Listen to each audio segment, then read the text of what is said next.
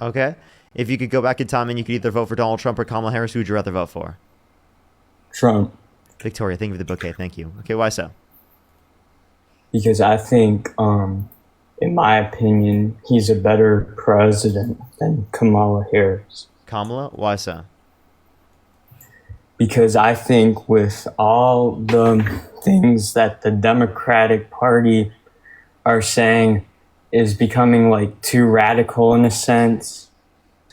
So I think that we need to be less radical and move more to the center.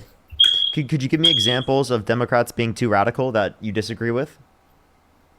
Yeah, they support abortion to the 24th week. They support same-sex marriage. They support marijuana for all people. Okay, well, Those are very radical. By the way, you can't say that last thing. You got to say M drug. And the third one is super based. The second one is incredibly based. And then the first one is also super based. Let's go. All of those were so based. How were those radical? What? How were those radical takes? Like, what? What? Those were all base takes. What are you talking about?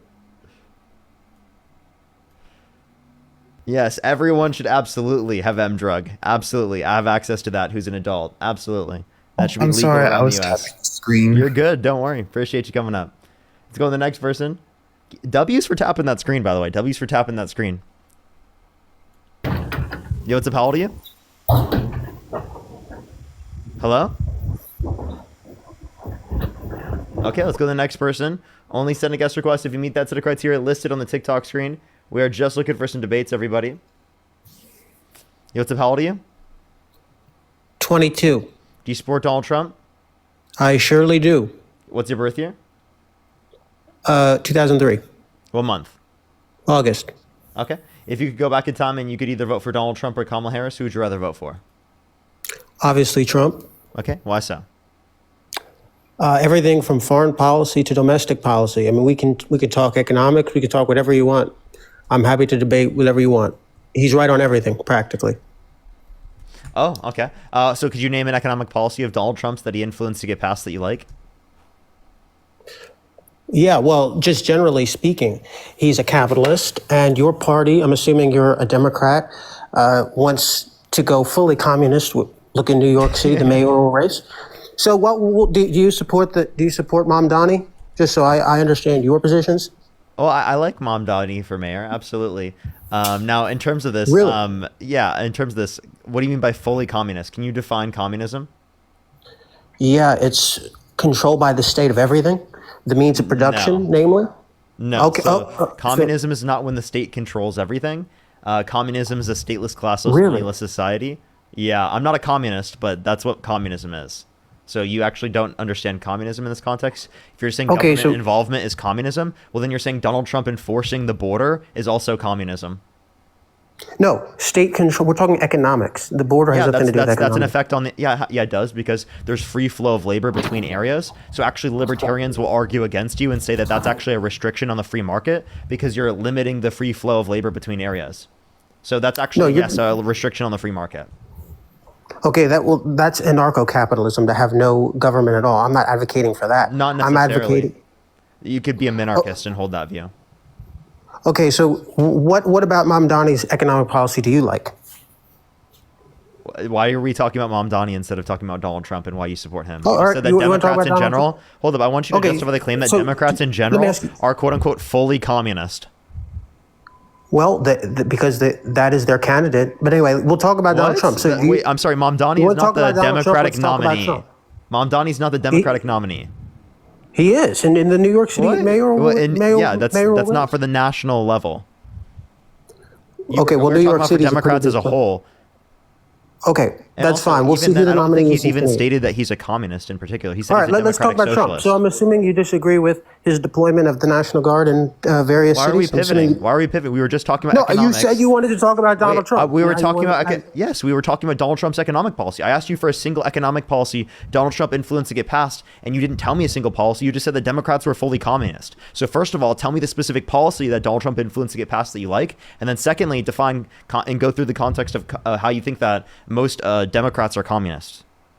Donald Trump passed the largest tax cuts in his first term in many years. I can't give you the precise number of years it's been, but he's known for cutting taxes. So that's an example, because I believe that it trickles down to when you cut taxes for the upper class, for the 1%, those are the business owners who are paying the people in the middle class. And so that trickles down. So when the Democrats say that these Trump tax cuts for billionaires are so bad, actually, it's advantaging everybody. Would you disagree with that? No, because they only have an incentive to pass down the money that they make specifically to their employees if it gives them any type of profit in the long run. So actually, they don't really have an incentive to reinvest. And having a higher top marginal tax rate for the highest levels of income would actually incentivize them to reinvest in their firm. Because if they didn't specifically take it out as income, they would they could reinvest in their firm and they'd save whatever their top marginal tax rate is. So actually, having a higher top marginal tax rate is more beneficial for reinvestments into the firms. Perfect. All right. And then secondly, in terms of this, Donald Trump's just replacing a certain tax with another tax. He's replacing income tax with tariffs. And you might like that because it's shifting the burden of taxation from those that are disproportionately rich to those that are disproportionately lower income, because you, for some reason, think that's going to be like some trickle down nonsense, which is not true. There's no evidence that trickle down has specifically led to higher wages in the long run. If we actually look at the implementation of trickle down, we've seen wages stop increasing with productivity, whereas prior they did increase with productivity. And I would say the Wait a main minute, I wanna- thing that I wanna go causes back to something an you just increase in said. Did you wages just say that- is an increase in productivity. So Did you just say generally that Trump raised taxes on poor people or on Yes. middle class people? Yes. When did that occur? The tariffs. Please enlighten me. The tariffs? tariffs are regressive, yes. They have a regressive So- negative so impact on lower and tariffs are- middle income individuals because they spend a greater proportion of their income on consumer goods. Sir, tariffs go on international entities. I'm not sure what you're talking about. He imposed tariffs on people in the United States. Wait, what is Explain. a tariff? A tariff is something imposed on the importment or exporting of goods from other countries. It has nothing to do with It's a individuals. it's a tax on imported goods. It does have to do with individuals. Now, can you answer this question? Who pays that tax? The country subject to the tariff, naturally. I mean, it has nothing to do with people. So I'm not sure what you're talking about. That Who pays that? middle class? Who pays the tax? The government of the foreign entity subject to the tariff. Once again. No. The tariff is paid by Really? the American company importing the product, and it's passed down to the consumer because it's an aspect of cost of production and distribution. Who taught you that it was paid by the foreign country? Wait, no, seriously, answer this question. Who taught you that it was paid by the foreign country? That's the way it works. It's paid by the foreign country it's because. not. No, it's not. Tell me, who told you that? Well, no, it's not paid directly. They're not writing a check. But the result of tariffs are less purchasing by Answer Americans. this question. Who told you that the tariff is paid by the foreign country? Nobody told me, but that's the case. you And I'm just came up explaining with how. this? If you let me You just- explain you just how, I came will up with explain it? how. No, I will ahead. explain to you how that works. Go ahead. The point of a tariff, yeah, obviously they're not writing a check. If you misinterpreted what I said. The way it works is people will stop buying in international goods, and so therefore the country is indirectly paying. It hurts their economies. The Iran sanctions, tariffs, that destroyed their oil production. That was an indirect way of getting them to pay. It wasn't You a see how direct. he literally just moved the goalpost because he realized he It's was right, it was wrong? the same thing with the By way, Mexico and that- border. and Like in when he this said context, Mexico would there's pay no for the border. indirect. By the way, when you mean indirect pay, there, you mean they'll try to eat some of the costs associated with it, but that doesn't mean it's paid by them. It's still paid by the American company that's importing the product. Okay, so you think tariffs are ineffectual and don't do anything? That's your position then? I think universalized tariffs that Trump has implemented cause inflation, make the labor market worse off. They decrease like respect and trade with our country. They also decrease trade relations in the long run, especially with our allies. I think they're really harmful. I think like other When countries talk to about boycott our inflation- products and place retaliatory tariffs on us, which harms I our wouldn't industry go there. and You mentioned exportation. inflation. I wouldn't go there because the previous administration has the worst record on inflation, and I'm assuming you They supported didn't- them. They didn't cause inflation. That was global inflation that happened around the entire world because of the pandemic and supply chain issues. So explain to me how you think that was caused by the Biden-Harris administration. Yes, that had to do with oil production. They stopped a lot of oil production. They drained our reserves of oil, and that's what caused a lot of it. That's why gas prices were $9 in California. Prices were $9 in California. Prices were $9 in California. Prices were $9 in California. Prices were $9 in California. Prices were $9 in California. You're talking about Trump again, though. You deny that Biden drained our oil reserves and caused gas prices to skyrocket. Oil reserves being diminished and reduced was specifically to reduce the prices that were already high and put Precisely, which he caused. So it wasn't because of the fact that we released oil reserves that caused the price to go up. That's a ridiculous assertion. The reason why the price went up is because of OPEC limiting their production because of a Trump signing off an agreement with them, and then specifically the not only that but also the Russia-Ukraine war, which would have happened regardless. So this argument that you're making that specifically the Democrats reduced oil production is false. All right. The Energy Enough on economics. The Energy Information Administration proves you wrong, and now you're going to pivot because you just realize that it's just no. I don't want to pivot. I don't want to bore the audience on economics. You're not boring the audience. We talk about economics all the time here. What is your position regarding Trump's deployment of the National Guard? We'll talk about that in a second. Please finish with what we were talking about. Okay, so what do you want me to respond? We have a disagreement. There's not going to be any clarity here. What do you mean? What's our disagreement on? There was the highest level of oil production of any country ever under the Biden-Harris administration for that time, right? Yet magically, the Biden-Harris administration did not cause the price increase in specifically gas, right? Okay. Along with oils. I mean, along with. Do you admit or deny that gas prices currently are less than what they were under the Biden administration? Actually, gas prices right now are higher on average in this country than when Biden left office. That is patently false. You want to bet? So. I will bet my life. Yes. How much? How much? Give me an actual number. Of how much you want to bet? Yeah. No, I'm certain of it, and you can pull up. I don't know what You're kind of. You're literally wrong. Look up EIA what's your source? Gas prices. What's your source? Energy Information Administration. Okay, so what are the numbers? Tell me, please. Tell all of us. Yes, I got you. It was 307 when Biden left office. Right? No. And it was we do the mean. Currently 316 here in September. Yeah, that's not how you do it. You do what was the mean over his 4-year term, and what was the mean? No, I made the claim that since Trump got in office, it's gone up in price. When Biden was in office, it was a lower price than what it is now, right? And then now you're making the claim about the average. Wow, why do you keep moving the goalpost? I agree that the average price would be higher, but that has to do with the Russia-Ukraine situation. That has to do with OPEC cutting oil production because of Trump's agreement. So I'm pointing to, at the end of the Biden administration, there was a lower gas price than what there currently is right now. But even so, at the end of the Biden administration, Trump had already been president-elect for 2.5 months and had been working behind the scenes. So I don't go by that. You go by, okay, fine, go by what it was before the election. Why do you have to put all these addendums on? I'm talking about what it was when Biden left office. You can't say that Trump was because it's misleading data. You said that Trump was reducing the price while he wasn't in office. Yeah, Yeah, well, clearly he was. If you're saying really. For the bulk of the Biden administration, gas was enormously high. If you deny that, then we're in two different. We're living in two different realities. I want to let you know. In November and October of last year, right, it was lower, right, than what it is right now. Lower, right, than what it is right now. Lower, right, than what it is right now. Lower, right, than what it is right now. Lower, right, than what it is right now. Lower, right, than what it is right now. Are you going to still accuse me of pivoting, or can we change the subject? Well, how about you fully address the point that I just made? Acknowledge that you were wrong.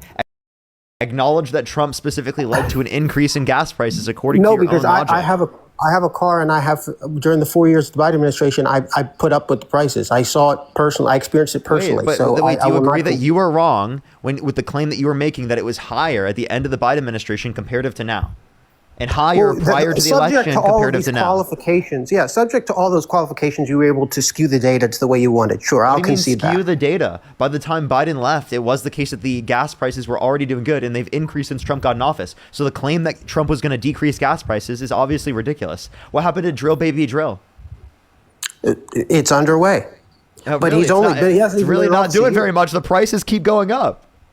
He's been in office how long? 8 months? Give the man time. But he Almost did it the 9 first. months. Give the man time. Yeah. Okay. Do you How much time do you does he need? support? I believe a presidential term is 4 years. Give him 4 years. Oh, He so was elected this we have to wait 4 years. No, until we 3 can say years that- now. 3 years until we see that. Okay, so if you have to wait the entire administration, well, then why didn't you wait the entire administration for Biden? It takes time for Biden to you'll address start to the see- concerns you'll caused start by to the see Trump by the midterm. administration, right? You'll start It is to the see case by that the by the midterm. end of his administration, the prices were lower than what they currently are now. So wait a minute. So what are you asserting here? That Trump is against drilling? Is that your position? No, Is I'm that what saying you're that he's asserting? not upholding his, the things that he promised he was going to do, that lower gas prices and drill, baby, drill, I tell you.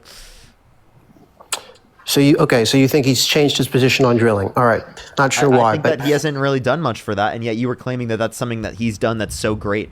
And you said that the Biden-Harris administration caused inflation because they reduced oil production when oil production was the highest it ever was at any point in any administration ever, right at that time, under the Biden-Harris administration. Plus, we had an increase in renewable energy production in the United States because of the Inflation Reduction Act and the bipartisan infrastructure bill. And Donald Trump has gut those, right, actually reducing our level of domestic energy production in the United States. okay. This conversation, I suspect, is boring most people. Why don't we change it I have to a this more spicy conversation all the topic? time. It's clear that you know you're losing. I won because you're using fake data and you're Fake data from the Energy We're Information using fake Administration? qualifications. What fake data? Well, you said on Biden's final day in office. That's the gas price you're going by. The average gas. I that you're did the go- last gas price month, you're going and by. I also did prior to the election in October and November, which is about a year Okay. ago. October is a year ago, right? Okay, so then you want to right. So you're picking again another arbitrary date to From select. a year ago? You said prior to the election. You said because of the election, it was the case that Trump brought the gas prices down, but gas prices were literally cheaper, right? In October of than what they are 24 now. was the October of 24 was like 4 months before Biden left office. So again, It was it's before the really election. what was it in November or in October of 21? That's what I'd like to know. But anyway, 329. again, okay, there you go. So now you have it higher It's than Trump's. 316 now. Wait, Right, and also there that's you go. 2021. What's the point of going to 2021? If you want to do that, why don't we look at 2016 under Obama when it was lower than any point under Trump's admin? Well, of course it was, because at that point there was no pandemic. That was pre-pandemic. Anything pre-pandemic is going to be a totally different set Most of Trump's term was pre-pandemic. No, we're talking about not now. Not now. I'm talking about his first term. Okay, what was it in Trump's first term? In first term, there were points lower in 2016 than any point under Trump's administration. Well, sure, and I'm sure that's the case in the Bush administration. It was lower than Obama's. Of course, money's always inflating. But again, you want to keep this discussion on forever, or do you want to change the subject? Okay, if you want to move off of this because you clearly see that you're losing on economics, is what we've had the conversation for I started my live 20 minutes ago. You've been on for 16 minutes. You can't have a 20-minute conversation about economics. I can, but again, I don't think it's going anywhere. It's going in circles because we can't stipulate to a set of facts. No, So you have yet to give me an actual good policy of Donald Trump's. The one that you brought up was inflationary in terms of tariffs, right? And also, Yeah, you said because that most you're- Dems are communist. I would love for you to substantiate that fact. You said that most Dems I are communist. did. What I makes you think told that? you that the city of New York chose as its Democratic nominee a communist and an He's not outward. one. He's a democratic socialist, and two, it actually shows a lot that you have to call him a What's the communist, difference? and you can't call him Can a you, socialist. Can you wait? anymore. Whoa! Can Yeah. you please? So please socialism explain is when the difference? workers control the means of production, right? And communism is a stateless, classless, and moneyless society. Okay, that's actually anarcho-capitalism. What you're describing. What? But I did not the describe one- anarcho-capitalism. What? yeah, a governmentless A society, classless society is anarcho-capitalist? one that has What? no government is. Well, I want to. Okay, let's go back to what you said. It's A owned by moneyless the society workers. is capitalist? How can a moneyless society in a stateless society be capitalist? No. Classless Anything society is that capitalist? Well, what do you mean by classless? I don't even know you're using terms. What is that supposed to mean? The working class and the capitalist class is typically the distinction in the context of a Marxian sense, right? Right? The working class being those in which No. provide their No, no. labor. Do you want me to explain or not? Yeah, but I've never heard that distinction. Go ahead. You've never heard about the distinction between the bourgeoisie and the proletariat? I have. Now you're changing, but I've never heard the working class and the capitalist class. I've never Yeah, heard the that capitalist distinction. class is the bourgeoisie, right? And Okay. the working class is the proletariat. Yes, that's the distinction. That's typically the distinction.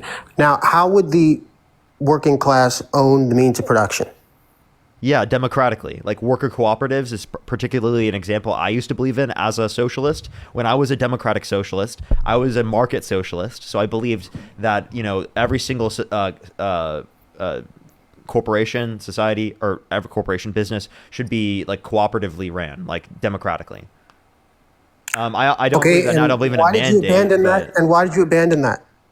Well, because I think a social democracy achieves all the goals that I would want to through the context of a democratic socialist economy, where I don't think that we need to go to democratic socialism, and we can just have social democracy, and people can voluntarily decide to engage with cooperatives if they would like to, because they've been built up to an extent in society in which is better for the people.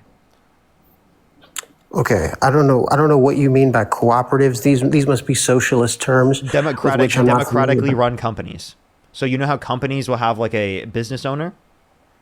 Isn't that what Essentially, stock is? What? Isn't that what shareholders are in stock? Not necessarily, because the shareholders aren't necessarily the workers.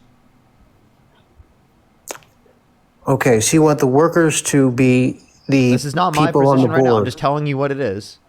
Okay, but so you don't support Mamdani? Good. I just wanted to I clarify do that. support Mamdani. Right, for mayor in So New now York. you do support it. Okay. Wait, you understand that you don't have to agree on every single economic position in order to agree with a candidate, right? So what economic positions do you agree with then? I think that Mamdani's economic position is more coherent than Trump's, by the way. Yeah. And what aspects do you agree with it? Do you agree with? Because you just said you didn't.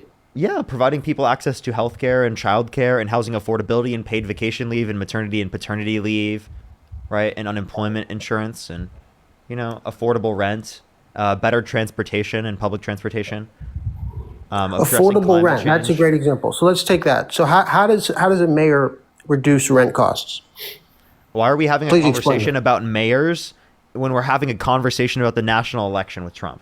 What is this conversation? Okay. So now you're fine. We go back to Trump. But again, you want to just stick on I economics. like how you want to talk about economics when talking about Mamdani, but you don't want to talk about economics in relation to Donald Trump and his economic policies. You also don't want to explain how you think most Democrats are fully communist. Again, Mamdani's not a communist, and most Democrats are not Mamdani's position.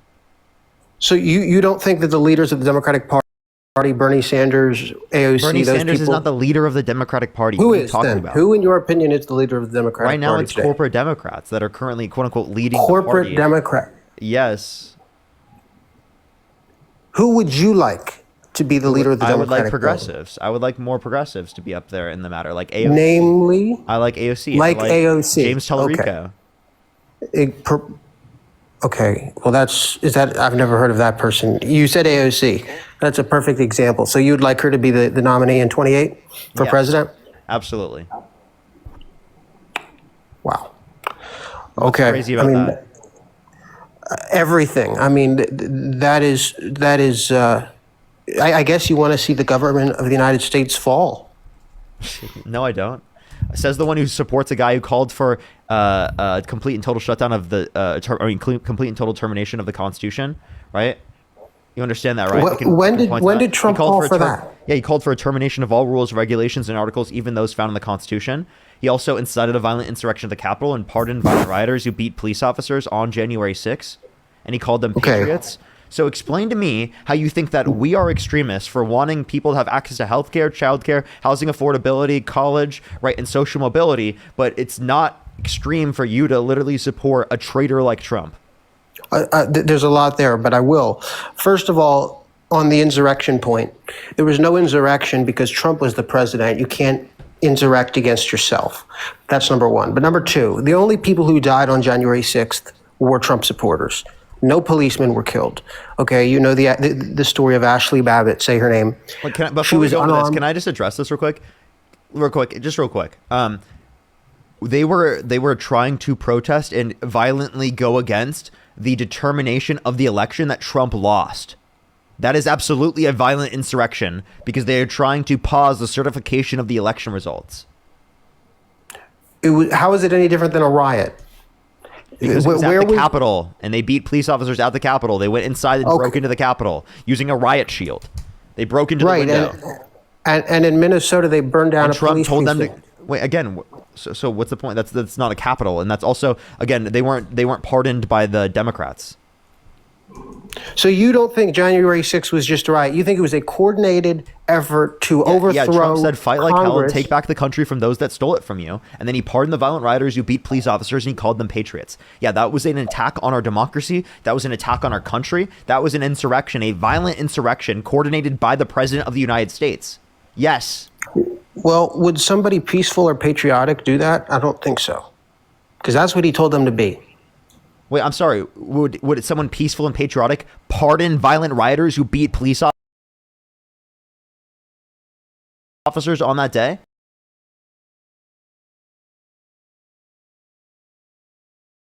Peaceful and patriotic do that? Who were Peaceful and patriotic do that? who were If they were Yes. quote unquote over. You at least believe that Trump should have commuted the sentences. That's great. At least we have some common ground. I mean, I think it should have been a No, full I pardon. don't which believe it that he was. should have commuted. I'm saying if that was your goal, he should have commuted. That's not what I was saying. I was never saying that he should have commuted them. So why do you take exception to the fact that it was a full pardon? So, wait, what do you mean? I'm confused. What do you mean by that? You said that it shouldn't have been a pardon. It should have been a commutation, right? If your goal was to reduce the sentence because you disagree with how long the sentence was, a pardon takes away the entire criminal charge in the very first place. Yes, precisely. Yeah, so why did Donald Trump pardon violent rioters who beat police officers and called them patriots if you think he was advocating for them to be peaceful and patriotic? Because it was a just cause, and because I wasn't. don't think that the vast majority of the people he pardoned were not beating up police officers. Wait, In I'm fact, sorry. You think beating a police officer was a just cause? No. Well, so no. then why did he pardon the people who beat police officers? The overarching reason why they were protesting and in some cases rioting was a just cause, yes. Wait, I'm The sorry. 2020 election- I'm sorry. You won't say that about Black Lives Matter, but you'll say that about January 6th when they're literally going against the literal fucking election results that were legitimate. Okay, the election Yes, was because not the rigged. Black Lives Matter cause, the Black Lives Matter cause is not a legitimate cause. Oh, you see what I mean? Saying Black Lives Matter to this guy is not a legitimate cause. What? Are you okay? That's not Are their you cause. okay right now? What That's do you not- mean do you know that's what their not a cause is? legitimate cause? You know what their What cause the fuck is? are you You know what talking their- about? What do you mean? You know what their cause is? The cause of Black Lives Matter is to abolish the police, the people that was you've been by the way, defending. the cause of Black Lives Matter was to say that Black Lives Matter too, right? It was not specifically a Oh, call for the but they abolition of omitted all the two. police. It was So to why talk not about call police it- brutality. It was to talk about systemic racism, and it was to change the systems that we exist right now to reflect All the of fact which that there are don't biases exist. ingrained into the context of the system right No, now there isn't. that lead to disparate and negative outcomes. That is Like a what? reality, Like what? and that's Like specifically what? in terms of what we would like to address.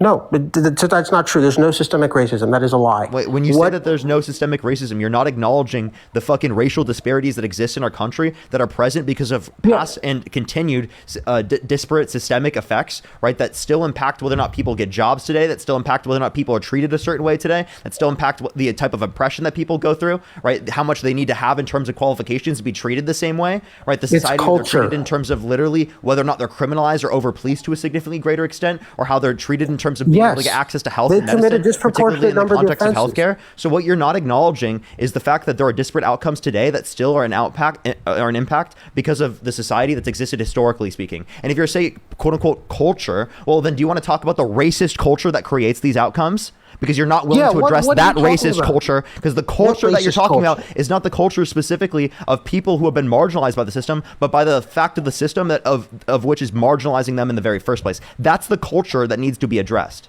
That's the culture that leads to these disparate outcomes. There is no racist I'm sorry, culture. you can't tell me that there's no systemic racism while currently ICE is racial profiling.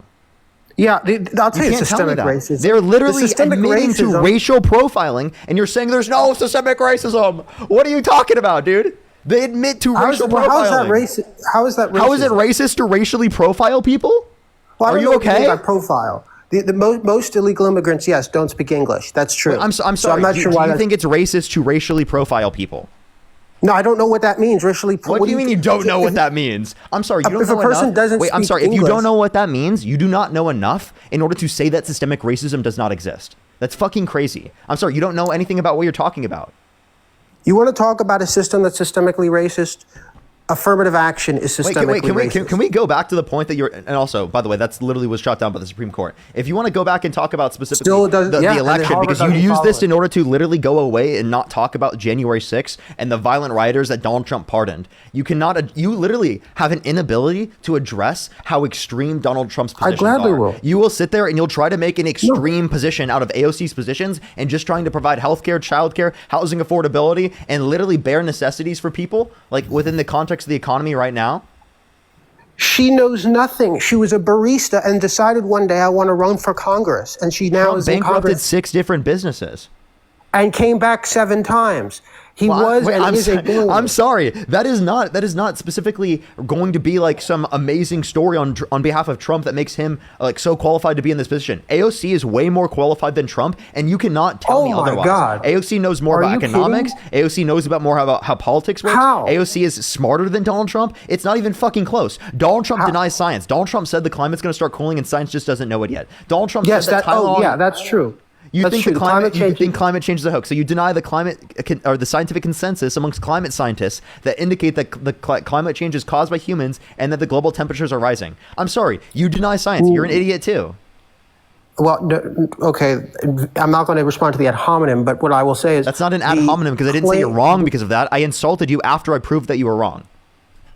You didn't prove that I was wrong. You quoted something about scientists. There was no I showed that data there was a behind it, but scientific consensus, right? That do you indicates believe that you're wrong. if you, to the extent that you're claiming climate change is an existential threat to humanity, that is completely fictitious, that narrative.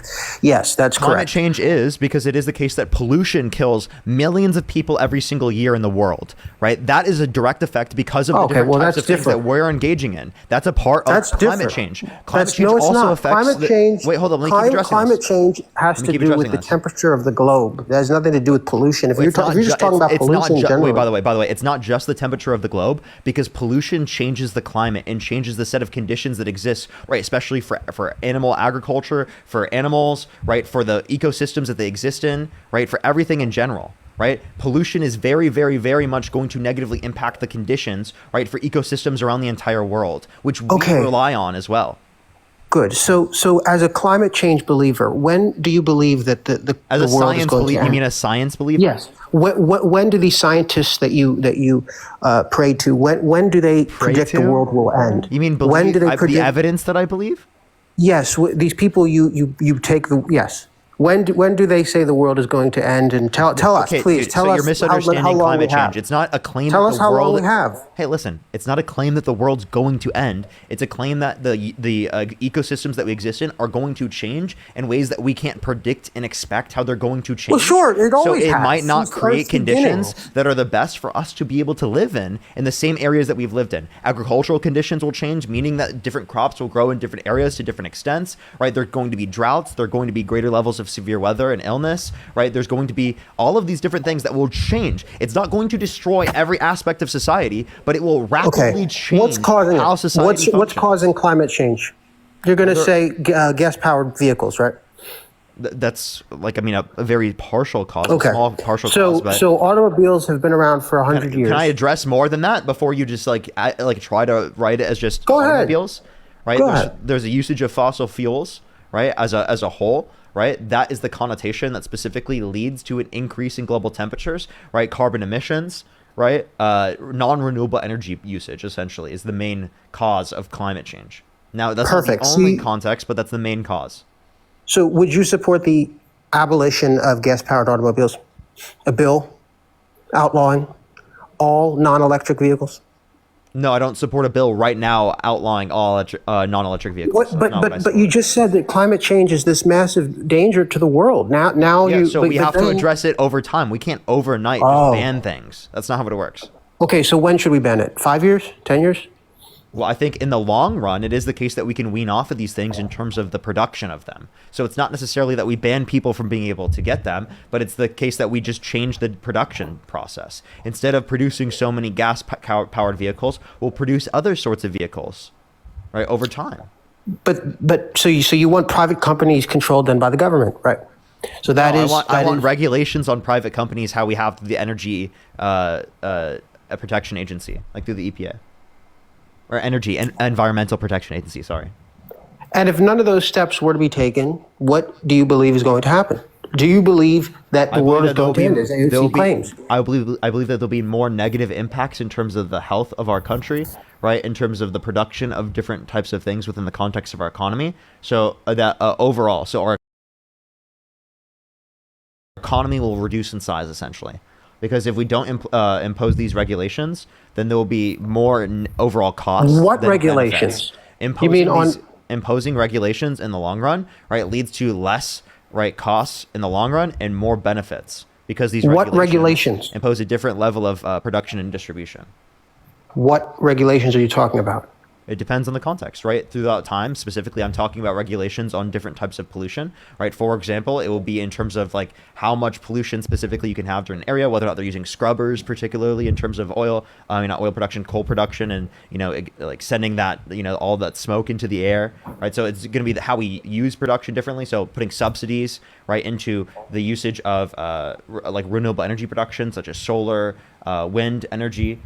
Things like that, and also even investments in nuclear energy would specifically be better, right, than currently what we do right now for the inconsistencies that solar and wind cannot provide.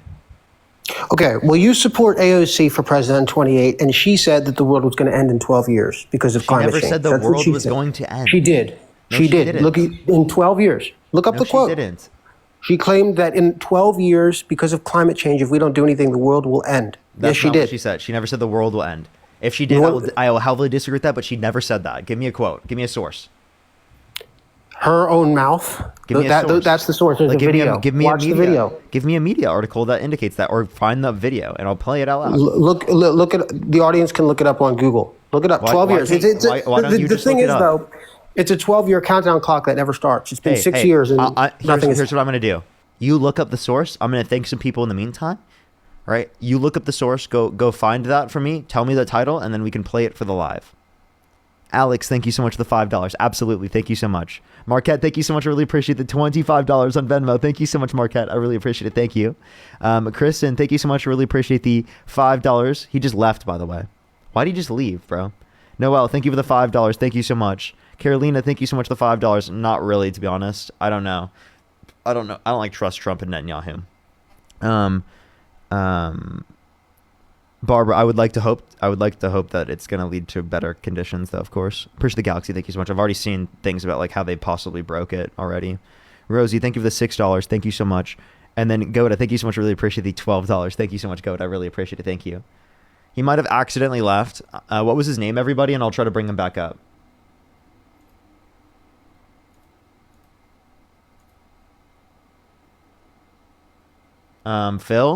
Phil, you can hop back in the guest box. I'll wait for you, man.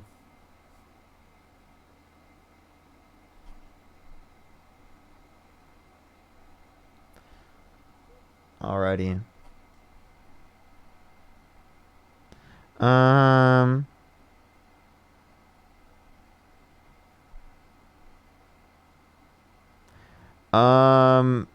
Okay, it's a different quote. Some people are saying it's destroy the planet. We have 12 years to take action before like things are irreversible. Like that's a different point. Where is it gonna end?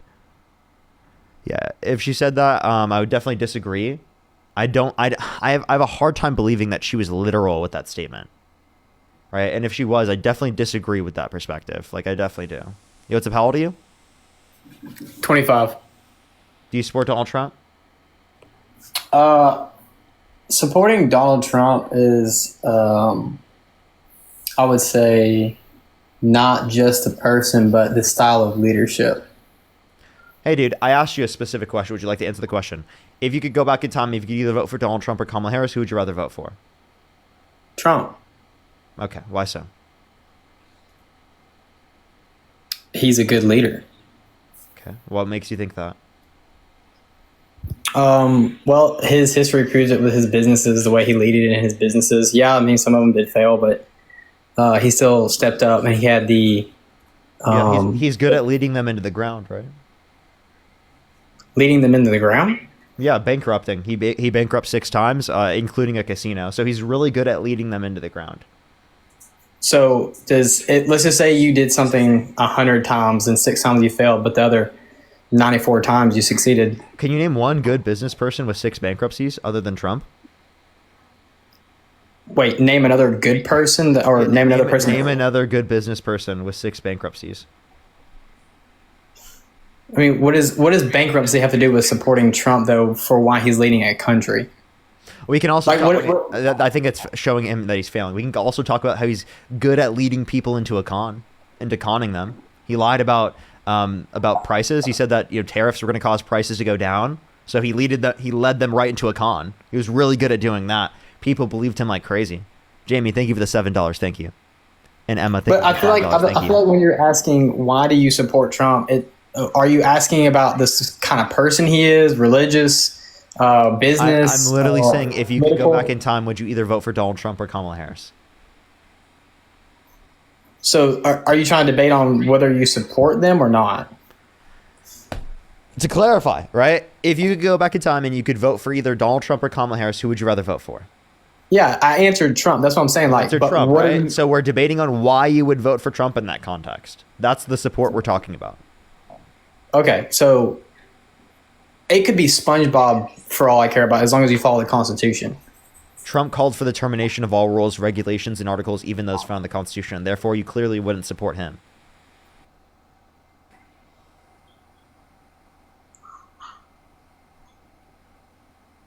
So you're saying because he made a statement about that, you're not going to support Trump over that one statement? Well, that's one statement you shouldn't support him because of. That's one point you brought up, right? You said you will support the person that follows the Constitution. Trump literally actively has ignored and did not follow the Constitution on multiple circumstances, called for the termination of all rules, regulations, and articles, even those found in the Constitution, and you're still somehow saying that he upholds the Constitution and the law to a greater extent? Isn't that absurd? I didn't say he did. Okay, so you agree that he upholds it to a lesser extent, meaning that you support the person who upholds it to a greater extent, correct? No, I support someone that can lead the nation that's followed the Constitution, which has helped this country survive for as long as it have. Because an average country typically lasts about 250, I think 300 years, and we're about to cross that border. And I mean, the Constitution has worked for many, many years. So if you're following it closely, yeah, not everyone's going to be perfect. Not everyone's going to be able to follow every single rule, law, policy, regulation. No president Who follows it to a greater extent? No one will. No one ever can. No one's perfect. Wait, I'm sorry. Greater extent means in comparison to another. So I'm saying Harris versus Trump, who follows the Constitution to a greater extent out of those two. Trump has obviously upheld by passing an executive order to put people in a prison for a year for burning the American flag, which is a violation of the First Amendment. Yeah, freedom of press and speech. Yes, absolutely. He said that media organizations should be considered illegal. If you could make TikTok 100% MAGA, you would. Before we go on to a bunch of different questions, if you're going to talk about burning the flag, yeah, I mean, I'm a conservative Christian. That's what I consider myself as. And I feel like if you want to go burn the flag in front of your lawn and start worshiping Satan on top of it while you're dancing and burning the flag, absolutely, you should be able to do that. Yeah, so Donald Trump being against that is violating the Constitution, the First Amendment. Correct. I completely agree. That doesn't mean that one bad thing or that one mistake he's made because he said it is going to make me just go, oh, Kamala would have been a better option. Kamala. So, okay, so could you name something Donald Trump could do that would get you to stop supporting him? Yes, he would have to become an absolute menace to society, ruining the country completely, economically, spiritually, politically. Okay, I think he's done that. So, like, in what way? Could you give me, like, a specific example? Like a specific example of what he would do for me Yeah, not like to support him? how could he ruin the country, right, to enough of an extent where you Dissolve like, the okay, I don't military. support him. Dissolve the military. So just dissolve the military. That's it. Yes, because the DoD, the Department of Defense, is a huge crucial aspect to our nation's security. And if you were to dissolve the DoD, I mean, we'd have no protection of the United States of America. Okay. So, for example, let me ask you this question: if you were held civilly liable of sexual abuse, would you still support him for president? If I was held liable No, if Donald Trump were. of sexual abuse, Yes, if you were held civilly liable of sexual abuse, would you support him for president, or would you not support him anymore? what is your definition of civilly liable? If in a civil court, a jury of 9 people unanimously determined that he forcefully penetrated a woman's vagina against her will. Was he persecuted? What? Was he charged? He was held civilly liable. Charged as a criminal case. Civilly liable. So do you know what a civil court is? Yes. Okay. So if he were held civilly liable for sexual abuse, forcefully penetrating a woman's vagina against her will, by a jury of 9 people unanimously, would you still support him for president?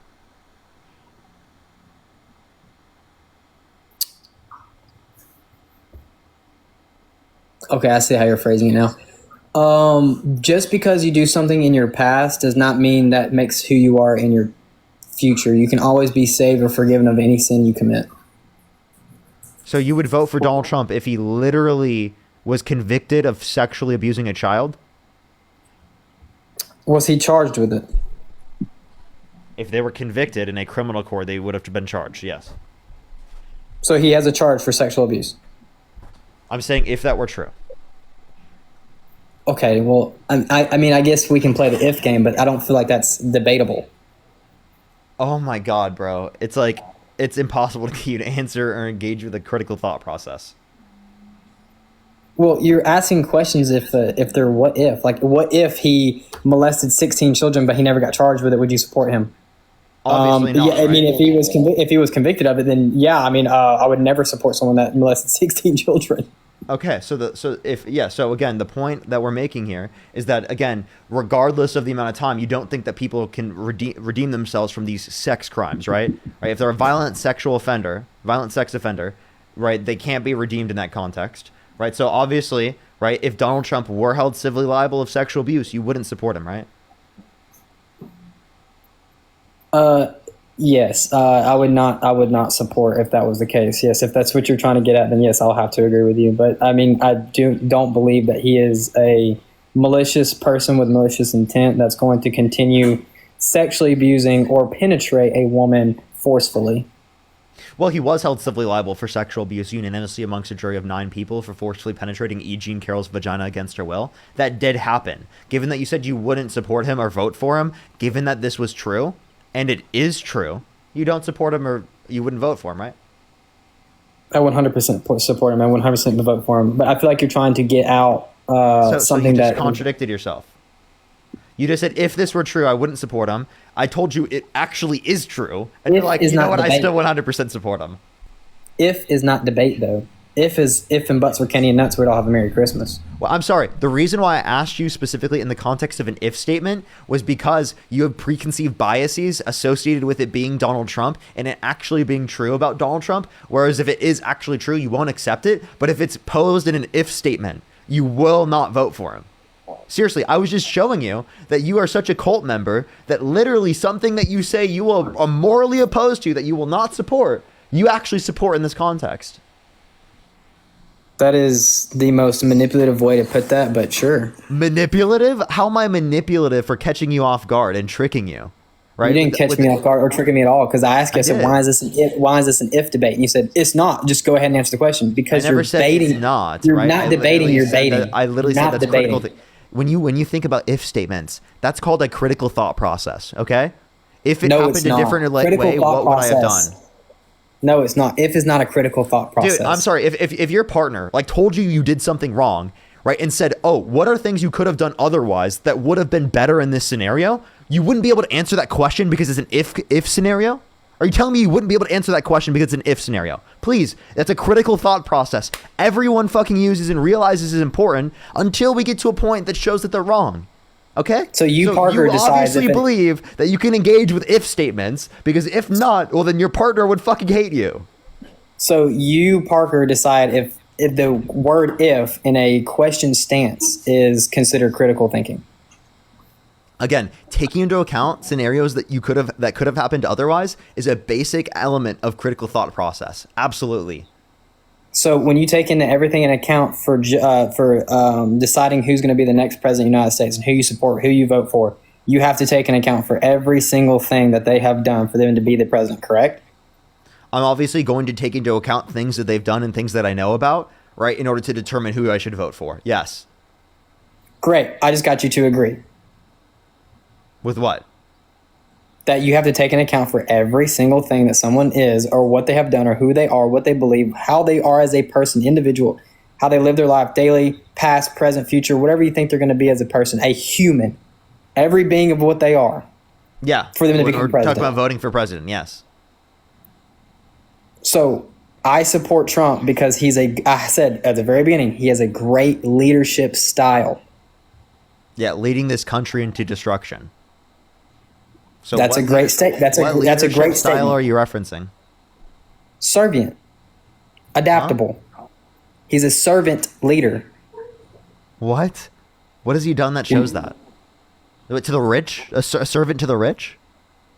Well, there's always going to be rich people, wealthy people. Well, then why is he literally cutting taxes on rich and wealthy individuals and increasing taxes on low and middle income individuals?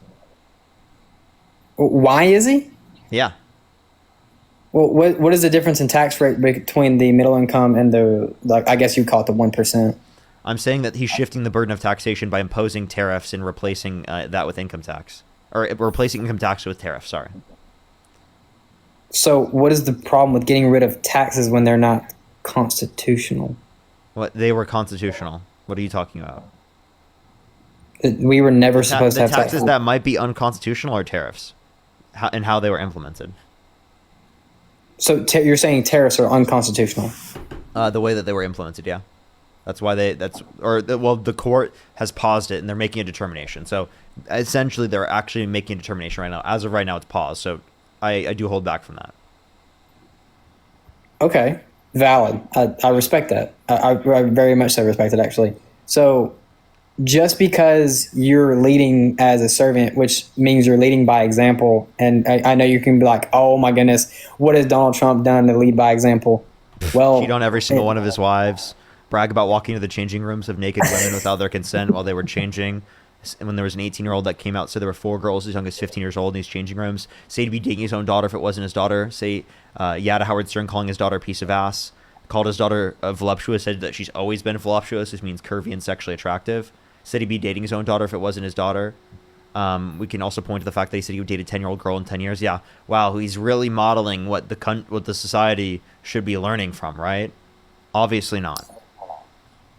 okay, so you make a lot of points very quickly to try to catch someone off guard. Yes, the word voluptuous, does reference someone being sexually attractive, but don't you think someone might have said something thinking it meant something else?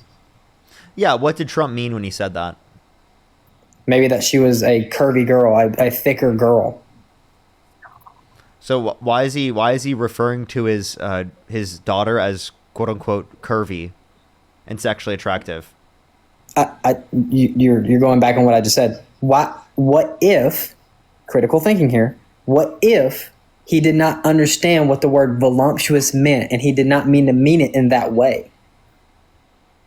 Would you hold him accountable for saying it if he didn't really truly know the meaning of it? If he didn't truly know the meaning, you couldn't hold him accountable to the same degree because it would be a different in his intention, but it's still a fucking crazy and weird thing to say. If he didn't know what it meant, right, that could be a valid point. Like, say, for example, if someone doesn't understand the language, Trump does understand the language. He does know what the word means. So He's it obviously old. is the case that, like, it would be applicable He's to him. old. When he said this is the early 2000s. This is 20 years ago. 20 years ago, he was almost early 60s, late 50s. I'm sorry, my parents are 65. They wouldn't do that shit. What the fuck are you talking about? Maybe your parents are just super witty, but some people don't think about what's What? coming out of their mouth as soon as they're saying it. Like, let me give you an example. My grandma called my sister a big girl. You know what they say about some big girls? You know what people reference when they say, oh, that's a big girl? She didn't know what that meant, but she said it. Just like anybody can mess up and say something. As a presidential leader, as a political leader, as a in military, as a general, as a leader, they can say things that they didn't truly mean. People make mistakes. So yes, you're right. Trump has made mistakes. I'm not denying any of this. But you cannot hold someone accountable and go, okay, well, they're not liable to lead a country. Well, they can, and they have, and they've been doing it. Do you disagree with the Doge? Trump does, and that's exactly what Elon said. Elon said that it was that Trump has gone against everything that they did at Doge, and since and actually, if you want to look at government efficiency and waste spending, Trump signed off on more debt-related spending under his first term, and is also projected to do so under this term as well by $4 trillion under his first term and $4 trillion for this term over the next 10 years.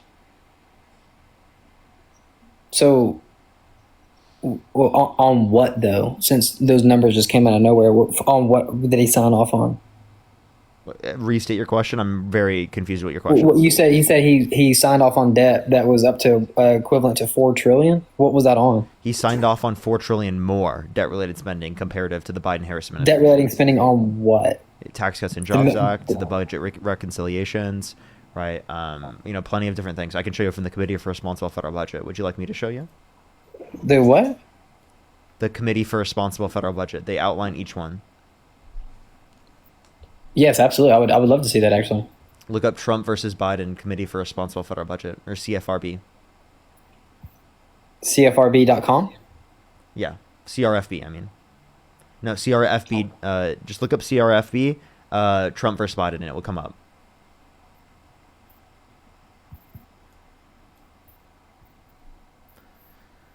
Meantime, let me say thank you to a few people while he looks this up real quick. Let me say thank you to a few people. Patricia, thank you so much for the $5. Thank you. Nancy, thank you so much for the $20. Thank you so much on PayPal. Thank you so much, Nancy. Noel, thank you so much. I really appreciate the $5. Absolutely, Noel. Thank you so much. Darlene, thank you so much for the $10. Thank you. Charles with the $20 on Cash App. Thank you so much, Charles. I really appreciate it. Thank you. Alex, thank you for the $5. Thank you. I really appreciate it. Thank you so much. Let me go onto YouTube and make sure I've caught up on YouTube as well.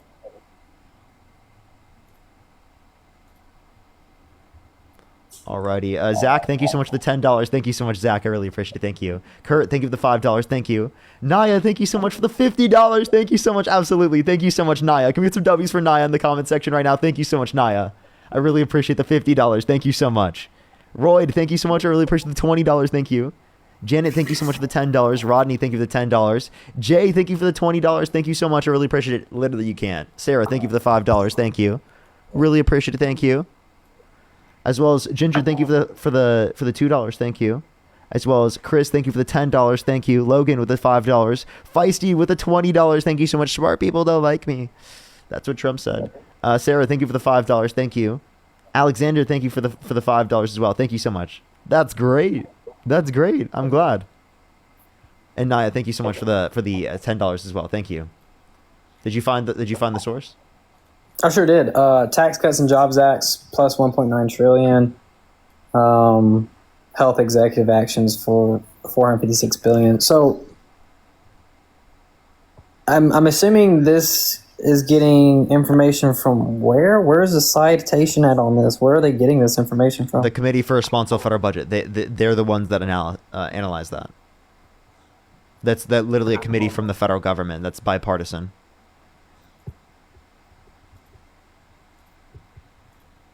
Okay, I see.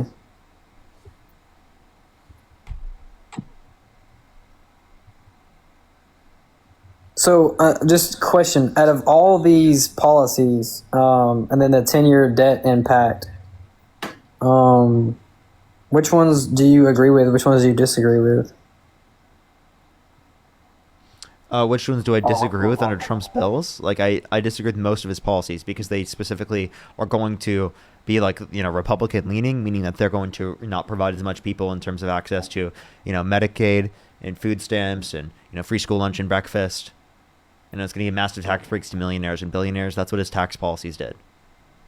Oh, okay. So you don't believe in if you don't work, you don't eat, I believe everyone should eat. even if they don't work for it. Yeah. For example, do you think any children should starve at school? They're not at a eligibility to where they're competent enough to have a job.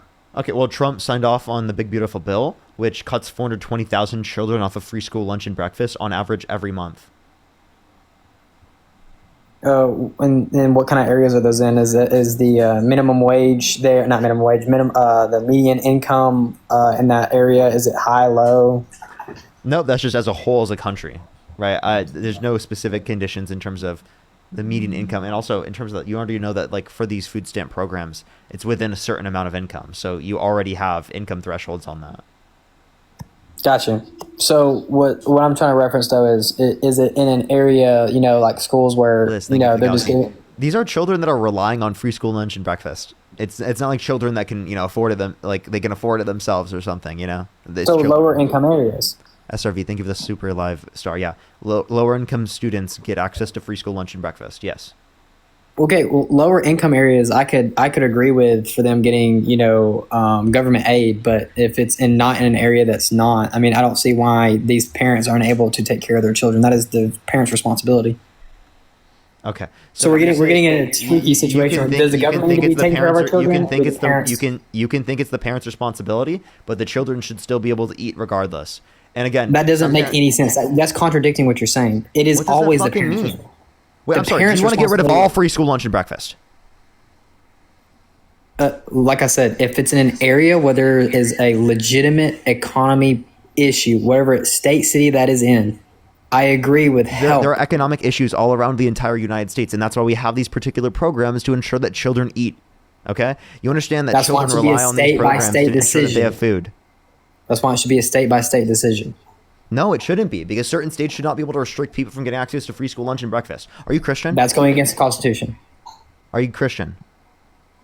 Yes.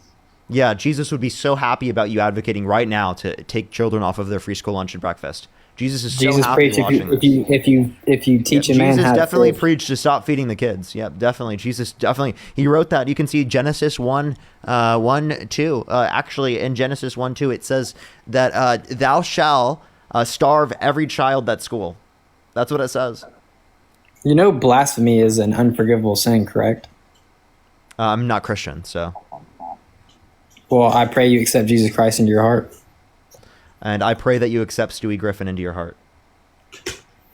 That's ha funny. At least you didn't say Jesus Christ. Actually, I hope that you accept Jesus into your heart.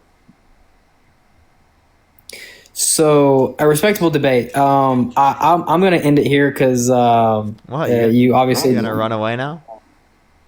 No, I don't. I don't speak. You just didn't want to specifically address the conditions of where literally Jesus would be against your own position on cutting people off of free school lunch and breakfast. Jesus is not like your teachings. Jesus literally fed people. You know that, right? He literally dropped manna from the sky. Correct, absolutely. But there's also lessons in the Bible. There's teachings that explain to you what hard work does, what it teaches, how it can provide, how it can prosper, how you can have grace through that. But you decide to make fun of that instead of debate. Wait, say that one more time. Yeah. Like I said, I'm gonna end it here. Why don't you just repeat? I literally just asked you to repeat. That's all I asked you for. Yeah, but if you cared, you'd be listening. I'm sorry. I have 1 million. Okay, dude, I'm on a live stream. There's over 8,000 people in the stream. I'm responding to many different messages at once, and I'm hosting the stream. If for literally 15 seconds I look away and I don't hear what you're saying, that's to be expected because there's 1 million different things happening at the moment for me. Okay? A million is exaggerative, but I understand what you're trying to say. Obviously, it's exaggerative. No fucking shit. I mean, you've been exaggerative in a lot of things you've been speaking about. Why don't you speak in absolute truths? I'm sorry, do you need me to be 100% and totally literal here? I got you. You're an idiot. You're a dumbass. I can't believe I even have to talk to you. You're on the live right now advocating for people to be cut off of free school lunch and breakfast because, oh, their parents should be doing it, when your fucking own Bible tells you to feed people. I'm sorry. Yeah. You're fucking insane. You're literally violating your own commandments. You're violating your own teachings to come up on the live stream and advocate that children should starve in school systems. I'm sorry. Regardless of what the fucking You said parents do, that. no child You should said starve. It's crazy That never you came out of my advocate for mouth. that. You said It's that. crazy that you advocate for that. You said that. That never came out of my mouth. So it seems like you're the kind of then type of person clarify. that words in Then someone's clarify. mouth. Then go ahead and clarify. I apologize. Clarify. I've already clarified it. In No, lower just income clarify. and lower income areas, absolutely. If there is people that are unable to get the economic same opportunity as everyone else, I highly agree with getting support and support That's from the what the local free school lunch and breakfast programs do for people who cannot afford it, right? Their from children get state to access state. The government should not No, have wait, anything to do wait, with that. why state The to more state? It power should we be give the federally. government, the more they're going to dig their fingers into each state and I'm start sorry, controlling. the state and it becomes a government having dictatorship. power When also a gives them dictatorship power. becomes The state, you're just What? allowing for states to starve children. That's all you're doing. We had federal protections for this already in So place. Why are so you just what leaving you're it up to the states to implying- starve children in schools? Here you go. I Now don't you're want implying children that- in red states to starve. I'm sorry. Like, I'm serious. Listen. Like, I don't want the kids that I grew up in Iowa with. I grew up in Iowa. I grew up in Iowa in a relatively small town compared to what I grew up now, right? Where I'm living now in LA. And it is the case that many children there relied on that. And if you leave it up to the states, the fucking idiots that are running the government in Iowa will kick children off of their access to free school lunch and breakfast. I don't want that. I don't want the fucking idiots running the fucking government in Iowa to literally kick children off of their lunch and breakfast that they rely on in order to be able to have food at school and in order to learn to a greater extent. I think it's insane that that's even a fucking question that we're bringing up on the live stream. It's fucking crazy to me. But you brought that up, not me. No, it's crazy that it's even something that's on the line. It was brought up by Republicans trying to take it off of the fact, off of our governmental systems. That is what it was brought up by, not by me. I never brought up taking children off of free school lunch and breakfast first. No, it was the Republicans in Congress that are taking people off of that Trump signed the bill into law, where it's taking children off of free school lunch and breakfast. And as a Christian, that should fucking disgust you. No, it doesn't, because your Exactly, it parents doesn't. should be- Starving children doesn't disgust you. No one is starving. Sorry. Yes, they are. There are people starving in Who's- this who is- country, who is and starving? children will starve in this country. 420,000 children on average every single month will starve to a greater extent at school because they can't get access to free school lunch and breakfast. In the United States of America, Yes, in the United States of America. there are kids starving Yes. to death. Well, I'm sorry. So you want to, if you want to actually, since 1999 to 2020, we saw over 1 million people in this country starve to death. I don't know what percentage of them are children, but we saw over 1 million people in this country starve to death. No one Well, I in this wouldn't country use should that starve to then. death. I wouldn't use that then if you don't know if it's children or not. Then Well, I'm giving you more children will starve and go hungry. I'm not saying Wait, to death, but will starve and go hungry, right, at school if they don't get access to free school. this lunch is and this is where breakfast. we have to get our point straight. I don't think any child should starve. I don't think a child, if I saw a child in the street starving, I would just stop by and go, "Oh, continue starving." No, I would go get that child a And meal. why are you I would voting make sure for that they- policies to cut them off of their free school lunch and breakfast? Because if you would listen to what I'm trying to say, parents should be responsible for their kids' food. That is their responsibility. They decide to have a child. Now there are circumstances, there are weird situations where there is a kid that does not have the means to be able to have a free lunch. And that's why there's Or- free school lunch and breakfast. And that's why I agree with the lower income areas. Then why do you want to cut? That's already what exists for it. Okay, there's already No, income that's thresholds not what on you it. said. No, Yes, there see, is. I knew you would say that. It is not just for low income areas. I believe it it should is. be for only low income areas. It is.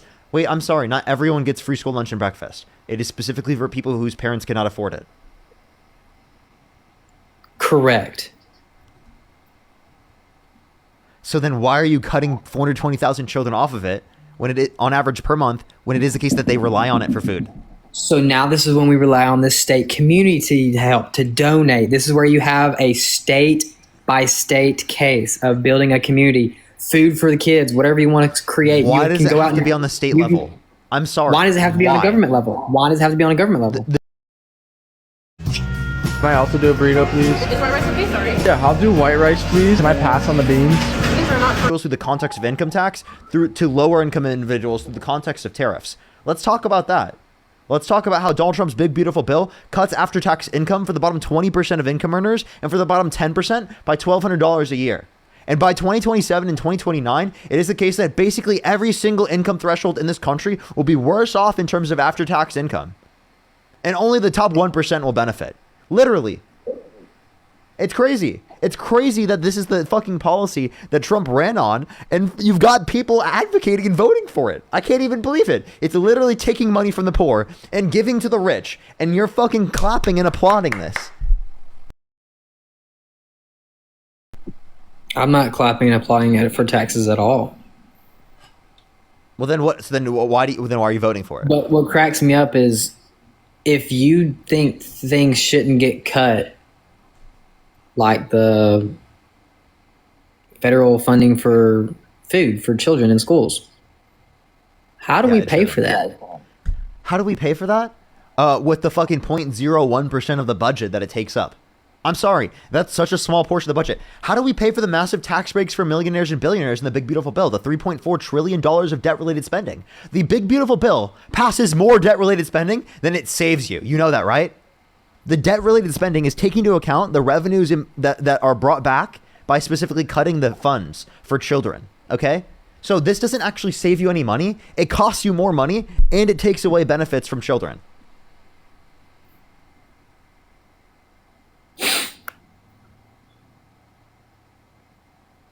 Why are you going after the 0.02% of the budget that feeds children? Like, what the fuck? Well, seriously. I mean, I'm not. You decide to say that. You are. I mean, you 100% support you support the Big Beautiful Bill being passed. I mean, if I was the president of the United States, I would look at it from all angles. Some people don't, but I would do it differently. But do you support the Big Beautiful Bill being passed? Some areas of it, yeah. No, overall. Do you net and overall support it being passed? Overall 50%. What does that even mean? Well, I mean, you want me to agree with all of it, which, I mean, like I said, if it was me, I'm asking, if you could determine whether or not it gets passed, you're the one to sign it into law or to veto it. Would you sign it into law or veto it? Well, I mean, I think since it increases the funding for immigration and customs enforcement, that's solid. So because it militarizes ICE, you're willing to support it cutting 420,000 children off of free school lunch and breakfast on average per month? Why do you keep tying it back to kids? Like, you try to make it sound way worse. Because that's what's in the bill. That's wild. He's laughing at me for calling him out for cutting funding away from feeding from starving children. You're very sticky with the words, and I think it's sticky. Great. You mean I want children to be fed?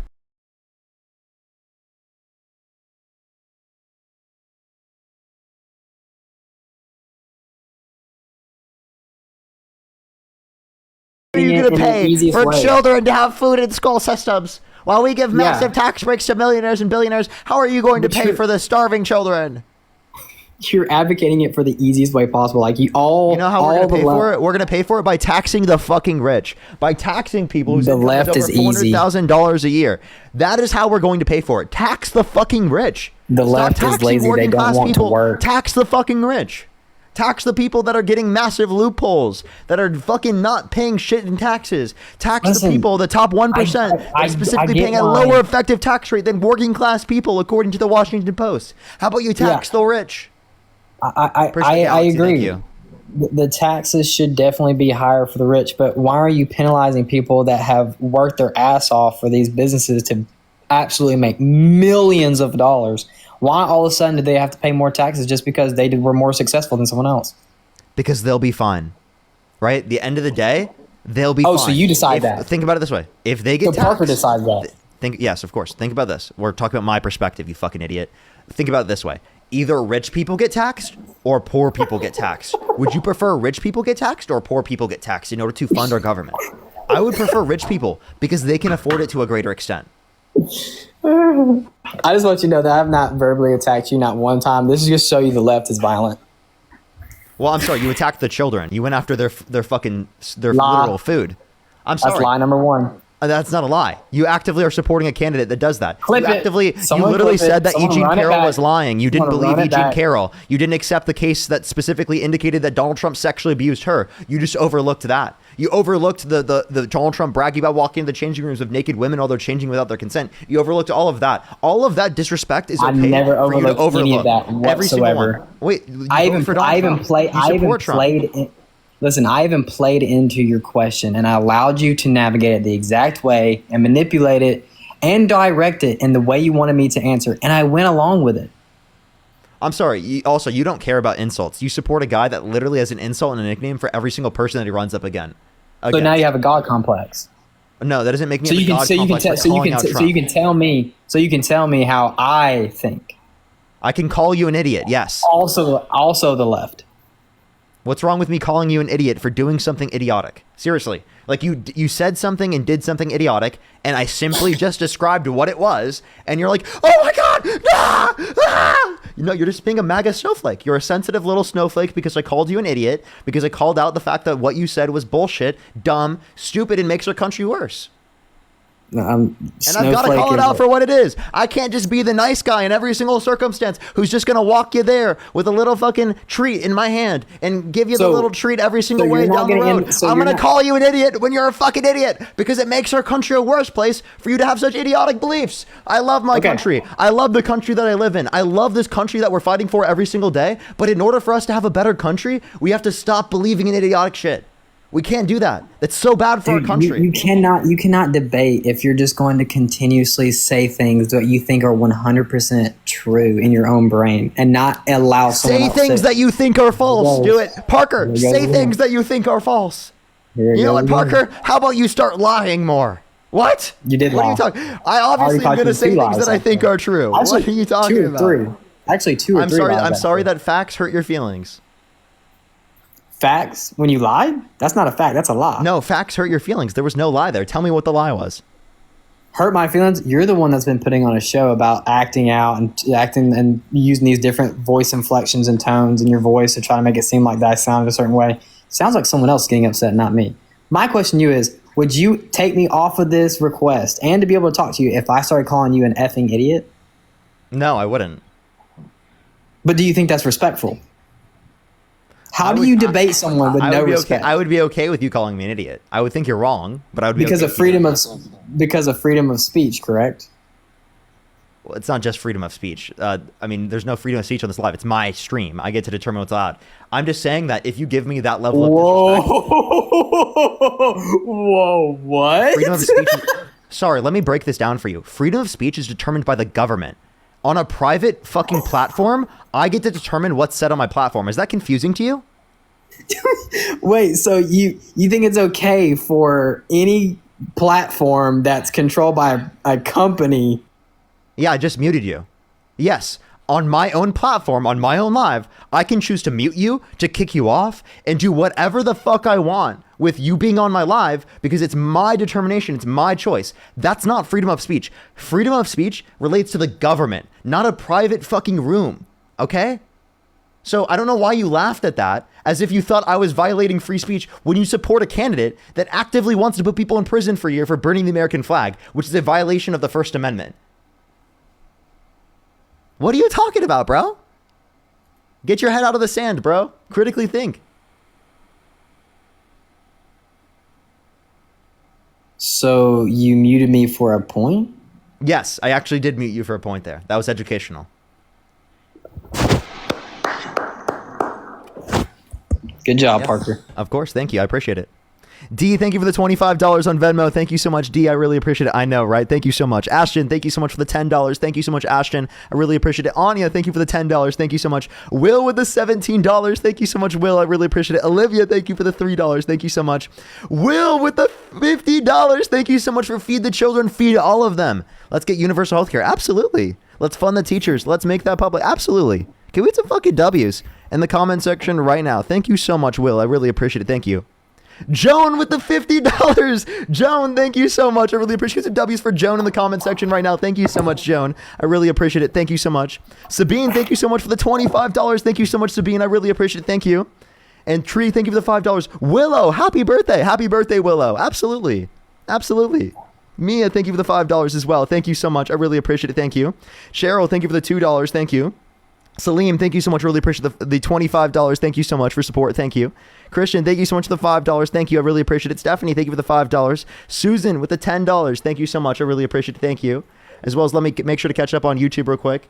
If you're on YouTube, hit that thumbs up. If you're on TikTok, tap that screen to help get out to more people. Coral with the $5. Bree with the $20. Thank you so much. Milky, thank you for the 10 pounds. Thank you. D with the $5. Roy, thank you so much for the $20. Marin with the $50 for being a radical liberal extremist. Thank you so much. I really appreciate it. Thank you.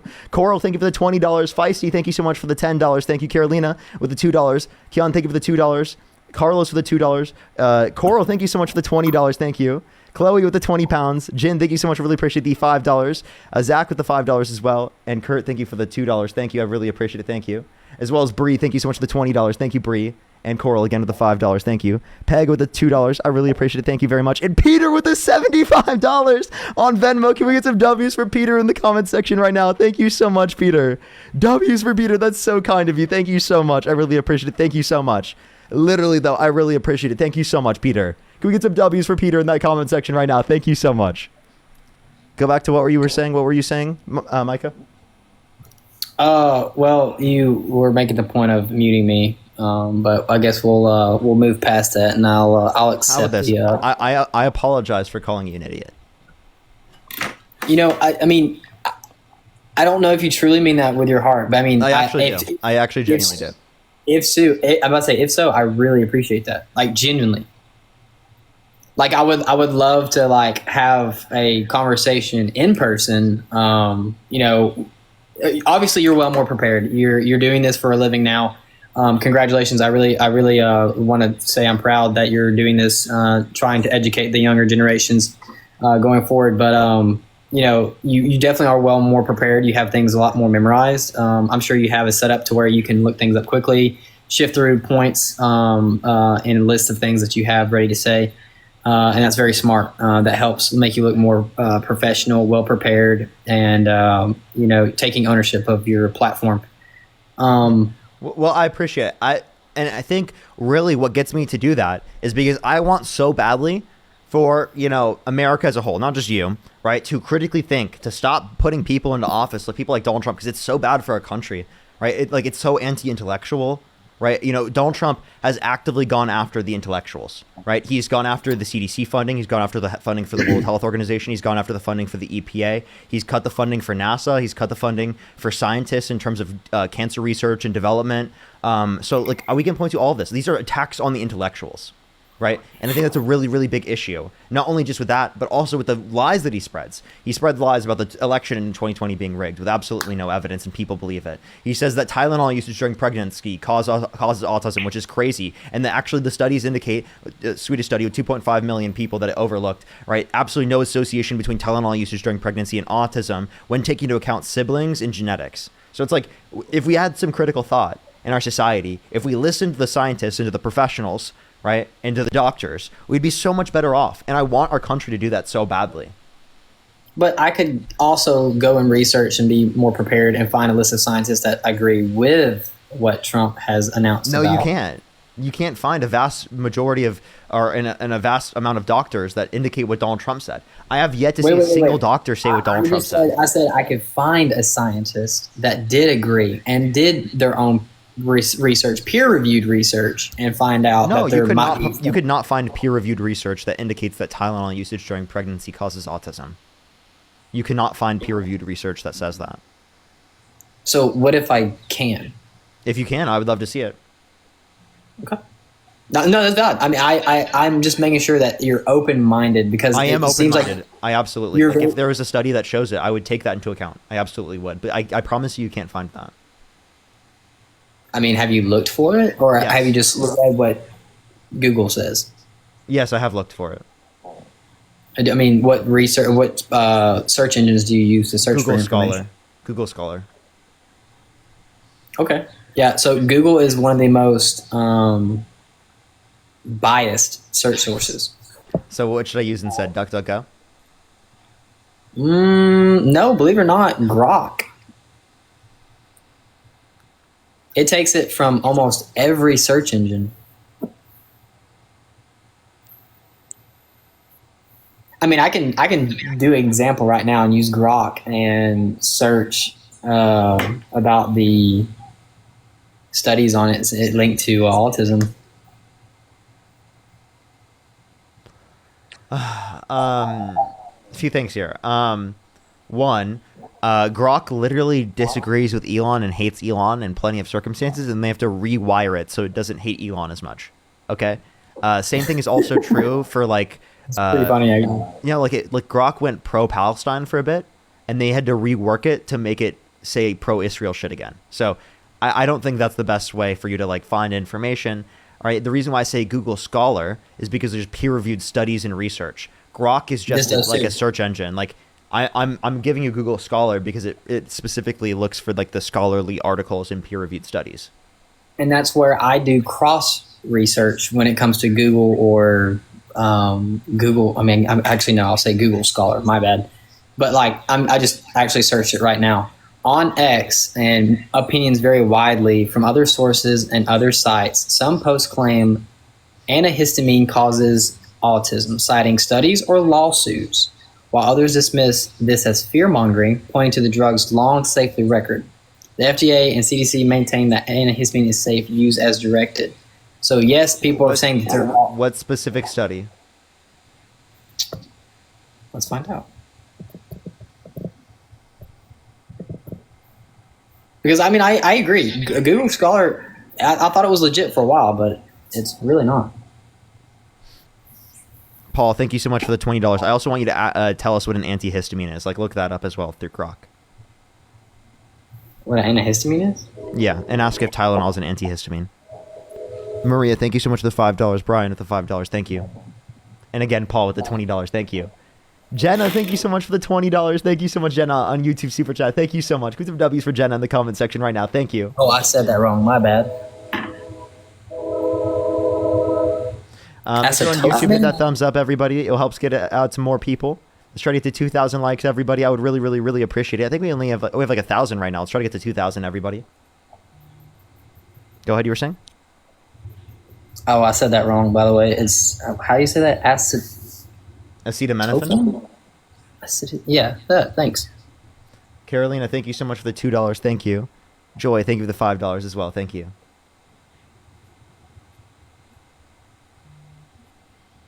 William, thank you for the $5. Thank you.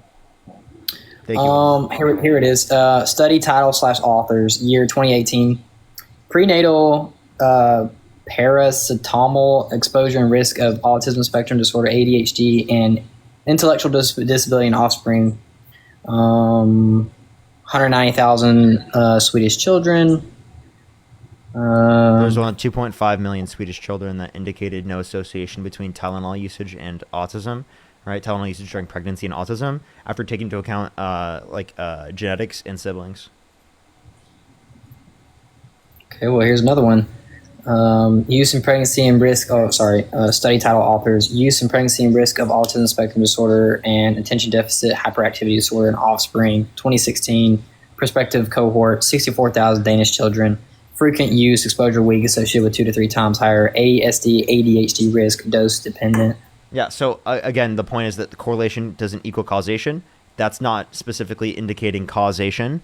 That's just saying that there's an association. So I'm saying when you take into account factors such as siblings and genetics, there is no association.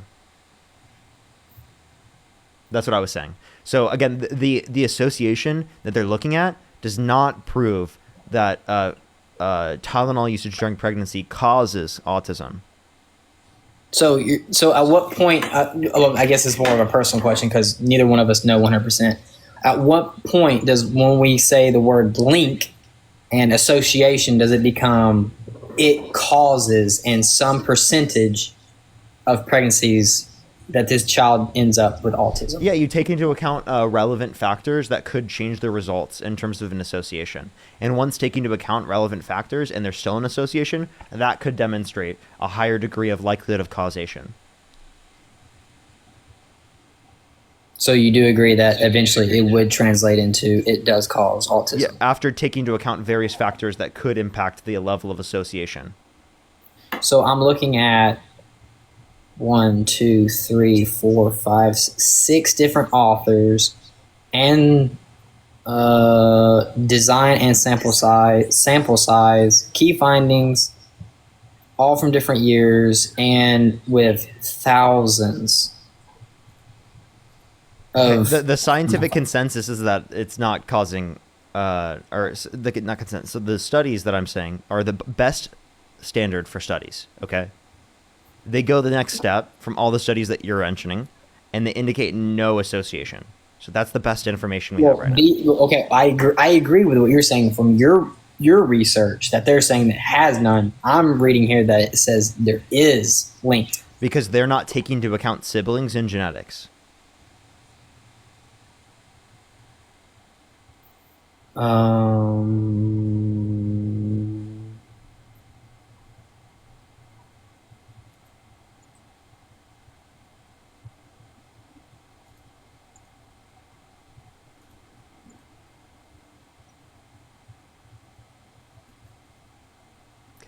If you're on YouTube, hit that thumbs up, everybody. If you're on TikTok, tap that screen. It'll help get it out to more people.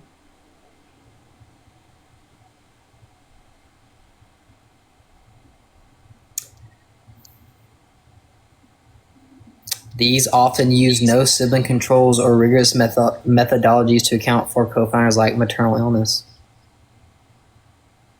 So Are you asking Grok? Well, yeah, I mean, it's cross-referenced like an insane amount. FDA.gov, who.int, whatever that is, Yale. Okay, Parker versus Grok.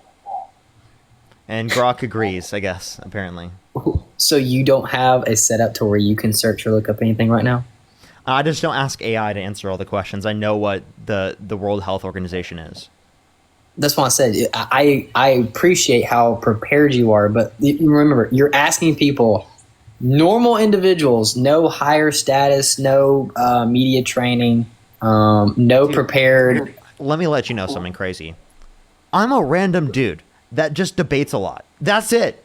That's it. I'm just a random dude that debates a lot. I fucking grew up in Iowa. I'm no different than anyone else. I'm not like great or gifted to some amazing extent.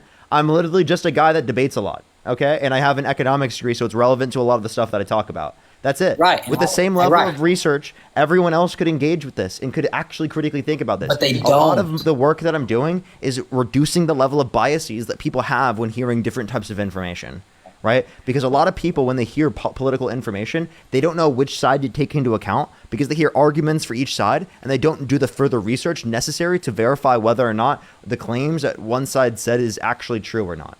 And what I'm trying to give people access to is that type of information, right? And I'm trying to show people that. So that's what I'm trying to do. I'm doing the research that everyone else can do, right? There are plenty of other people in the chat that, do the research and probably know more than me on a lot of different things.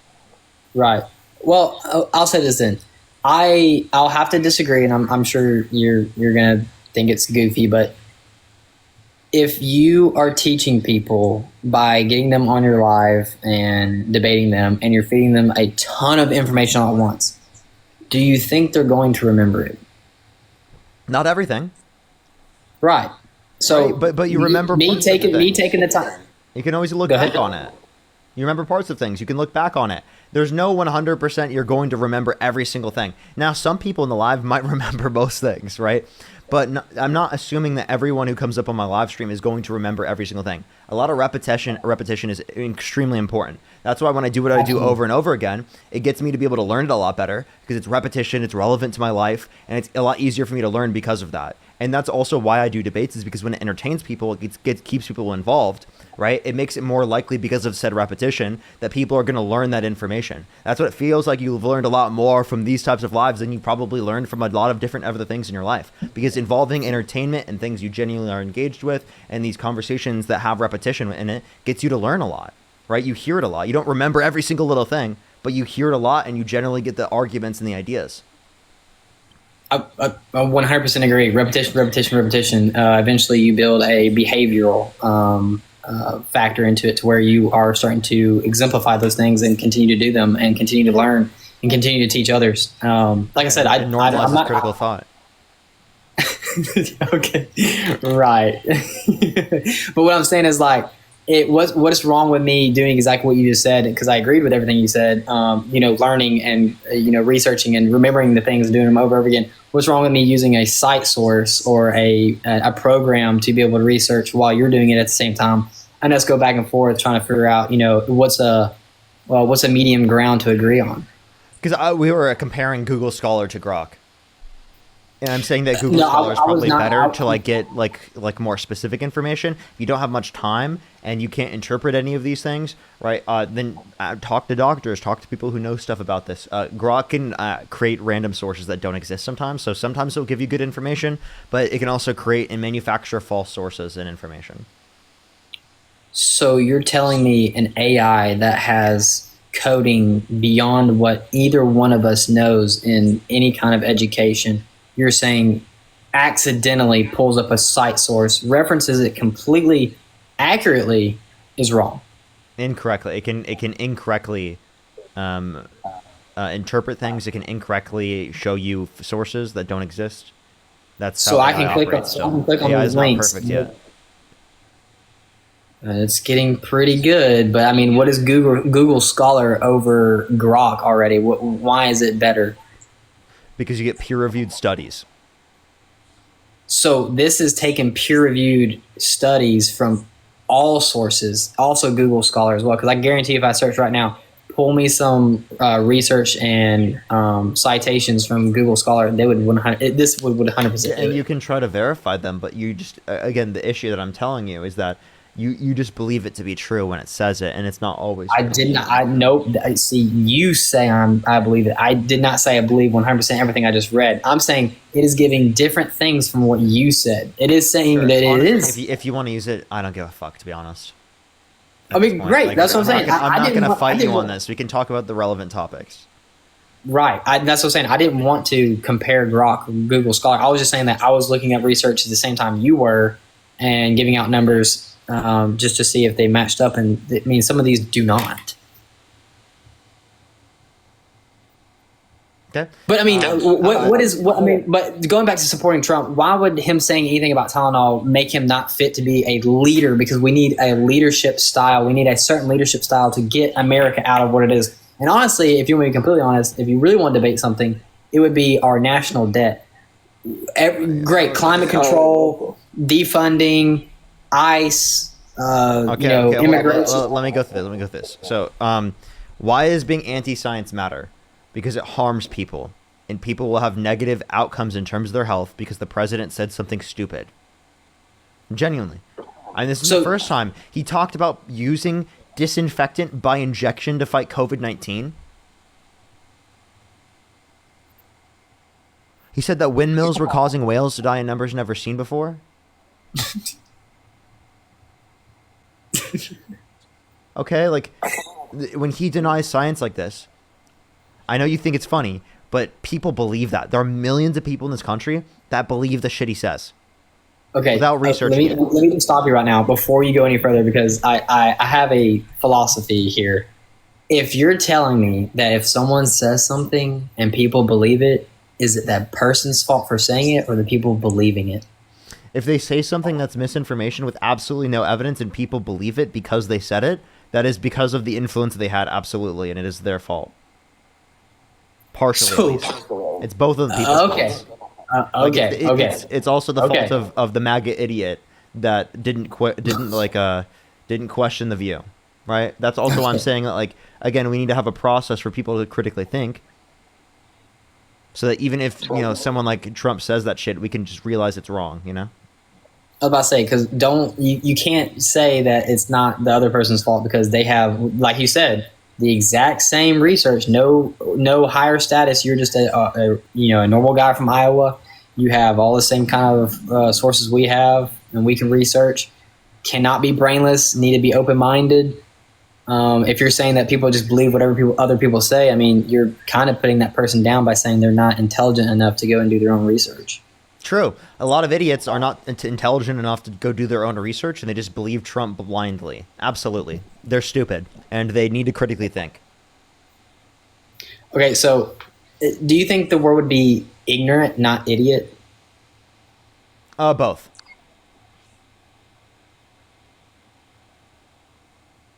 Okay, They're both ignorant and idiotic. Okay, it is an idiotic thought process to literally not question what Donald Trump says and to disbelieve it.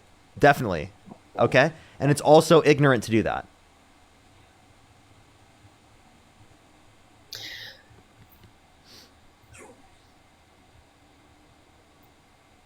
I can only go so far. Like, genuinely, like, at some point I have to call it idiotic. Okay, these are anti-science claims. These have no scientific basis in evidence. If you believe that the windmills are causing whales to die in numbers never seen before because Trump said it, yes, you're an idiot. Okay, I literally can't, like, you know, be nice in that scenario to you, like, 'cause it's just true.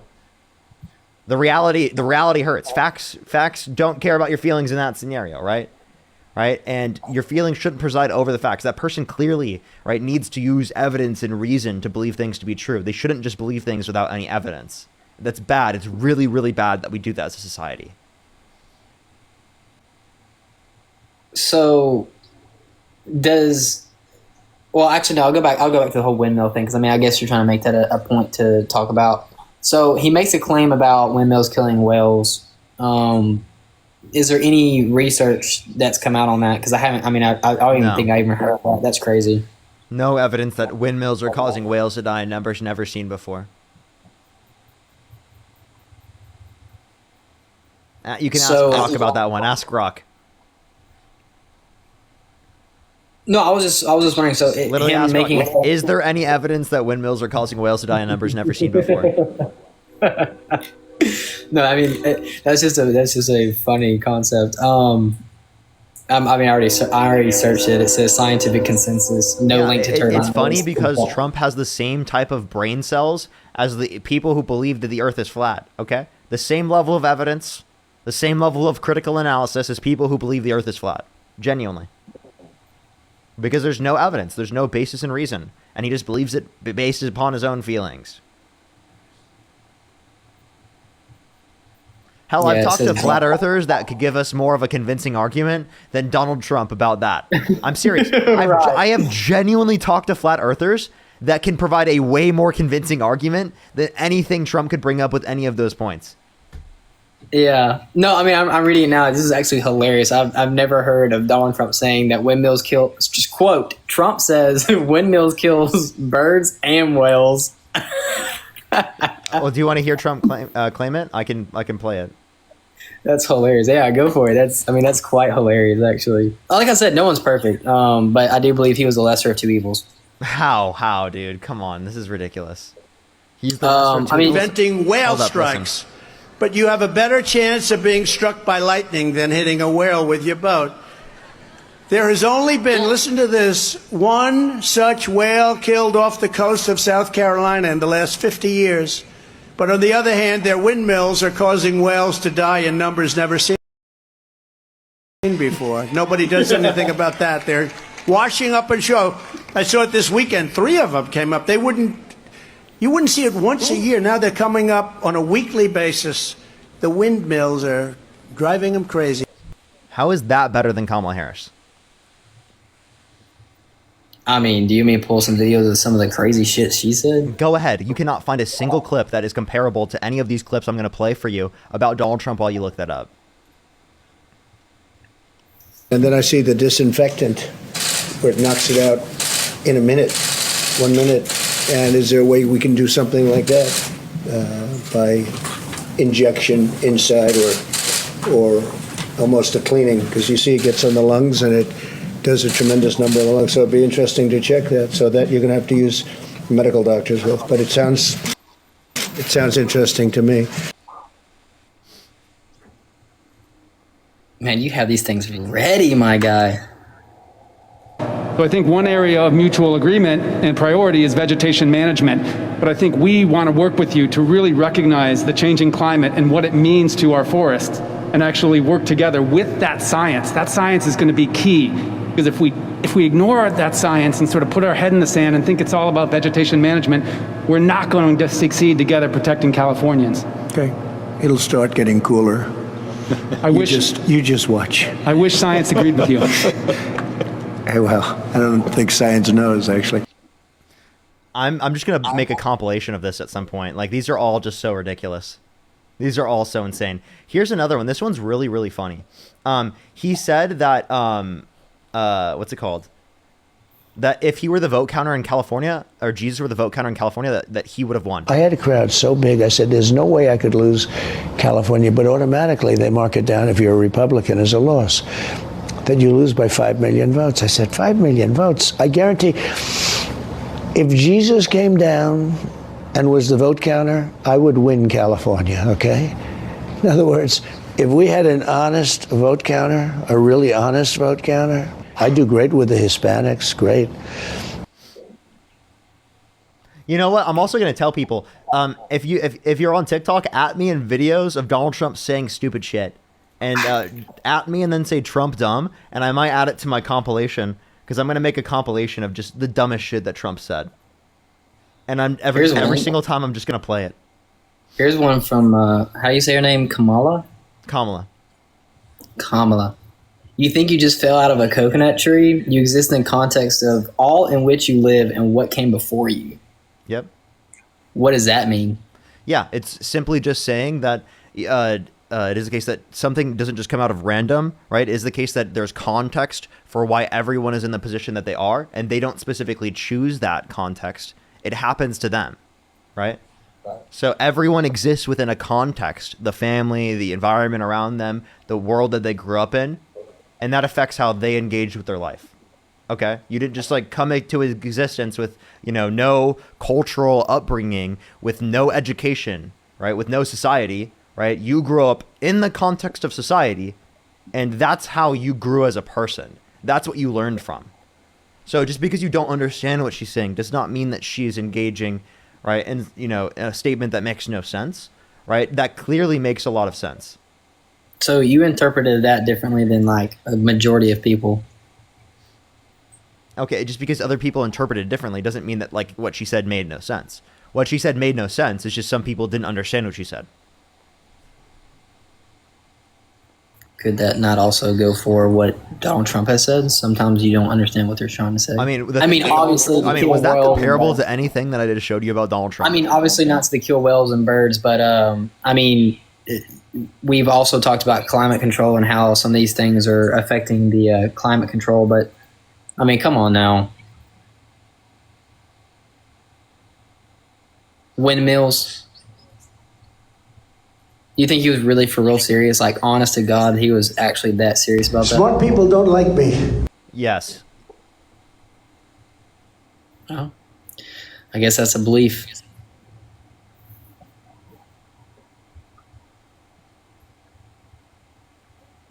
Okay, so do you understand my point, though? He is absolutely not acquainted with reality.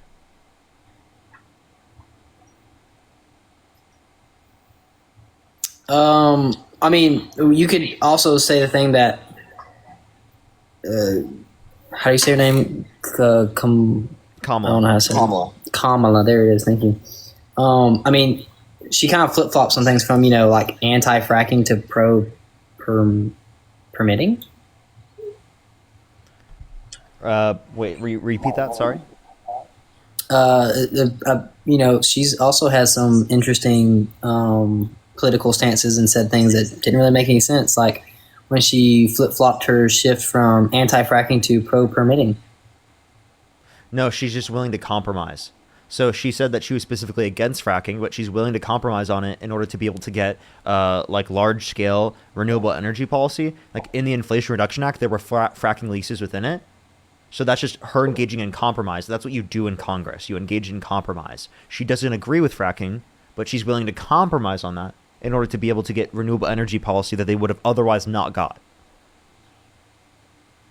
Medicare for all, phasing out private insurance, radical overhaul threatening employer-based plans viewed as socialist overreach by moderates. That's not socialism, and also Medicare for all would save us. Medicare for all would save us $450 billion a year. It cuts the middleman out between you and your doctor. That's for profit. So it's actually a better system that would lead to better health outcomes and not as much that we have to pay into our systems. Countries around the world have universal healthcare systems and spend almost half as much as we do per individual and have better health outcomes. Decriminalizing border crossing.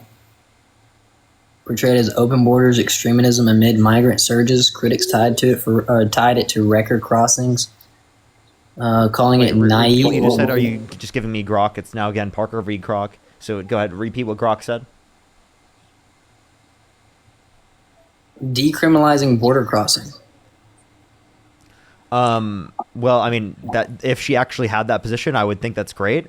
Insofar as that, like, we're talking about people who have not committed violent crime or bad crime. She never had that position, though. Wait, it's not a crime to break into the United States of America? For example, if someone has not committed a violent crime or bad crime and they came into the country undocumented, I think that they should be given a pathway to citizenship where they do not have to leave the country. Entering somewhere illegally is a crime. Wow, no way. She's saying, no, she didn't say anything. I'm saying it shouldn't be considered a crime if you have not committed a violent crime or a bad crime. You are committing a crime. It's called breaking and entering just into a country level. Wait, I get it. It is considered currently a crime. It's a misdemeanor. But, I mean, do you care about Trump's felonies? Well, I'm asking you about what Kamala said. Wait, do you care about Trump's felonies? I mean, you're answering a question with a question. Do I care about... He doesn't give a shit. But undocumented immigrants who commit a misdemeanor, oh my God, how dare you? How dare you? How dare you break our laws? I didn't say that. Well, that's what Trump supporters do. They say there's such a big issue with people coming to the country undocumented, which is a misdemeanor, but there's no issue with Donald Trump's felonies. Hey, I'm just saying, if you support one crime, you should support the other, just like you're doing. You're supporting someone crossing the border illegally, then you should support a president that has a felony. We're currently on an app right now. This app is banned under the law, okay? And it's not being enforced by the Trump administration. Are you okay with that? I mean, what's wrong with it? Wait, whoa. Say that again. This app is currently banned. Okay? It's just not being enforced by the Trump administration. Is it illegal to have this app? It is illegal for this app to be operating in the United States currently, yes. But is it illegal for us as the American people to be using it? It is illegal for the app to be operating. So if you don't want to use an illegal app, then you shouldn't be using the app. And so technically, I do think it might be illegal from our perspective, but I don't know if there's any enforcement on behalf of the law. There is enforcement for people who are letting the app operate, though. Like, they would get fined massively. I was about to say there is none, but I mean, I get what you're saying. You're okay with one crime, but you're not okay with another. That you're okay with being on an illegal app that's not being enforced to be illegal. Bro, that's your defense is being on an illegal TikTok app. That's another example of a law that you don't enforce, and you think it's totally okay to not enforce in that context. It's wild. No, do you understand what I'm saying? You hear the two examples. You don't hear the what I'm comparing about the examples. You're not understanding I'm comparing one crime to another, and you're accepting one but not the other. Yeah, because crimes are going to be different. I'll give you the relevant distinction, right? Okay, I don't. So you support one crime, but you don't support another. That makes no sense. You support no crime. You should be someone that supports not committing a crime. Wait, I'm sorry. Let me ask you this question. If you were in Nazi Germany, right, would you, and you had Jewish people who were your friends in your attic, right, would you specifically lie to the Nazi officials that have knocked on your door asking if there are Jewish people in your attic, right? Would you lie to them to save their life? Oh, I've been put in this situation before. If there was someone starving and they needed to steal food to survive, is it a crime? Answer this question. I'm just asking you the same thing. Would you lie to the Nazi officials? It's a crime. Would you lie? To save a human life, absolutely. Yes. Okay, so you see what I mean? Just because something is currently considered a crime does not mean it should be considered a crime under our own individual perspectives. And just because you consider that law specifically to not be bad to violate doesn't mean that other laws are okay to violate. It depends, and you can give relevant distinctions between the scenarios as to why in one scenario you think it should be considered a crime and not in the other. And in the context where people have not committed a violent crime or bad crime, they absolutely should not be given any prison time, or they should not be deported, given that they specifically have not committed a violent crime or bad crime, and that our legal processes would not have restricted them from coming to our country in the first place.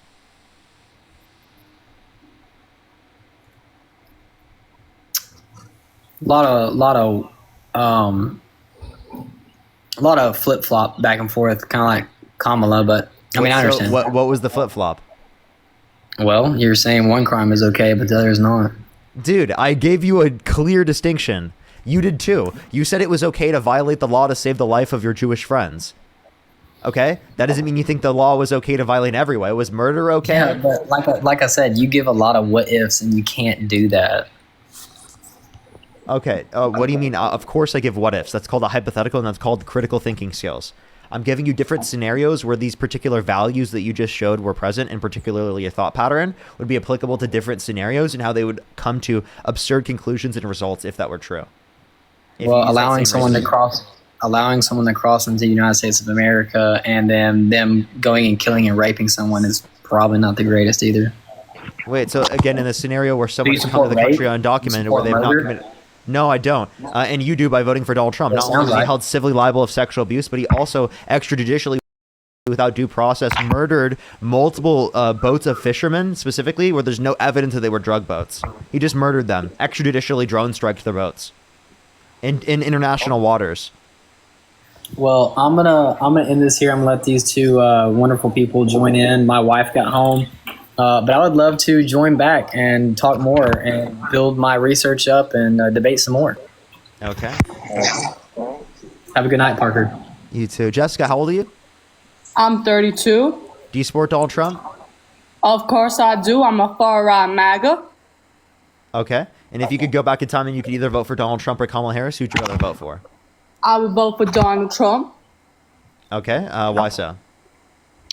I want to talk about the border and how the border is upholding the rule of law. You liberals love pointing out how can Trump be in charge when he's a convicted felon, yet your discrepancy when adhering to the rule of law is mitigated when it comes to illegal immigrants. Why is that? I don't think that this is a bad law to violate, specifically if you have come to the country undocumented and you have not committed a violent crime or bad crime, because our legal process right now takes multiple years on average to get to our country. So I think it's completely justified, specifically for someone in that context, to come to the country undocumented. Now, I would say that they shouldn't have to come to the country undocumented, that there should be legal processes that go significantly quicker, right, where they specifically wouldn't have to go through the process undocumented. How are these people obtaining a social security number, meaning these people cannot be paying taxes in our country and They have contributing? ITIN. They can have an ITIN without having a social security number. That is actually incorrect, maybe under the Biden administration, but obtaining an I-10 under the Trump administration will get them deported by ICE. Okay, so again, in terms of that context, you're saying historically undocumented immigrants did pay taxes. Hilarious, though. I would totally, that would be hilarious. I'm sorry. Like, if that happens to me, I'll totally post a tweet. If that happens to me, at least you bring some notice to it. Holy shit, that's crazy. Imagine a young liberal gets literally fucking arrested for calling himself Antifa. Can you imagine me, in front of Congress being like, yes, dude, I'm anti-fascist. Yeah. Dude, I'm anti-fascist. Yeah. Me, in front of Congress being like, yes, dude. 19. Do you support Donald Trump? Yeah. What's your birth year? 2006. Okay. What month? May. Okay. And if you could go back in time and you could either vote for Donald Trump or Kamala Harris, who would you rather vote for? Donald Trump. Okay, why so? Well, because he's the best president in America. But I just have one question up here for you, Parker, okay? My one question is... currently the only president right now. But okay. What's up? Yeah, but he's the best president. No, he's not. No. Dude, outrageous. No, okay, so my one question here is, how do you feel about the statistics that men who vote for Kamala Harris have lower testosterone levels? How do you feel about that? What's your source? And did you know that have higher testosterone levels than Donald Trump? My source is real life. My source is looking up. Hey, Andrew, I actually have a question. Liberal man. Hey, Andrew, what are your testosterone levels? Well, I already know they're really high, so I don't need to get them checked out, So, no, what are they? Have you had a guess? Very high, I would say, because, more specifically, if you had a guess, specifically, what do you think they are?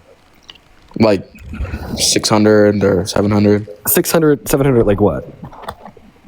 667 or 700. What are they measured in? Like 600, like what? Out of 667. 600 out of 660. I think that maybe you need to get your education levels up, man, because testosterone levels are measured in nanograms per deciliter, and it doesn't really seem like you're too familiar with any of that. Yeah, but mine are really high, so like they're out of that. Like they're in megaliters. Wait, you know? 600, 700 is not like super high. Isn't that within Wait, average Dean. levels? Wait, Dean. How would you know that? Do you take steroids, Dean? Well, I mean, I'm definitely pretty familiar with testosterone levels. Oh, you're familiar with steroids, Dean? I'm fairly educated on steroids. I'd say. Oh, Yeah. okay. Not because I take them, but because I value like nutritional wellness and giving advice to others that do. Sounds like someone who takes steroids. Well, I mean,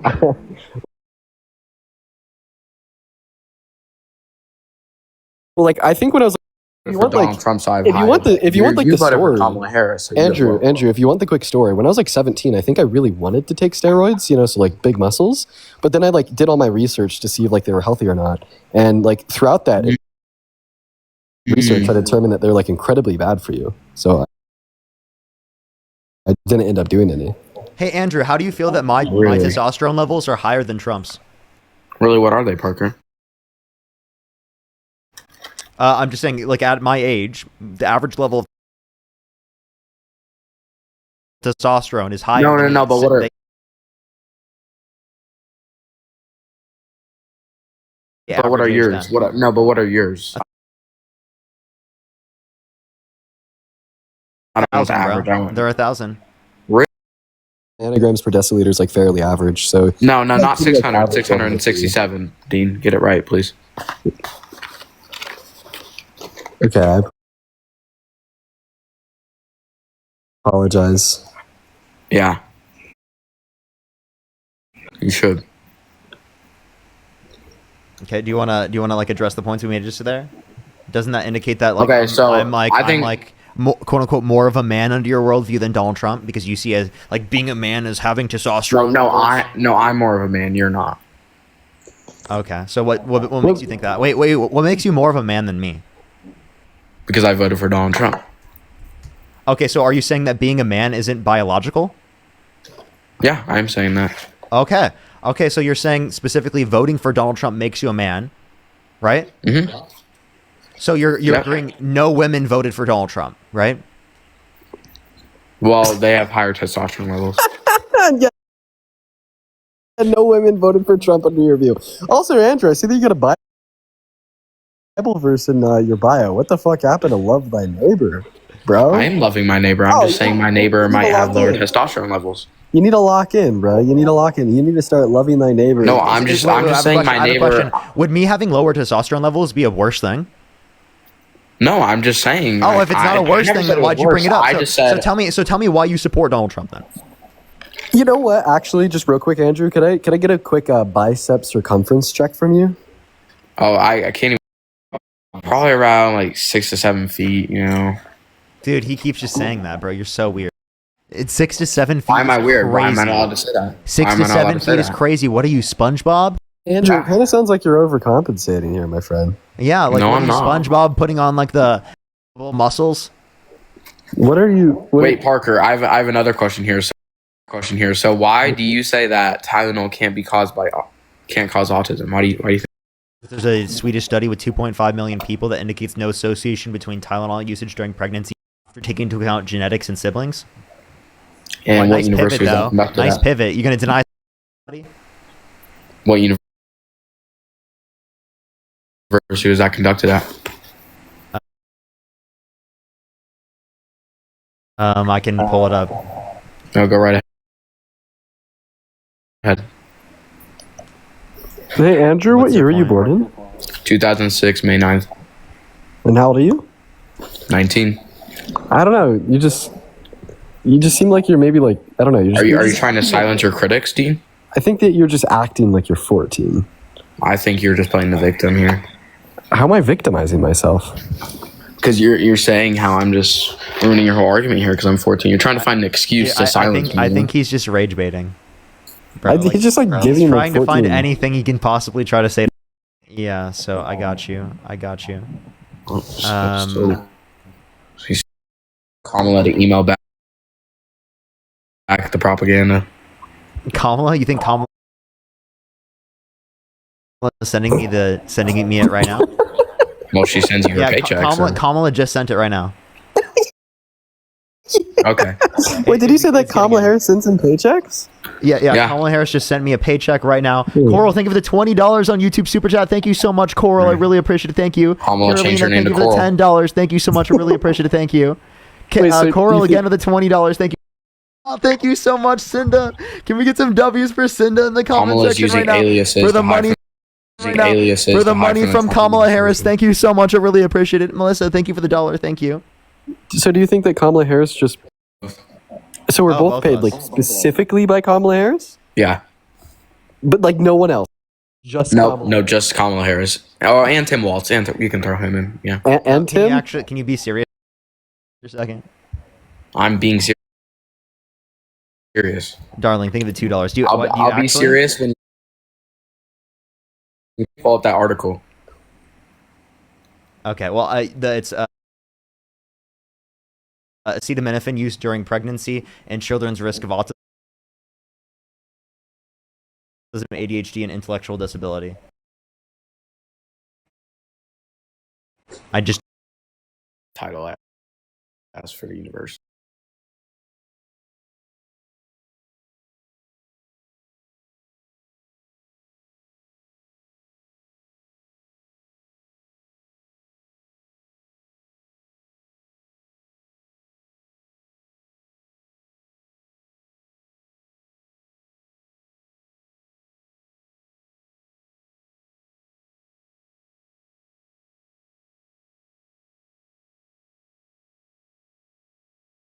Kamala Speaking. Harris, thank you very much. Speaking. Scotty, thank you for the $10 from Kamala Harris herself. Thank you so much.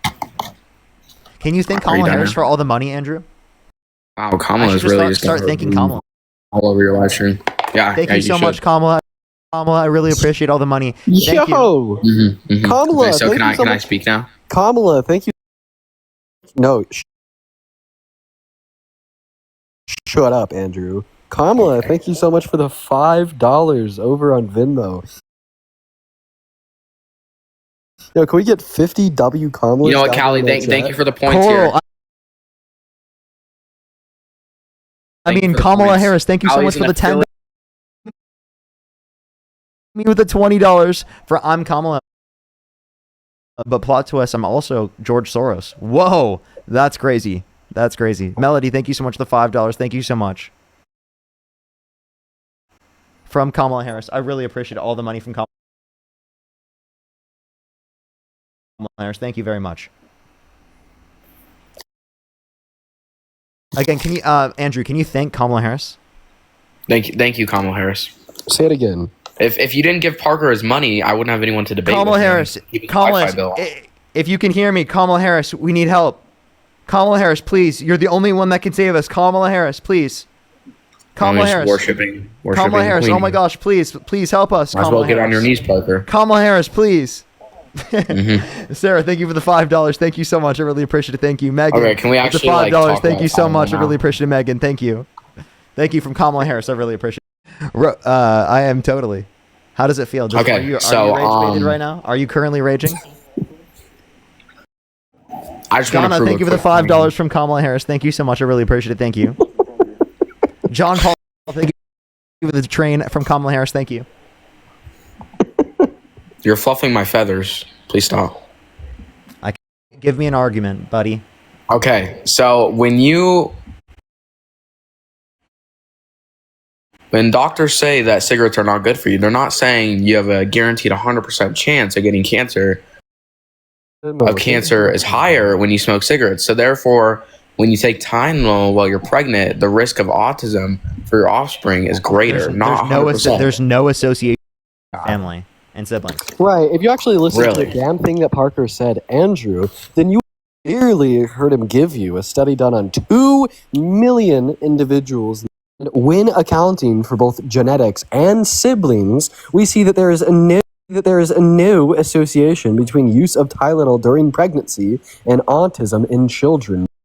Meaning that according to this study done on over 2 million people, right, when you are a pregnant woman and you it does not increase the risk at all of your child having autism. Dean, did your mom take Tylenol?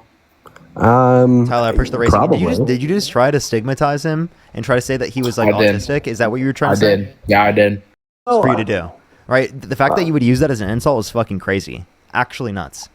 Wait, are you crying a river right now, Parker? I'm sorry. Yes, I think it's wrong for you to specifically say that calling people autistic. That's crazy. That's definitely I didn't say it's an fucking insult. ableist. I just said. I just said. it as an. No, I didn't. I never said it was an insult. You're saying it's an insult. No, you just used it as an insult. How did I use it as an insult? I just said he was. Don't even do that. Don't even do that. You just realized Andrew. that. Don't do that. Andrew. Dean, do you see how Parker is literally playing victim for you? You're playing the victim here. What? Dean. Parker's playing it for you. No, your no, boyfriend. I'm calling out your behavior, saying that it was Are you ableist. Hey, acknowledge it right now. Or I'm gonna kick you. I'm serious. I'm sorry. Do you want me to turn on my camera so you can see me? when I'm useful? Genuinely acknowledge it. Don't just do this for the fucking fuck of it. What do you want me to say? It's not what I want you to say. I want you to take accountability and say that it was messed up, and you're not gonna. I'm not gonna do it.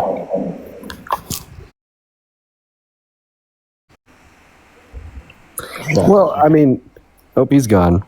So, I mean, yeah, that was nuts. You know, I actually am at an increased rate to Tylenol when she was pregnant with me, but because of genetic components, my father. Quick lore drop. Quick lore drop. Kamala, thank you for the $5. Thank you so much. Literally, someone changed their name to Kamala. Mark, thank you for the $3. Tyler with the $2. Thank you so much. Megan with the $5. Thank you so much. Megan with the $5. Thank you so much. Yo, what's up? How old are you? Let's go to the next person. Only send a guest request if you meet that set of criteria listed on the TikTok screen. We are just looking for some debates.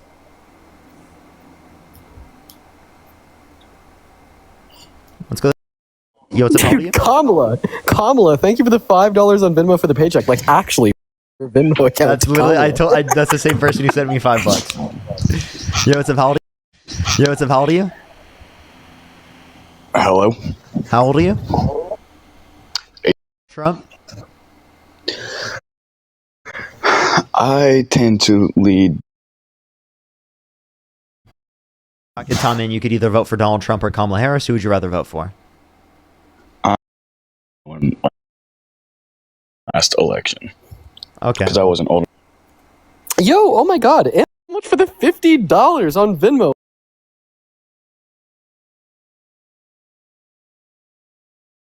Down below in that Parker live chat. W's. If you're on YouTube, everyone hit that thumbs up. If you're on TikTok, tap that screen. Yo, what's up? How old are you? The democracy. I appreciate you very much. I am just looking for some debates. I'm sorry. As well as to Emma, I just read your message. Emma. I had to swipe out of the app to read it, but and that I did read your message. Thank you. As well as Tyler. Thank you for the $5. Whelan, how old are you? Hello? Okay, let's go to the next person. Only send a guest request if you meet that set of criteria listed on the TikTok screen. If you're on YouTube, let's hit 3,000 likes, everybody. I think we can do it. Yo, what's up? How old are you?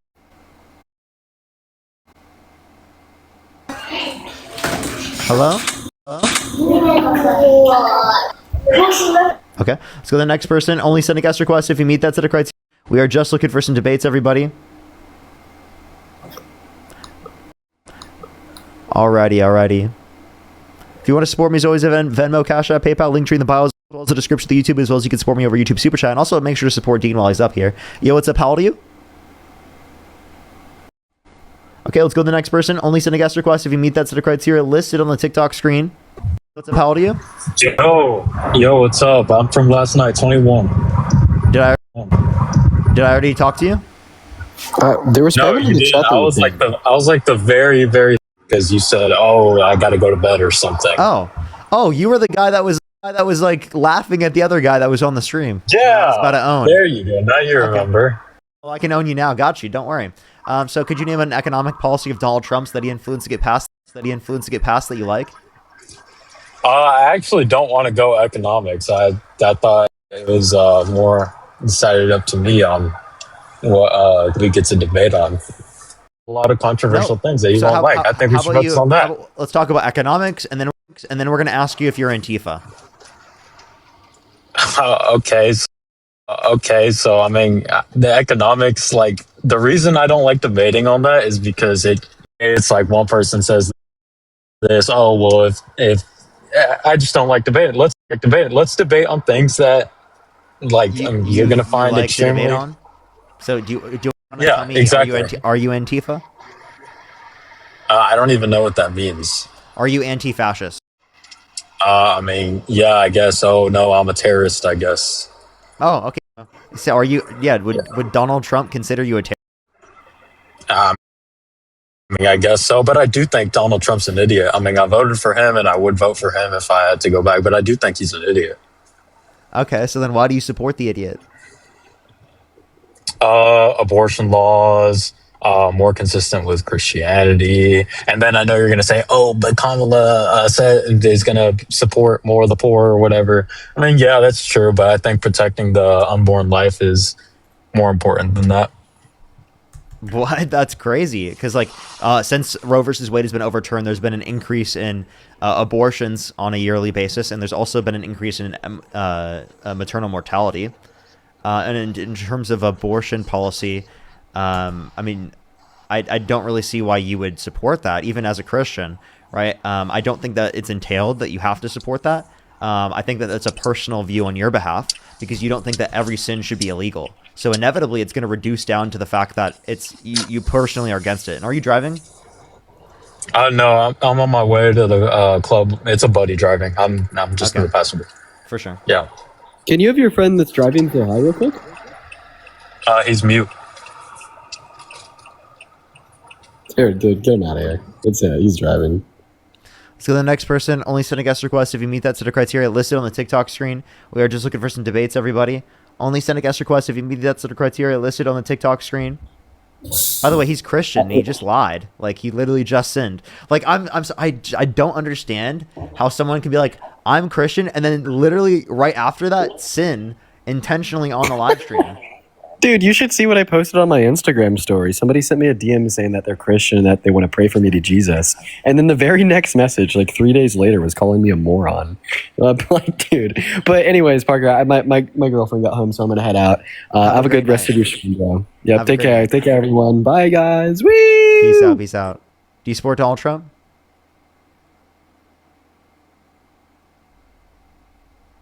Okay. So the next person, if you're on YouTube, hit that thumbs up, everybody. If you're on TikTok, tap that screen. If you like my content, everyone, I do these debates every single day. Make sure to subscribe to me if you haven't already on YouTube, and follow me on TikTok if you have not already, everybody.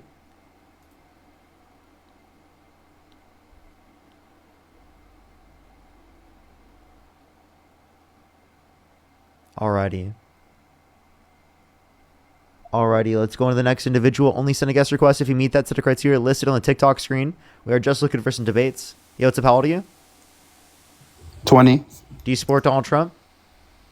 A little bit. If you could I go would back say in time yes, and you but could either also vote no. for Donald Trump or Kamala Harris, who would you rather vote for?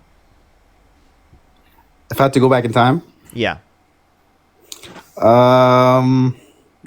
is this before Donald Trump was a bad person? That makes What? sense. What? Like I'm Donald saying, Trump with did- the knowledge that you have right now, you go back in time, would you either vote for Donald Trump or Kamala Harris? Probably Harris. Okay, based. Let's go on to the next person. Only send a guest request if you meet that set of criteria listed on the TikTok screen. We are just looking for some debates, everybody. How long has Parker been on? For about 2.5 hours. Meaning we have at least like 2 hours, I would say, left on the stream. Hour and a half at the least, but I think I'm going to go longer than that. I think I might try to do 5 hours tonight.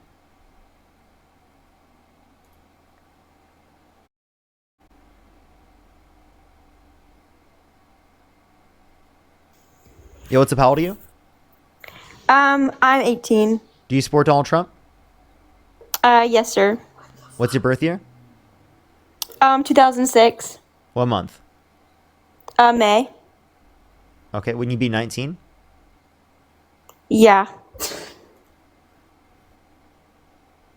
Let's go to the next person. Only send a guest request if you meet that set of criteria listed on the TikTok screen. We are just looking for some debates. Debbie! Yo, what's up? How old are you? What are you doing? Hey! Okay, let's go to the next person. Only send a guest request if you meet that set of criteria listed on the TikTok screen. We are just looking for some debates, everybody. Yo, what's up? How old are you? Yo, what's up? How old are you? Okay, let's go to the next person. Only send a guest request if you meet that set of criteria listed on the TikTok screen. We are just looking for some debates, everybody. Yo, what's up? How old are you? Yo, what's up? How old are you? Let's go to the next person. Only send a guest request if you meet that set of criteria listed on the TikTok screen. We are just looking for some debates, everybody. Yo, what's up? How old are you? Let's go to the next person, everybody. Only send a guest request. Again, if you meet that set of criteria listed on the TikTok screen. We are just looking for some debates. Yo, what's up? How old are you? Hi, it's 63. Do you support Donald Trump? Yes, I do. If you could go back in time and you could either vote for Donald Trump or Kamala Harris, who would you rather vote for? I think I would vote for Kamala Harris because of you. Yeah, that's amazing. Thank you so much. I appreciate you very much. That's great. Can we get some W's for them in the comment section right now? We love that. We love that. Let's go on to the next person here real quick, everybody. Only send a guest request if you meet that set of criteria listed on the TikTok screen. We are just looking for some debates. We are just looking for some debates, everybody. We love that. We love that. Let's get some W's in the comment section right there. Hey, Parker. Yo, what's up? How old are you? I'm 30. Do you support Donald Trump?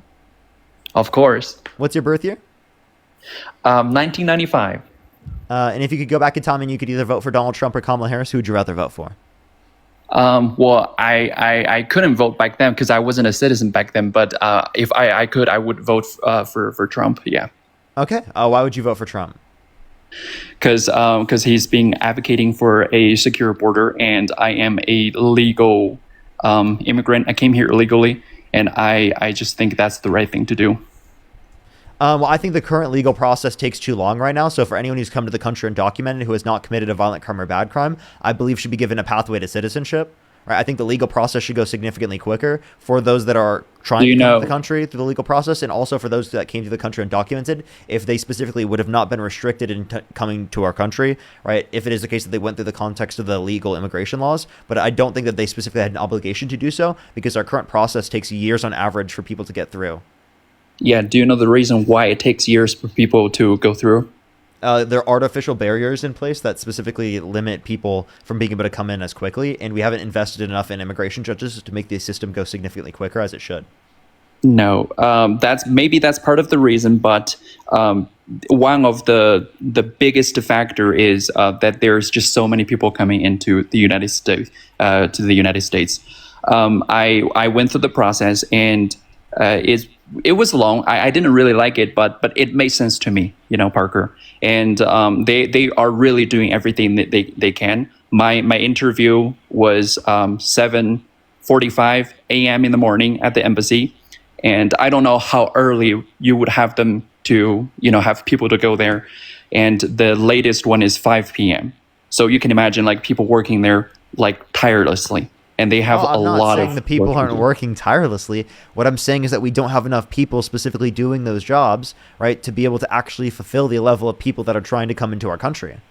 I know there are barriers, you cannot just add 50 people at the embassy. You have to get the host country to agree that you can bring in more people, especially in my country, in China, on the official website of the U.S. embassy, it specifically says we don't have enough manpower because the Chinese government limits the people that we hire. So therefore the process is slower if you were to do it in a different country. But overall, if you add all these countries going into the United States legally, there's a lot of people, and I don't care, Parker. I don't care if it takes long. It is the law. You have to follow the law. If you go through the border illegally, if you just go in there, okay, that is not okay. It's not fair for people like me. It is not fair for people who go through the channel legally, who went through health check, who went through background check. Where are those people's health check and background check, Parker? Those people who just walk into the border. So that argument is like essentially saying that for people who didn't have access to K through 12 public education for free, right, prior, because they had to pay for it themselves, it's unfair to them for us to provide K through 12 education for free, right? So what would you say? Right, so because it's been bad for people in the past, it should be bad for people going into the future. And I disagree with that notion. I think it's unfair for our society as a whole specifically to create the conditions where we don't want to create a better legal immigration process. We don't want to create better conditions for even people who have come to the process undocumented, because it is the case that we think it's quote unquote unfair, because it is the case that they would be getting better treatment that people have existed in the past.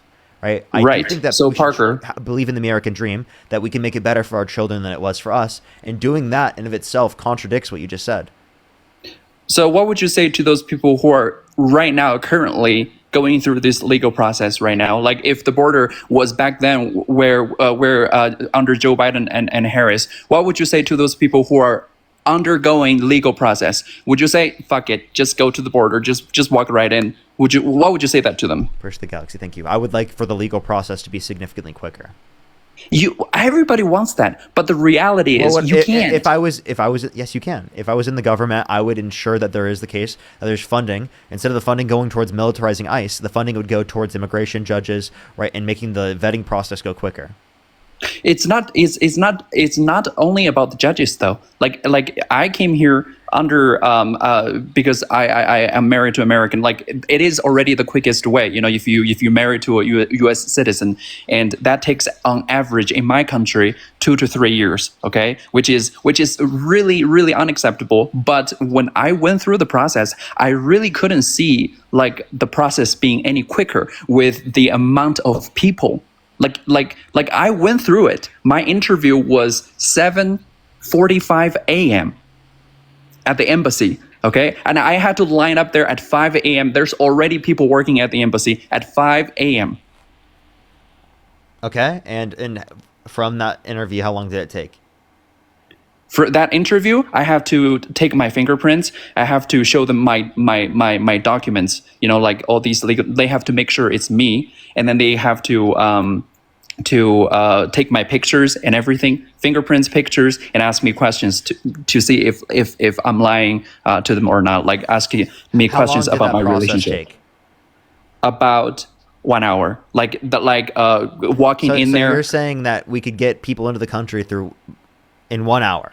All we need is an hour to get people in the country. That's not how long it takes for people on average to get into our country. If it took an hour, people wouldn't be coming to the country undocumented.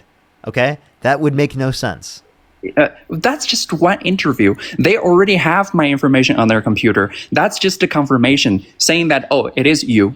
Okay, like it is you. Yes, your marriage is real. You know, you're not lying, people, and we have to take your fingerprints, and you have to hand me your health check. You know, like to embassy designated hospitals. And when people go through that, when millions of people go through this process, okay, and then on the other hand, there are people walking into the country and they're admitted, they're given the rights to work. Think about that. Where is their health check, Parker? Where is their legal background check? Well, so you provide that. That's why I say when we do specifically for undocumented immigrants who have not committed a violent crime or bad crime, you give them a pathway to citizenship. They are already committing a crime, walking into the country illegally. That is automatically a crime. I understand. And yeah. I don't really care, to be honest. Right? You should care though. If that's what you stand for. Why should I care? Why wouldn't you care if someone enters your country illegally? Why should I care? Tell me. You're a citizen. You don't care if someone commits a crime in your country.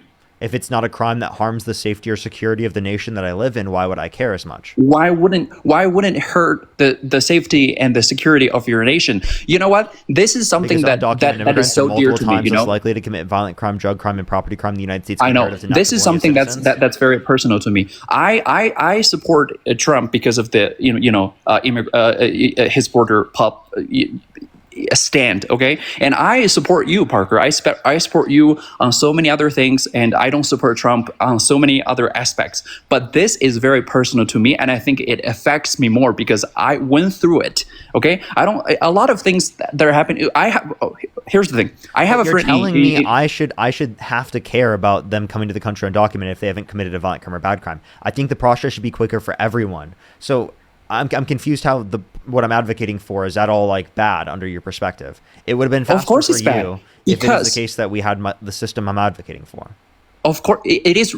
Your stand is because the process is long. So those people who come documented, they should be granted a special admission or permission to do whatever.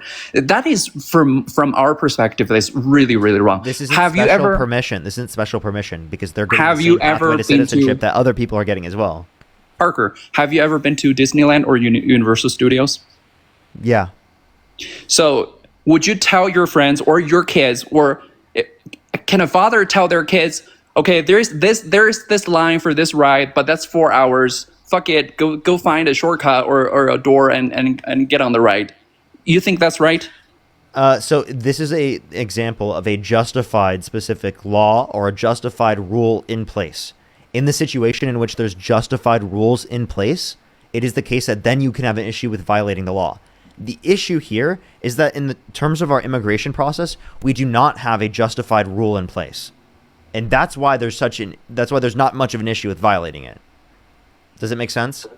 There is every issue of violating it. If America is a country, rule of law, would you agree?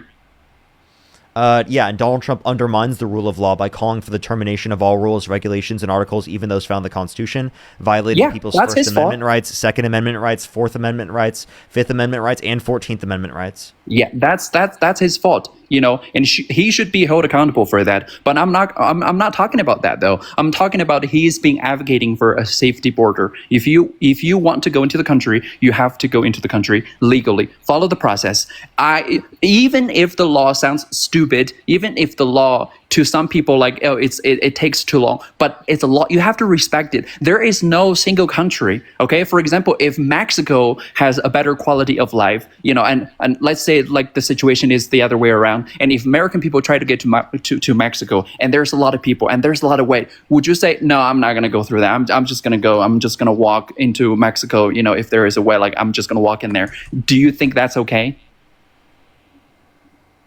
Again, we're talking about someone else's laws. I'm not specifically clarifying a perspective on Mexico. I'm not advocating for Mexico's laws to be a certain way in that context. It is the same thing, though. If I did, I would say the same position as what I'm advocating for the U.S. It really is the same because it's just mind blowing for people who came here. Because I'm married to a U.S. citizen, it is already fast, and it takes 1 to 2, sometimes 3 years. But if I'm a green card holder and if I want to try to get someone for example, my parents here, that would take 7, 8, 10 years. Which is ridiculous. That is, yes, which is really, really ridiculous. They should fix that. But my viewpoint is until they do, they have to follow the law. They cannot jump the line. They have to follow the law. Now watch this. Watch how quickly you're going to fold on that. We're going to write this down. They have to follow the law. Okay? How do you feel about Donald Trump deporting people without due process? Does he have to follow the law when deporting people? So you're saying if he doesn't follow the law, someone doesn't respect the law, so I shouldn't. So I should just walk into the country. That's not the argument. I'm asking you if the same standard applies to Trump. Does Donald Trump have to follow the law when deporting people? Everybody has to. Okay. So then do you hold Trump to that standard that he has to follow the law? Everybody has to, not just Trump, everybody. And it's unfortunately the case that why do you support him given that he is advocating for that and he does do that? Like I said, this is personal. This is very personal to me. This is very dear. And I believe there is a huge percentage of American people who voted for him despite knowing that he is an asshole, sometimes. But the border issue is very out of control. Yeah. Okay. If you voted for a guy held civilly liable of sexual abuse who incited a violent insurrection at the Capitol, right, because it is the case that you wanted to punish undocumented immigrants, then you need to think again, because not only did the Democrats uphold policies of deporting people who have not committed violent crimes or bad crimes, which I disagree with, right, but it is the case that that's not a good argument. That's not a good reason to even vote for Donald Trump, even if it were true that they specifically held my perspective. When I was going through the process, like I'm an immigrant, I didn't really know a lot of about American politics. Like I said, this is just very personal to me. I was talking to my friend in New York while I was waiting. If you want to uphold the rule of law, how can we do that when you have a candidate that you voted for that incited a violent insurrection at the Capitol, pardoned the violent rioters who beat police officers on January 6th, and then called them patriots? Explain that's to me a how different rule of law.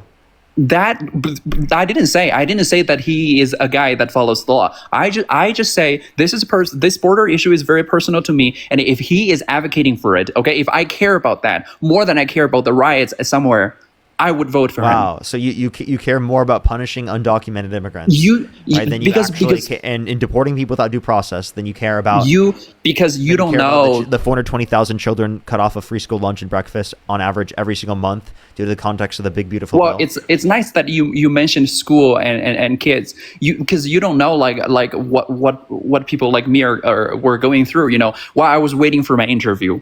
And I was talking to my friends in New York City, and then he said his brother had to go back to Zoom, to go to class. And I was like, COVID, it was over. Like, why did he have to go to Zoom? You know what he said? He said because the principal of the school told the kids to go back to their home because they're going to use the school as shelter for people coming into the country, for illegal immigrants.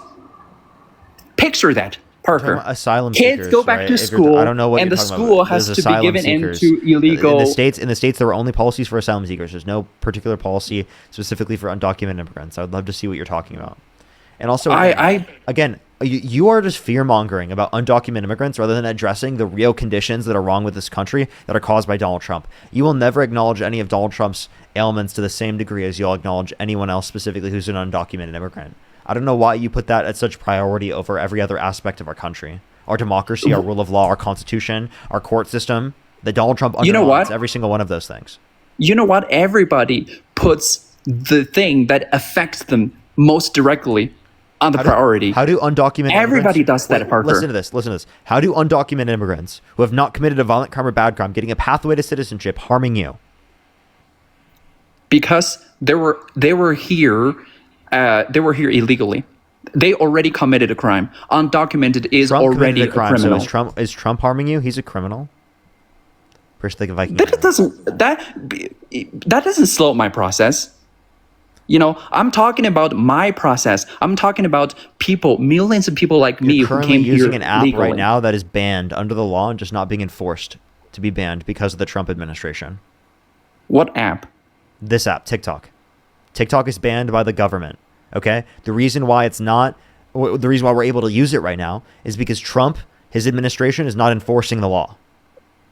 I'm not trolling. That's literally the reason. So they have to follow the law until it's Trump.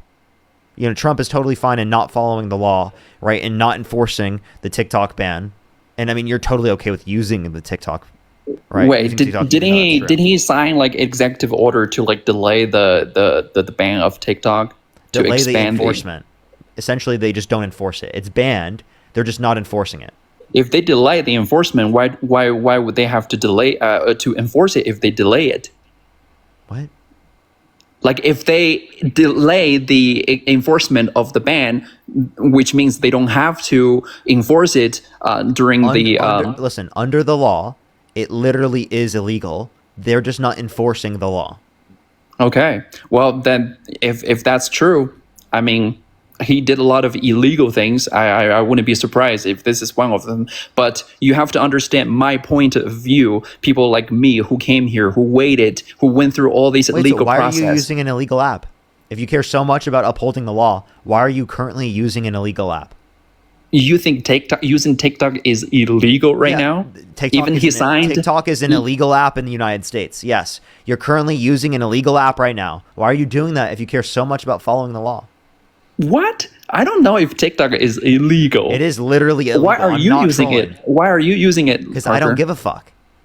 Oh, now you don't give a fuck? Yeah, because it's not a justified rule to ban TikTok. God. Do you see what I'm saying? Okay, so I understand your point now. So because like people shouldn't care about the law, so they can just walk into the country. They can just cross the border. Some laws I don't give a fuck about. Like if someone jaywalks, and it is the case that it wasn't a harm to anyone's safety or security, I don't think that they should be held accountable. Well, based on what you have stating before, I do think you don't care about a lot of things. Like I watched some of your videos. You literally were like, if the process takes that long, I would encourage people to go through the border to cross the border. Like that is just wild to me. I never said encourage. I incentivize people to go through the legal process, right? But I want that legal process to be quicker.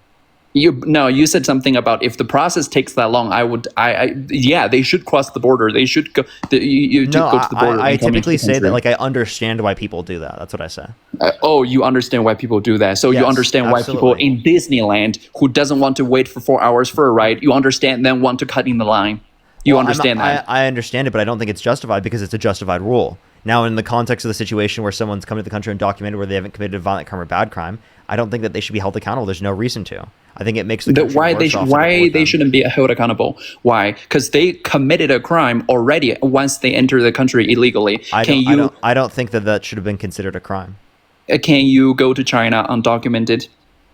Wait, I don't think that we're going to judge what our laws should be based upon what China's laws are. Oh, what? Let's not talk about China then. Like the rest of the world, can you go to some country, 193 country without submitting your documents? The point I was making is true for any country, not just China, is that I'm not going to just evaluate what our laws should be just because another country has a certain law. You think it's okay for America to admit undocumented people into the country, but you don't care about the rest of the world? Committed a violent crime or bad crime, yeah.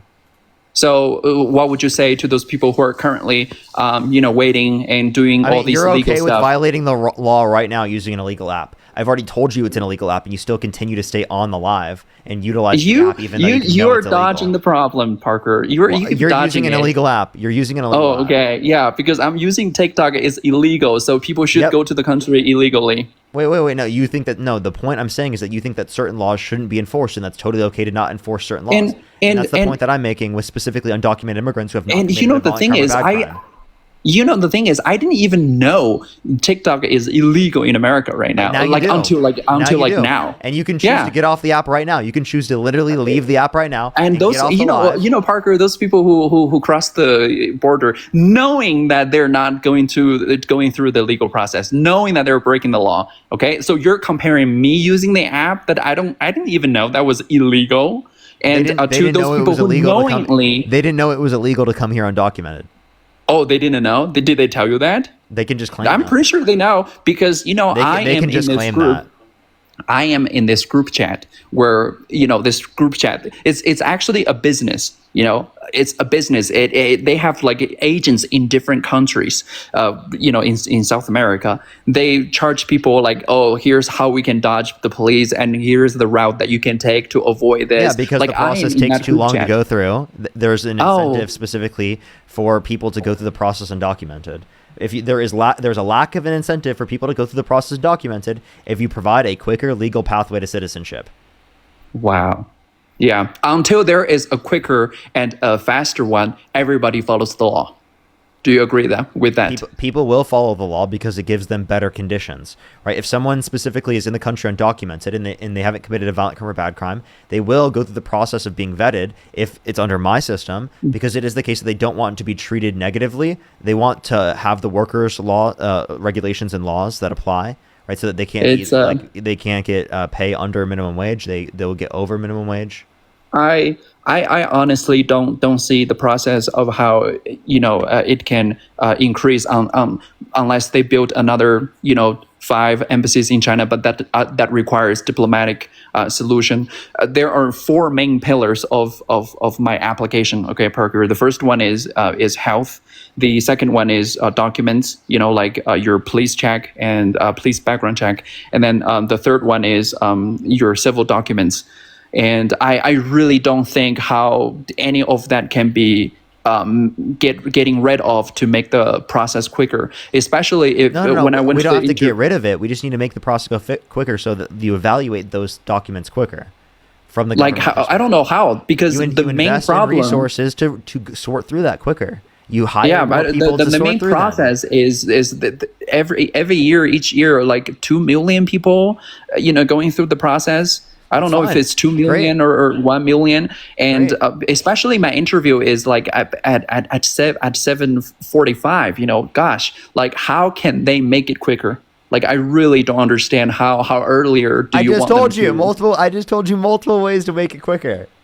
Yeah, Hire multiple. more people to vet and go through the vetting, or be the people vetting, right? And be the people who are the immigration judges, and be the people who are So part do of you the think- embassy workers, right? Specifically, that Yeah, sort through you the can't. papers. You can't do that solely based on your decision. If you want to add more people, if you want to put more people in the embassy, you have to get the permission of the host country. It has to be equal. Do you understand? It's not domestic. It's not like I want to put more janitors in a school or something. If you want to put more people in the embassy in China or any country, you have to get the permission of that host country. You cannot be like, oh, I have 500 people at the embassy in China, whereas the Chinese embassy in America only has like 100. That is not right. You have to get they have to get the visa in order to work there, and there is a limit. What's your point? How about this? Could you name something Trump could do that would get you to stop supporting him? If he's like everybody can, I don't care about the border issue anymore, and I'll not vote for him. Anything else? Because this is very personal to me. Anything else other than the border? No, for me right now, because I went through the process, legally, and I think everybody should. So if he sexually abused a child, you'd still vote for him? I didn't know that. I said if he did that, would you still vote for him?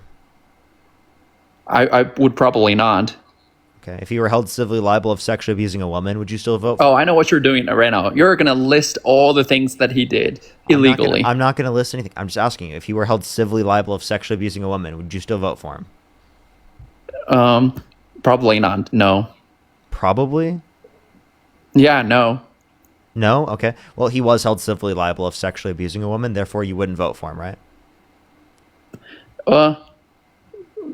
I mean, no. Yeah, no. Okay. Well, I appreciate you coming up, Peter. Well, you just keep dodging the problem. I just want you. I didn't dodge. You just conceded. I didn't concede it. My point, my goal, Parker, is for you to compromise a little bit, saying yes, maybe maybe it is not fair for people millions of them who came to the country illegally. Okay, maybe there is some credit for him to make the border secured. It is always not your problem. I think that I am advocating for a secure border. I think that Trump is not. I think it is not your problem until it affects you directly or somewhat directly. Okay? What do you mean it's not my problem? What are you talking about, bro?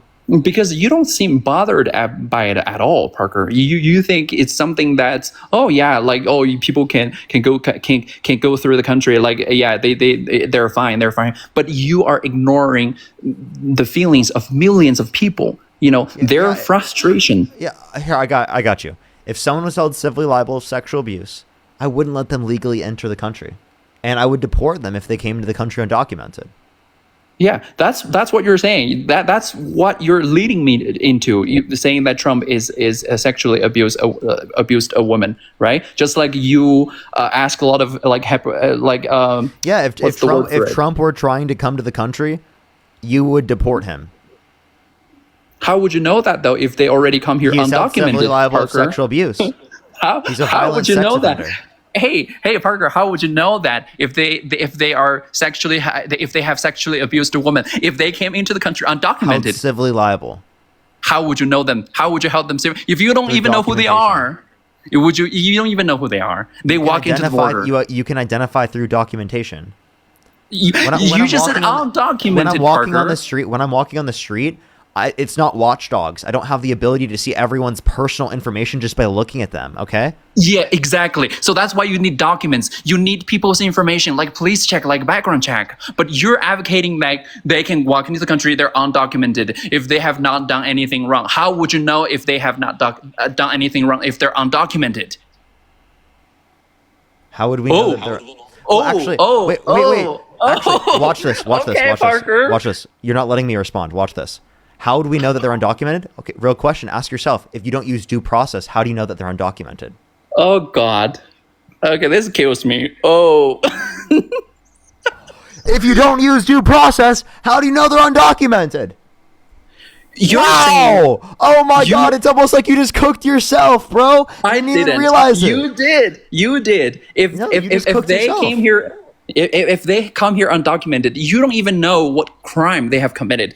Okay, at least I have a. You can identify through documentation if it is the case that you detain them, right? But the thing is, you have to use due process to identify that. So the point that I'm making is that in terms of a due process, right? How do you specifically identify that they're undocumented if you do not utilize due process? What is a due process anyway? If you commit a crime, right, you're going to go in front of a judge. How would you know if someone committed a crime if they don't tell you? We have police to investigate that? Hello? Hello? I'm talking about people coming into the country. Like walking into the country. How do you know their prior history? Because what you told me is you would deport someone who have committed a crime, like sexual abuse, right? If people came here undocumented, how would you know if they have committed a crime before crossing the border? Due process. By identifying the documents that would say that. You contact the countries, right, that they specifically came from. You think that would make... Yeah, that would make that would make the process much quicker, right? Isn't that what the embassy is already doing right now? Yes, asking people for their police check. Oh my gosh, it's almost like you realize it. Yes, this is what they're doing. We just need to do it to a larger scale. They're already doing it at a very large scale, Parker. So, a larger scale. Oh God. Wow. What's wrong? What's wrong? You're disagreeing with me saying to streamline the process? Like, come on. Yeah, until there is a streamlined one, I would want everyone to go through the country legally, okay? And to identify that they're in the country undocumented, do you have to utilize due process? Well, have you been looking at the comments? They all said you lost. Your mind is imploding. And, yeah. At what point did I lose on? You lost it. When you said you would deployed someone who have committed a crime like sexual abuse. Okay, so how would you even know if they walk into the border? Okay, if you don't have their documents, how would you know if they have committed a crime, Parker? You're letting them. Dude, I told you, law enforcement identifies that the same way. Like, for example, right?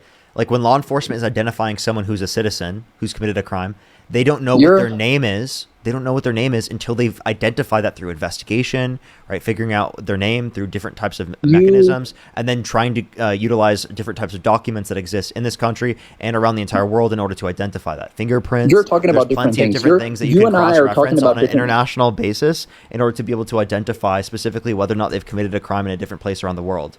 Right? Again, yeah, you and I are talking about different situations. Of my worldview. Essentially, the argument you'd be providing would also be a critique to any type of immigration process, whether it's like through the process undocumented or through the legal process. Because I'm advocating for giving them a legal process.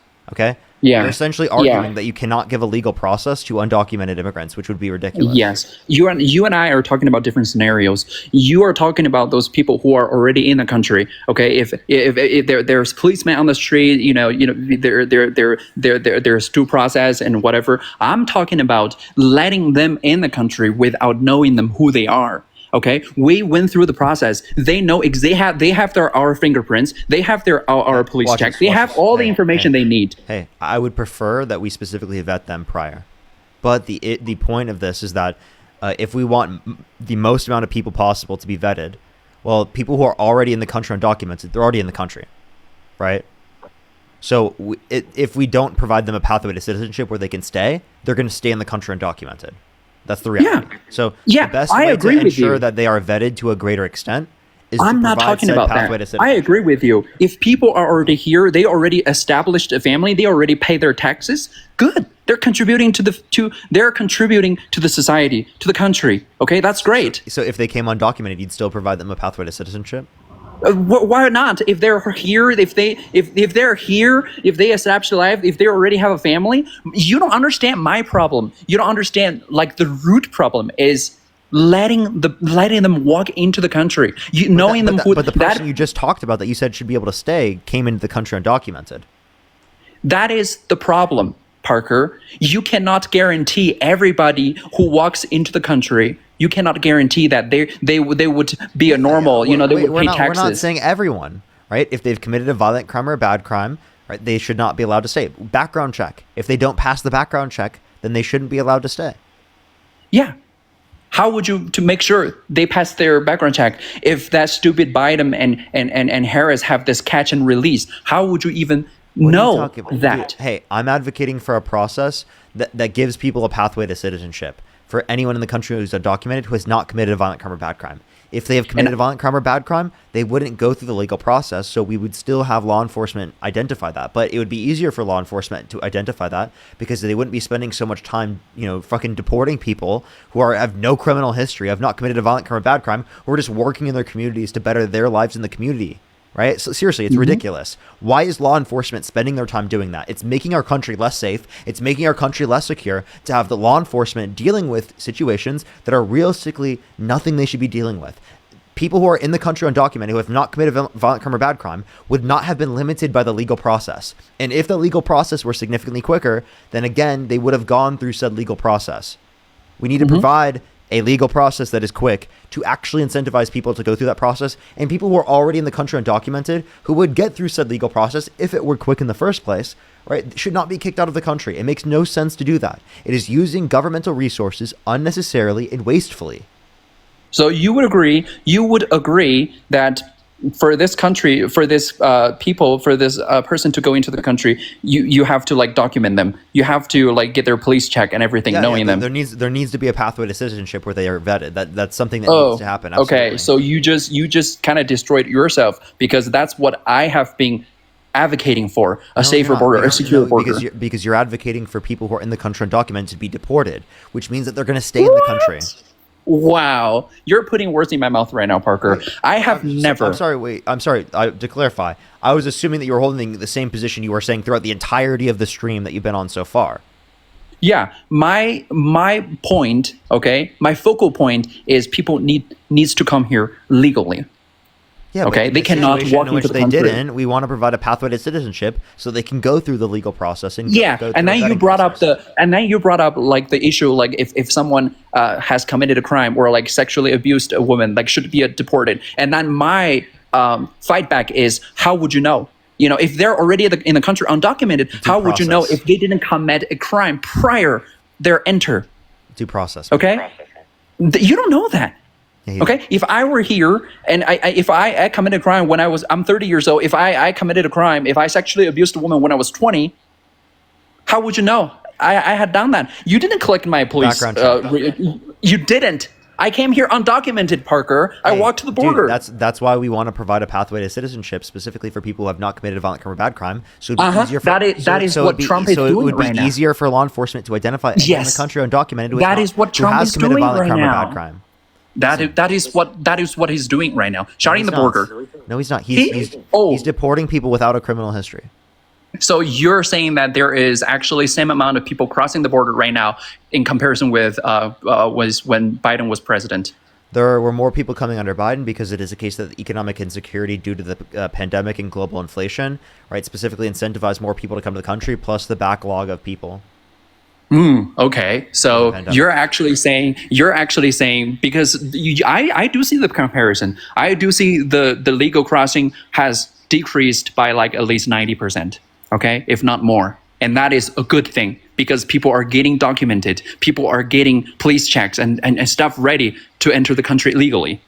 It's not to a greater extent, though. So, like, what you're not understanding is that, again, we need to incentivize people to go through the legal process, but by making the legal process quicker. And if we don't have any type of permanent bill in place, specifically like the bipartisan immigration bill that existed in 2023, that Trump called for people in Congress to undermine, then specifically we're not going to have conditions change for actually being able to streamline the process to go quicker. We can invest in that. It's possible. It's just Republicans have gone against that because of their commands from Daddy Trump. Yes, and if there until there is a more streamlined one, until there is a quicker one, everybody follows the law. Okay, just like you go to Disneyland, if the ride is 4 hours, until there is a quicker one, quicker one. Hold up, you could say people should follow the law so that they could have better treatment for themselves. But if they don't, in this context, because the law was not justified, it doesn't mean that they should be punished, right? And I'm saying that there's no way it's harming you. If they're in the country and documented, they haven't committed a violent crime or bad crime, and they're given a pathway to citizenship, that benefits you. It does not harm you; it benefits you. So this I would agree that we want to scapegoat undocumented immigrants for problems that they do not cause, and then to deport them for no reason, right, is ridiculous to me, because the current legal process needs to be streamlined to go quicker, right? And if we had a justified law, a justified rule, I would understand where you're coming from to a greater extent, but we do not currently have that. I would agree with you to some point, Parker. You've said to deport them without any reason. You know, there is a reason, actually, because they are undocumented. You don't know what crime they have committed. I do not support if they are already here. So vet them. Give them a vetting process. If they are already here, if they already established a foundation, if they pay their taxes, if they don't commit to crimes. But the problem, you know what I'm coming from, Parker? The problem is you don't know that before they're entered. Vet them. Yeah, and it takes time. It takes time. And the root problem. Yes, and the root problem is not about this legal process. The root problem is because the border was before it was wide open. Everybody could walk in. I was in that group chat. It was wide open. I was in that group chat. That group chat has the one with people Pete Hegseth where they leaked classified information. Is that the group chat you were in? Now you're talking funny stuff. Okay. Oh wait, no, that was just a journalist they accidentally added. I'm talking about serious stuff. I'm trying to make a point here where I could get you to agree with me, because the border was wide open and people could walk in and without any documentation. There is this How TikTok. long did it take for people to go through Ellis Island? What do you mean island? What Ellis island? Island was like a huge form of immigration for people specifically coming from like the eastern side of the United States in the early 1900s. Ellis Island, it's very known historically here in the United States, and it took 3 to 7 hours. And a Parker TikTok live, you could get into the country legally. I don't see what point you're trying to make, Parker. The point I'm saying is that historically we've had quicker processes when we had like way worse technology. And like no one had an issue with that. And a huge portion of the people that are in our country right now, right, a lot of their parents specifically or a lot of their ancestors came through that process. Oh, so you're saying that what we've been through, like the police check and health check and also all these documents, you're saying that a lot of them are unnecessary. Is that what you're saying? What I'm saying right now is we can make the legal process go quicker, and we should do that. And this idea that we need so much specific documentation that we haven't had the ability to do that, and that we have to deport people because of this is just a ridiculous idea. You can vet people rather than deport them. I'm sorry, you're going to have to identify that they're in the country undocumented in the very first place. Right, so you're going to have to go through a due process to identify that. We should obviously have the said due process to identify specifically any vetting process that would be relevant to the situation. Yeah, if they have it's actually interesting. Don't deport them. It's actually very interesting to me that you're comparing like right now to some incident that happened like you said like a long time ago, right? You think the approach or the method back then would actually be suitable right now, which is really ridiculous. I'm just saying historically we've had significantly less, and people didn't have much of an issue with that. And and the situation back then is very different. Came through that process. The situation back then is really, really, really different. So you would want that to be the same as right now. It's really ridiculous, in my opinion. I don't think it's ridiculous. I don't know what. That's not much of like a response to what I've said. I'm just saying it's ridiculous. Yeah. I don't know. I support you, you know, to a lot of like aspects you're saying, but the border, I really want you to be, you know, agree with me to more compromise a little bit. You know, I don't Watch want this. you to be on the Watch same this. page. Do you agree with me on more issues than you agree with Trump on? Yes. Then why don't you agree with me that Donald Trump is a worse candidate than Kamala Harris? Because this is very personal, and he did the right thing to this specific incident. You were giving out no way. I'm sorry, you can't. You just don't do this. You're making the country worse by specifically only looking at one thing and not looking at any of the other things. You said overall you agree with Kamala Harris and me more than you agree with Donald Trump. If that's true, then you should overall realize that Kamala Harris, right, is a better candidate, right, than Donald Trump. You should be able to realize that from an overall perspective. You're so hyper fixated specifically on one particular issue that because you slightly agree with Trump a little bit more on that one particular issue, you're willing to overlook the fact that you agree with Kamala Harris to a greater extent on the overall of issues. I don't just slightly agree. When did I say I slightly agree? That is the only reason that I would vote for him. I 100%, I like 110% agree. Okay, and it's really sad for me that you don't seem to see the problem.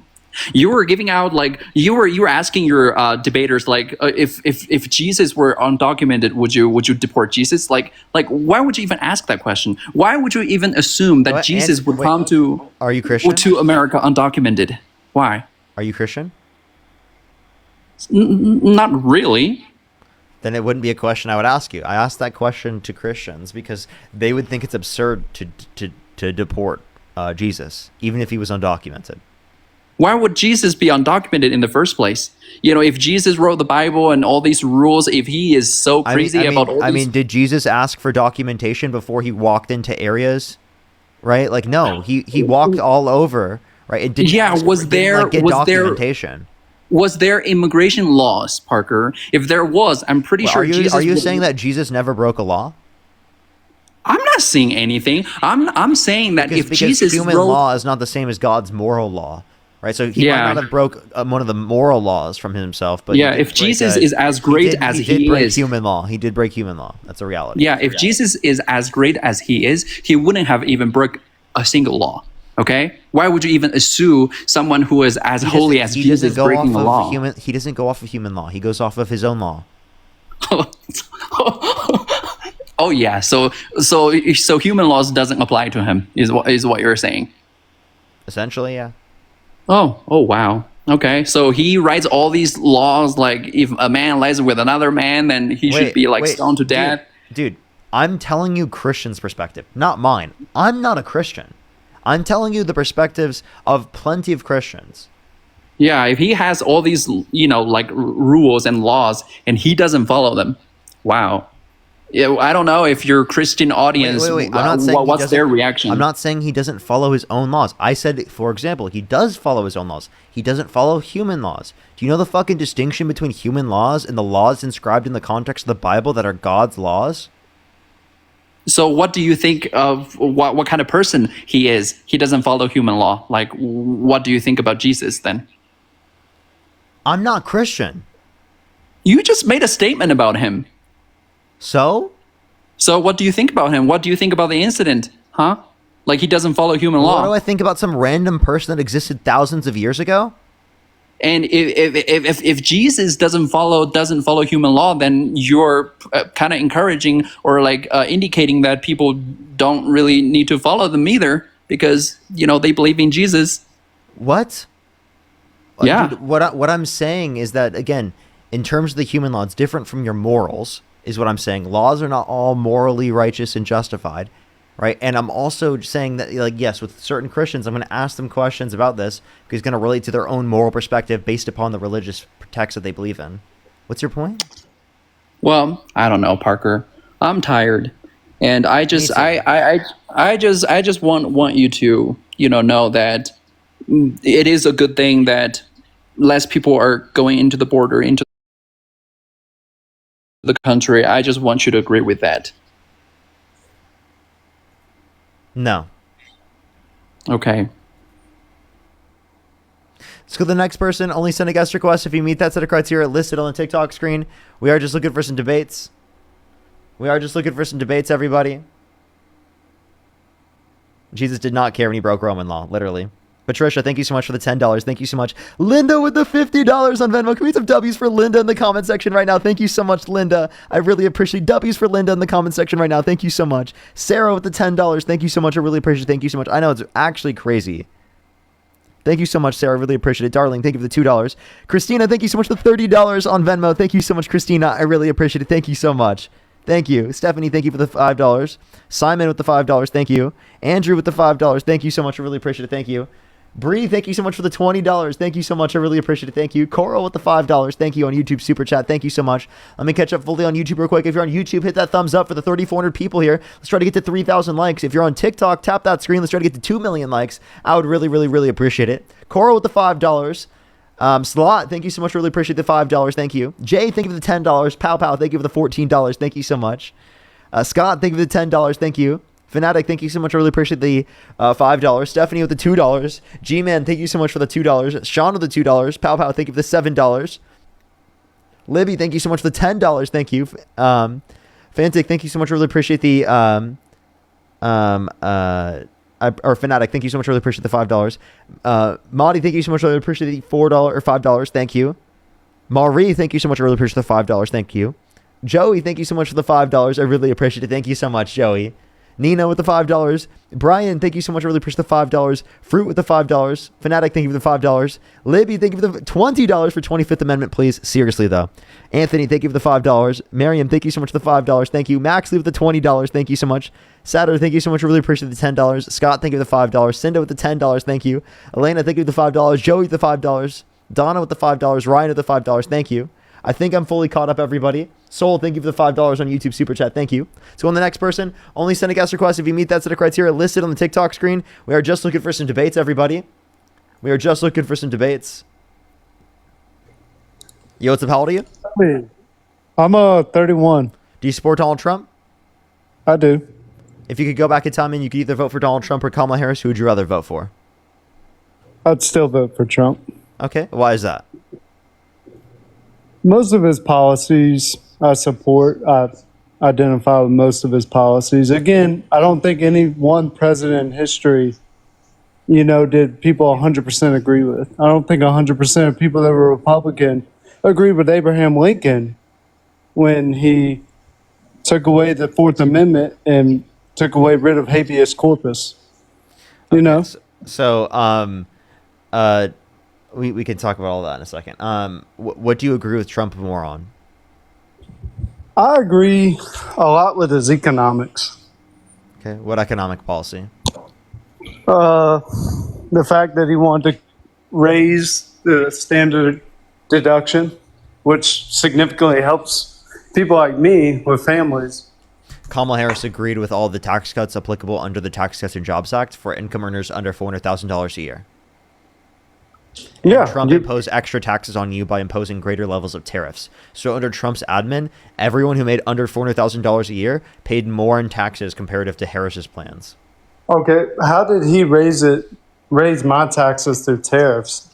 I don't have to buy a certain good. I can buy another one. You do have to buy consumer goods, right? You right, can't but I live can life choose without which ones buying I consumer buy, goods. correct? What? I can choose which goods I buy, correct? Like if I don't want to buy the name brand, could I not buy Great Value? But it forces goods coming from other countries around the world to be more expensive. Right, but not all goods come from other countries, correct? Some things are homegrown. Wait, sorry, say that again? Some things are homegrown, correct? I'm saying homegrown. A lot of stuff is not. Made in the U.S. Right, well, a lot, but not everything, correct? Wait, okay, so? So if it's too expensive for me, I don't have to buy it. I can fix my truck instead of buying a brand new one. Let me just let you know. Due to tariffs, all goods will be more expensive. Did you know that? How can all goods be more expensive? You just give me the reasoning behind that statement. Yeah, because it is the case that reduces the supply of goods in the country. Okay. Sure, we'll go with that. Does that make sense? Yes, but then I wonder, how did it work in the 20s? You know, we had tariffs before. Before we had income tax, we had tariffs. Yeah, but we Income tax was made to fund wars. What were the level of tariffs that we had at that time? And also the specific tax we had at that time through tariffs. That was not funding Medicare, Medicaid, Social Security, food stamps, unemployment insurance. It wasn't funding the military we have right now. It wasn't funding jack shit, okay? We didn't have, literally jack shit back then from a federal government perspective. We live in society. We don't want to live 100% solely 100% independent from each other. We live in a society. We live together. We live to benefit the community. Okay. I mean, I can see your point on that. I don't have the numbers. I just know there is a fact that we've had tariffs in the past. And they seem to work. Okay. I don't think they worked then. I think they were bad then. At what time? Now, give me the time period they worked. Again, I don't know the exact dates on that. That I'll admit that is a subject I'm weaker in knowledge on. I just know we had them, and we didn't have income taxes. Now, I agree with you. I mean, it's a fact. We also didn't have all these. I'm looking for the right word. We didn't have Social Security. We didn't have all these programs that we have now. That didn't come till FDR. And I agree with you on that. But at the same time, as I said again, I voted for Trump because he wanted to lower my taxes, or he ran on that. You know, now I haven't experienced the tax season under Trump yet. Do you make under $400K a year? Yes. Then your taxes have been raised because of Trump. Well, we'll have to see in April of 26. No, I'm not saying federal income tax. I'm saying tariffs increase your taxes more than what you would have had specifically through the Harris administration. The Harris administration would have kept all the tax cuts that you would receive through the Tax Cuts and Jobs Act and through Donald Trump's tax policy. Every single one of them you would have received. Okay, at what level of government will this affect my taxes then? Does it affect me at the state level? When you buy consumer products, they'll be more expensive. And when you buy more expensive consumer products, you'll have less disposable income. You're spending a greater proportion of your income on consumer goods. That's granted that no new trade deals are made, correct? If new trade none deals of the are made, trade deals have then that benefited the changes. conditions in terms of trade. Okay. Now, can I name some other policies that I agree with him on? Because I would like to substantiate my argument. I agree with him on a big topic that I've heard from Dean Withers, and I've heard it being kicked around a lot, and I've been wanting to debate it, is the whole sexual exploitation thing. I'll start by saying, maybe he did, but I want to ask you a question. How do you feel about the NCAA rolling out this new policy saying that men, biological men, cannot compete in women's sports? Do you agree that before that was sexual exploitation? By letting a biological man compete in a women's sport. So there are more sexual assault allegations from different women targeted towards Donald Trump than there were trans people competing in the NCAA. Right, but I'm asking, is it sexual exploitation And in the act? you said the WNBA, is that what you said? No, I said women's sports, just across the board. Okay, women's sports across the board did not say that. In the NCAA policy, it does say that.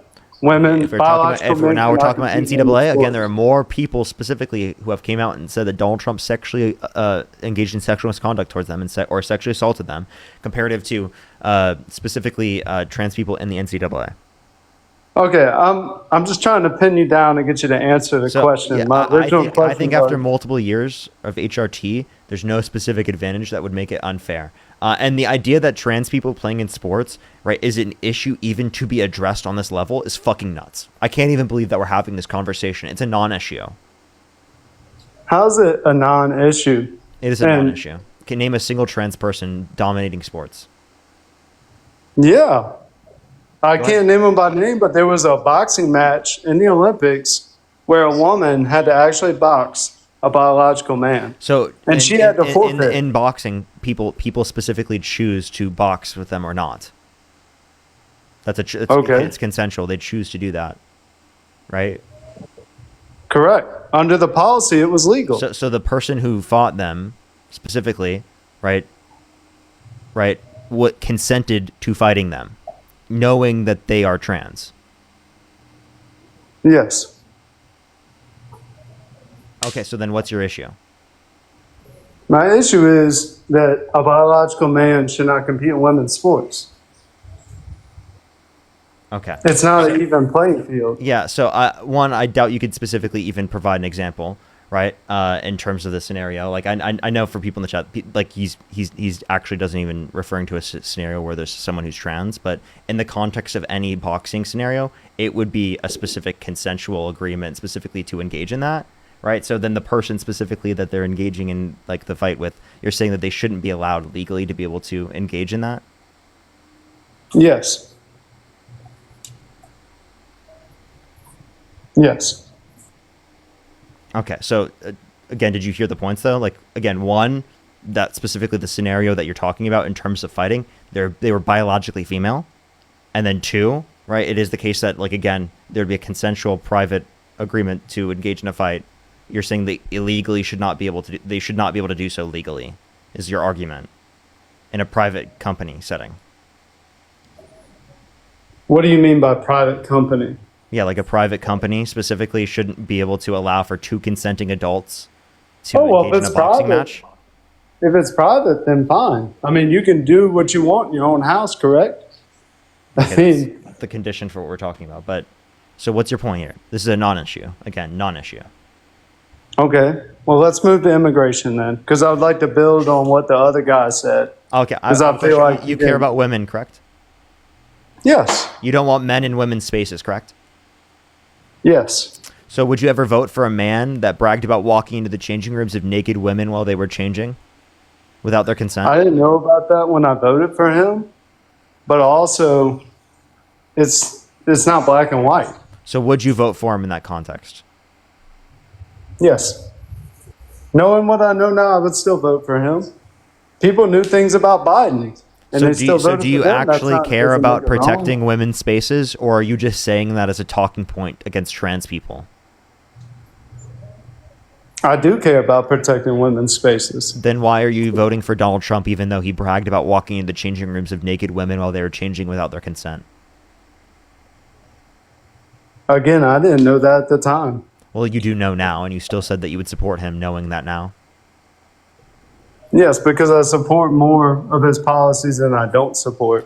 And What policies did he pass specifically make up for the fact that he was literally bragging about walking into the changing rooms of naked women while they're changing without their consent? Oh, and also, was it labeled a changing room or was it backstage? Because It I've was heard a changing multiple. room, and Donald Trump acknowledged it. Donald Trump acknowledged that he knew that they had no clothes on their changing, and he's saying that he would get away with it. I've listened to the clip, though. He didn't. Yeah, you can play the clip, but I don't hear. You don't hear what? I don't hear him say changing room, and I don't hear him say they were naked. I hear him say he walked backstage and he inspected. It's your obligation to do that. So you have done that. Now, I'll tell you the funniest is that I'll go backstage before a show. Yes. And everyone's getting dressed and ready and everything else, and no men are anywhere. And I'm allowed to go in because I'm the owner of the pageant, and therefore I'm inspecting it. I'm inspecting. I want to make sure that You're like everything is a doctor. good. You're there. Yeah, the dress. Is everyone okay? They're standing there with no clothes. Is everybody okay? And you see these incredible looking women, and so I sort of get away with things like that. He said no clothes.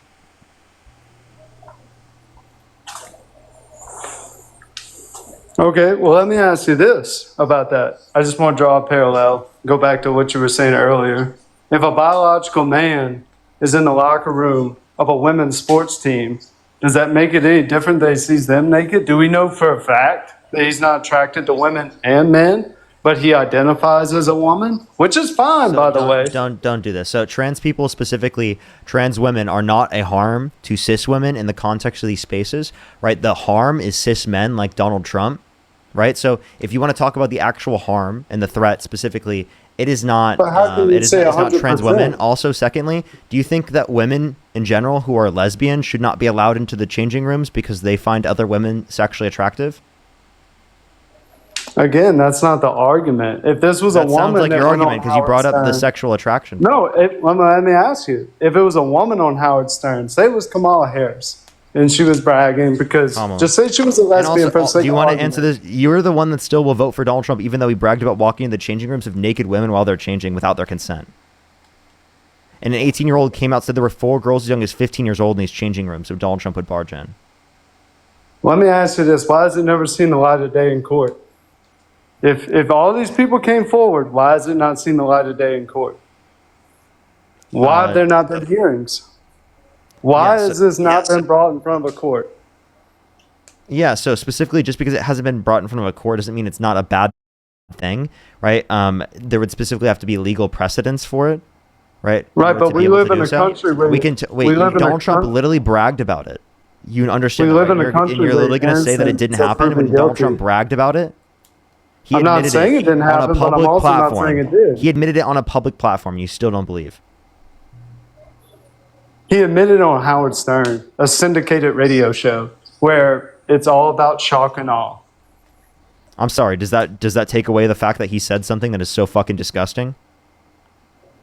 Well, I mean, if we went through everything you've said in your life, would we not find anything disgusting? Were I'm you sorry. never drunk? You wouldn't find me specifically saying that. That's fucking nuts. No, never at any point in my life would I fucking say that, or did I fucking say that? That's fucking vile. That's absolutely I vile. wouldn't judge you upon one statement. I don't even know I'm you. sorry. I'm sorry. I'm also literally a 23-year-old. Donald Trump was literally like 50 years old when he talked about this. Okay. So age equals wisdom. Age equals everything. Yes, age absolutely allows for someone to understand things to a greater extent, right, and to have experiences with how things operate and what you should do So as I a person. understand things better than you because I'm older than you. I'm 31. You're 23. You should, but you don't. On the basis of that, You should, but you don't. then your logic is flawed. And No, age does not. I'm just impact saying you mental should, smartness. but you don't. Okay, but I'm just going off of what you're saying on the strength of your word. Off of what's coming out your mouth, you're saying that age equals knowledge, which is in No, fact that's not false. what I said. That's not what I said. Then why does it even matter? that he I was said the 50 old, and like, you're for 23? example, we're not talking about some 13-year-old on Call of Duty saying something. We're talking about the guy who's 50 years old, who's an adult, right? Going on a public radio and saying this in front of people, thousands of people, and if actually millions of people, technically, since the millions of people have seen the video. I have a question. If your daughter or your sister, right, was in the changing room when Donald Trump barged in, would you still vote for him?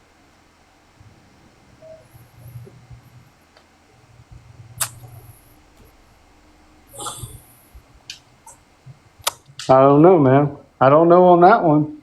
But then I would have been an eyewitness What do you to it. I would have mean you seen don't it with my know? own eyes. Because What do you I don't mean you believe don't know? everything I hear on media. I don't believe everything I hear on the radio. You wouldn't believe your daughter or your significant other or your sister? You know what I would believe? If a jury of his peers found him guilty, I would believe it. A jury of his peers indicated that he Because sexually you're abused. innocent, Wait, so wait. A jury proven of his guilty peers. A jury through of due his process. A jury of his peers indicated that he sexually abused Eugene Carroll. Do you believe that? What's that? I'm sorry. A jury of his peers indicated that he sexually abused Eugene Carroll. Do you believe that? Was he convicted? He was held civilly liable unanimously amongst a jury of 9 people for forcefully penetrating Eugene Carroll's vagina against her will. You said with a jury of his peers. That's a jury of his peers. So what's the definition of civilly liable? Obviously, that doesn't mean Liable in a civil court. So this is a civil matter. Do you know what a civil court is? Yeah, that's for small claims. That's for small things. Like, for It's not instance, necessarily small things. when right? O.J. Simpson- there are large claims that can be addressed by civil courts. Right? It's just specifically a case where it's about suing, right? And it's about money, monetarily speaking, rather than specifically criminal and like you go to prison type stuff. Now, if you want to reference, again, the reason why it was in a civil case and not a criminal case, it's because of statute of limitations in New York that says after 5 years, you cannot try your abuser, regardless of the amount of evidence that you have, which is ridiculous and should not exist. No statute of limitation should exist for SA. Victims take decades to come out in many circumstances, and they should not be restricted from being able to hold their abusers accountable. It sounds like you hold a lot of utopian views. How is that utopian for me to say that we shouldn't have statute of limitations for sexual abuse? How the fuck is that utopian? What? Because how about all the victims that got accused of rape, but they were found innocent? Statutory limits. So specifically, if you want to reference people who are innocent, right, and it is the case that they were falsely accused, around 2 to 10% of cases, and that's prior to them being held liable or convicted. But they're out there. They are out there. Do you think an innocent man should do a day in prison? Do you think an innocent I don't think innocent people should be held accountable for things that they didn't do, right? But the point I'm making is that Donald Trump is most likely guilty. Not only was he held liable, but he lied about the set of the circumstances of the case. He said they never met. There's a picture of them together. He said that he wouldn't have sexually abused her because she's quote-unquote not his type. But then the deposition mistook her with his ex-wife, indicating that they're both his type or both not his type, so he would have sexually abused her either way. That's how much of a sick fuck he is. Okay. That's your view on that? Do you still support him? Yes. Dude, you're such a cult member, You can't tell bro. me definitively. You're such a cult member, bro. I'm such a cult member? Yes, you'll support him literally even though he was held civilly liable unanimously amongst a jury of his peers, right, for sexual abuse. You said if a jury of his peers indicated that he was guilty of something, you would believe it, and now you don't. You're such a fucking cult member. I'm not a cult member, but if you want to throw that out there, that's fine. Let's continue. Sorry, a big cult. You're a big cult member. Because technically, people can. I've had one person in the past dispute that he was in a cult because he said a lot of people support Trump. Not because it's like cult-like in terms of its, how they form their beliefs and stuff like that, but simply because it was a large group of people. Hey, that's fine. You want to label me? That's fine. Let's continue. Come on. This is good stuff. This is good stuff we're putting out here. You want to ask me about immigration? Do you want me to say the stuff about honestly, Jesus, is there anything that would change your mind? Like, genuinely, I'm thinking this is a waste of time at this point. Is there anything that would change your mind? Yes. It's if Kamala Harris were held civilly liable of sexual abuse, right, I wouldn't support her. So that's the only thing. Yeah, if Kamala Harris incited a violent insurrection at the Capitol, I would not support her. If Kamala Harris pardoned violent rioters who beat police officers on January 6th after inciting a violent insurrection at the Capitol, I would not support her. If Kamala Harris called for the termination of all rules, regulations, and articles, even those found in the Constitution, while violating people's First, Second, Fourth, Fifth, and 14th Amendment rights simultaneously, I would not support her. Didn't Biden pardon some questionable characters right before he left office? I think one of them was a former sexual predator. Who? Let me look it up. Go ahead. Alrighty. Let me thank some people in the meantime. If you're on YouTube, hit that thumbs up, everybody. It'll help get it out to more people. Let's try to get to 3,000 likes. I think we currently have 1,890 likes right now. Let's try to get to 2,000, 3,000 if we possibly can. I would really, really, really appreciate it. Feisty, thank you for the $2. Thank you. Ray, thank you so much. Really appreciate the $10. Marin with the $20. Thank you so much. I really appreciate it. Thank you so much. Literally, though.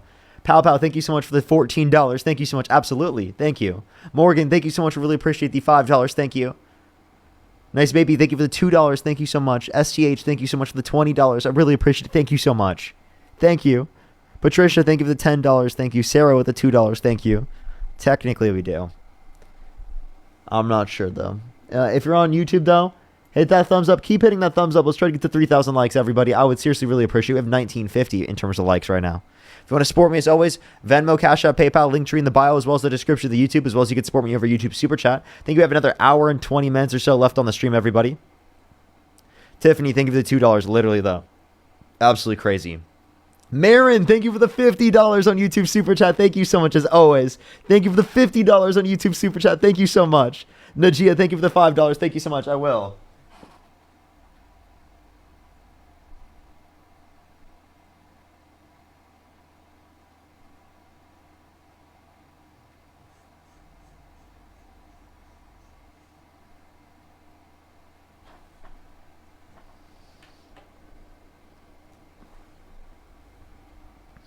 Woo!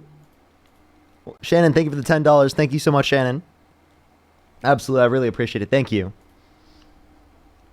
All right, give it a second for him to find this information, everybody. Give him a second. I found it. You found it? What'd you find? I found that he pardoned two Chinese spies whose relative had over 10,000 images of child pornography on their computer. Whose relative? Oh, I'm sorry. Relative? Did you say relative? Yes.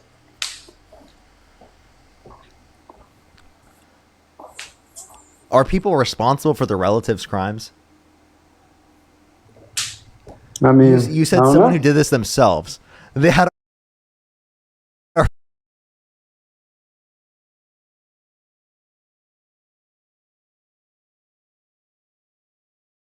1,000 people, though. I'm sure that one of them. I can't even believe you just said that without a straight face, super confident. He's like, they had a relative that did this. The president of the United States says he would date a 10-year-old girl in 10 years. He calls his daughter voluptuous, said she's always been voluptuous, which means curvy and sexually attractive. Said he'd be dating his own daughter if it wasn't his daughter. Said he had sex in common with his daughter when she said real estate and golf. Said yeah to Howard Stern, calling his daughter a piece of ass. And again, someone whose relative had CP is comparable to Donald Trump pardoning violent rioters. Interesting. I'll give it to you. All those statements, they're very weird. I wouldn't say that about my daughters, but it's not illegal to say that. It's very weird, but also we've had other presidents that said very weird things, did very weird things. Lyndon Baines Johnson was a known womanizer, known to have had affairs. Wait. Just because other presidents, like in the past, did bad things, doesn't justify Donald Trump doing bad things. No. Also, did Kamala Harris do this? Can you name one time Kamala Harris did that? I can't. Cheating on you? And they're being like, well, you could have possibly cheated on me. What? Well, no, I didn't. And I'm providing you evidence right now that you did. Stop deflecting from that, right?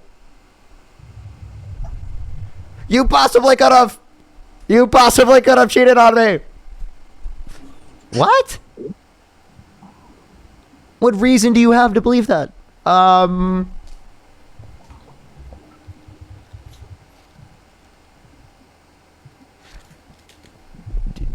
Do you see what I mean? Yeah, I see what you mean. Now ask me about the immigration. Ask me about the immigration. Come on. One more. 3 strikes, I'm out. There was 2 questions that we debated on. Okay. Ask me. One more about immigration. Name one way that undocumented immigrants being provided a pathway to citizenship, if they've not committed a violent crime or bad crime, would harm our society. Don't they have a pathway coming in the legal way? No, where they don't have to leave the country. A pathway where they do not have to leave the country. Name one way that would harm our society. Well, it wouldn't, but how would you plan to implement it? How would you plan to implement it? Why has nobody done it already? Yeah, I can agree with you on certain things, but let's get to the meat and potatoes of it all. Okay, how would we get that done? Well, we support candidates. We support candidates that agree with that policy, right? Okay. I'm saying I am for it if there is a way. How would you implement it? Say you were a senator and you were going to write this bill, you were going to author this bill. What would be your means of doing it? How would you get these third world countries to speed up their release of information? Because they're third world countries, some of them. Not every country is like the United States. Some of these countries barely have any infrastructure. So how can you expect them to get faster with how they release documents? The reason why it takes long for people to go through the context of the country legally and through the legal immigration process is not because of other countries not cooperating with the United States. There's no evidence for that. Secondly, if we want to talk about this, we're talking about people who are already in the country. So we're just providing them a pathway to citizenship. How will we pay for it? It costs less than to deport people. How are you paying for deportations? Especially because you lose out on tax revenue in the long run. That sounds like a Southern Confederate argument from the 1800s. What? Why get rid of the slaves? That's our labor. It's free labor. We're losing out on revenue. I'm sorry. That's the same argument that Southern Democrats made in the 1800s. I'm advocating for immigrants to be provided legal status, meaning that they can't be given anything. But you said because we will lose revenue. I'm sorry. Are you really comparing that to slavery? Are you really comparing that to slavery? No, I'm comparing you to a Southern Democrat. How? I'm comparing your ideals to a Southern Democrat. What Southern Democrat? The Southern Democrats of the 1800s and the early 1900s. That's obviously Actually, ridiculous. it's never And by the changed. way, they were conservatives. So you say They were Democrats? conservatives? They were conservatives. Yes. Conservatives were the Wow. ones that specifically advocated, right, for slavery. Conservatives were the ones that advocated against women's right to vote. Conservatives were the ones that advocated against the civil rights movement and advocated against the integration My of school God, the systems. Republicans Conservatives were the sponsored- ones on the wrong side of history in all of these circumstances. So if you want to talk You're about wrong. specifically what You're side wrong. there was, you have to acknowledge the party switch. Ideologically speaking, you have to acknowledge that There you were was on the no wrong party side of switch. history in every single one of these situations. There was no party switch. The Republicans sponsored There every was. civil That's rights ridiculous. bill that ever Wait, hit so I'm the sorry. I'm floor. sorry. Do you think those Democrats were liberals? Do you think that, what you think Democrats? that What- Abraham Lincoln was a conservative? Yes, he was a conservative Republican. He was the founder of the Republican Party. He authored the Emancipation Proclamation. So by the way, his party was what passed the 13th Amendment. according to that time, Lincoln was Republican considered Party. a quote unquote liberal. Okay. So if you want to talk about specifically the context of what we consider liberal, you have to understand the connotation of the time period you're in, right? In terms of what we mean by liberal in this context. Because it is the case Okay, that let's he go was to the designated as 60s. liberal, right? Ideology has switched over time. That is a fact, right? For example, we can point to people like the Roosevelt, specifically Teddy Roosevelt, right? Was considered progressive, but was literally like a Republican, right? And then also switch parties after that. But we can point to just again throughout history, again, you have not had the same connotation of ideology throughout the context of each party. There's been a shift and a change. So look at it not in terms of Democrat, Republican back then. Look at it in terms of liberal, conservative. And if you want to look at it from that context, again, you're on the wrong side of history if you side with the conservatives. But the point that I would make Okay, there is let's that go into you the agree with 60s. you would not coincide with the conservatives. You would side with the liberals. No. I'm a card-carrying Republican. And we can go to the 60s and I can give you an example. I'm sorry. of a Hold Republican up. sponsored Would you so if you existed at that time period during the Civil War, you would say that you would agree with maintaining and keeping slavery as legal in the country? No, I would have been a member of the Republican Party. You would have been against it. So I you would have would been have backed liberal. Lincoln. You would have been liberal for the time. Mhm. Yeah, that was a liberal position at the time. Okay. Okay, but I also would have voted with the fellow Republicans for a civil rights bill in the 60s, which without the Liberal. Republicans would not have passed. The Republicans were conservative in the 60s. Okay. So The party switch happened way before that. okay. So If you have to wanna call it you a have to party acknowledge switch. the connotation of wait. So did you just agree that there was a party switch? They say there was, but I don't see it personally. Wait, so there wasn't a party switch. So you just contradicted yourself. No, I just think it was rebranded. What? What do you mean rebranded? The Southern Democrats rebranded their policies, their ideologies. The Republicans rebranded theirs. Republicans have always been so party conservative. switch. So party switch. So you're saying Southern Democrats became Republicans and then helped pass through the okay. civil So rights again, the act in point that I'm 60s? making is that liberals were the ones advocating against all these. So you look at it in terms of ideology. Don't look at it in terms of party, because when you look at it in terms of party, you're going to get a lot very confused. So look at it in terms of ideology. Not only that, he just said like a ton of stuff that was incorrect, and including the How so? Emancipation Proclamation being what freed the slaves. That's not true. Not even close to being true. How did not free them? They recognized them What did as the people, what did the not Emancipation property. Proclamation do? What's that? What did the Emancipation Proclamation do? It proclaimed the freedom of the slaves. Okay, and so were there still slaves in slavery while the Emancipation Proclamation was signed? Yes. Okay, so it didn't free the slaves. Okay, so there's what's Juneteenth? How long after the Emancipation Proclamation? Juneteenth is did it when take? people found out in Texas that they were in fact free. Yes, Because so news that's traveled. when Juneteenth is when the actual slaves in Texas were begrudgingly finally freed. The last slaves in the U.S. How long after the Emancipation Proclamation was it until Juneteenth? It was a few years. It was still the 18. I want to say it was 1889. Exactly. Yeah. So again, the Emancipation Proclamation did not free the slaves. It took not only fighting the Civil War, but it took literally black people going to those other Confederate states in order to actually free those slaves that were still in slavery. And you So, in sat there and fact, denied some the were party free. switch as well. I'm sorry. So in fact, some were free. Correct. You just said Yeah, that. but it didn't end slavery. did There end was with the still Emancipation slavery. Proclamation. Okay. There were already certain black people that were free people during break that the time law. period. People break the law every day. It but wasn't it's still a fact it about was a breaking the law. law. It's about the fact that slavery was still intact. And technically slavery is still intact today. But How so? again, How so? the prison Technically. system. There's still slavery in the prison system, and it's still literally written into the Constitution that slavery is allowed in the prison system. Can you tell me where in the Constitution? What amendment? 13th Amendment. The 13th Amendment allows for slavery? Because that was the abolishment. Read the 13th Amendment. Please do. Please do.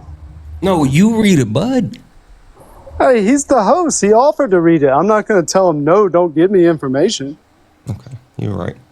Yeah, I know I'm right. While Parker's pulling that up, you also denied the Southern strategy. I don't get to read it. The party switch. You can look it up.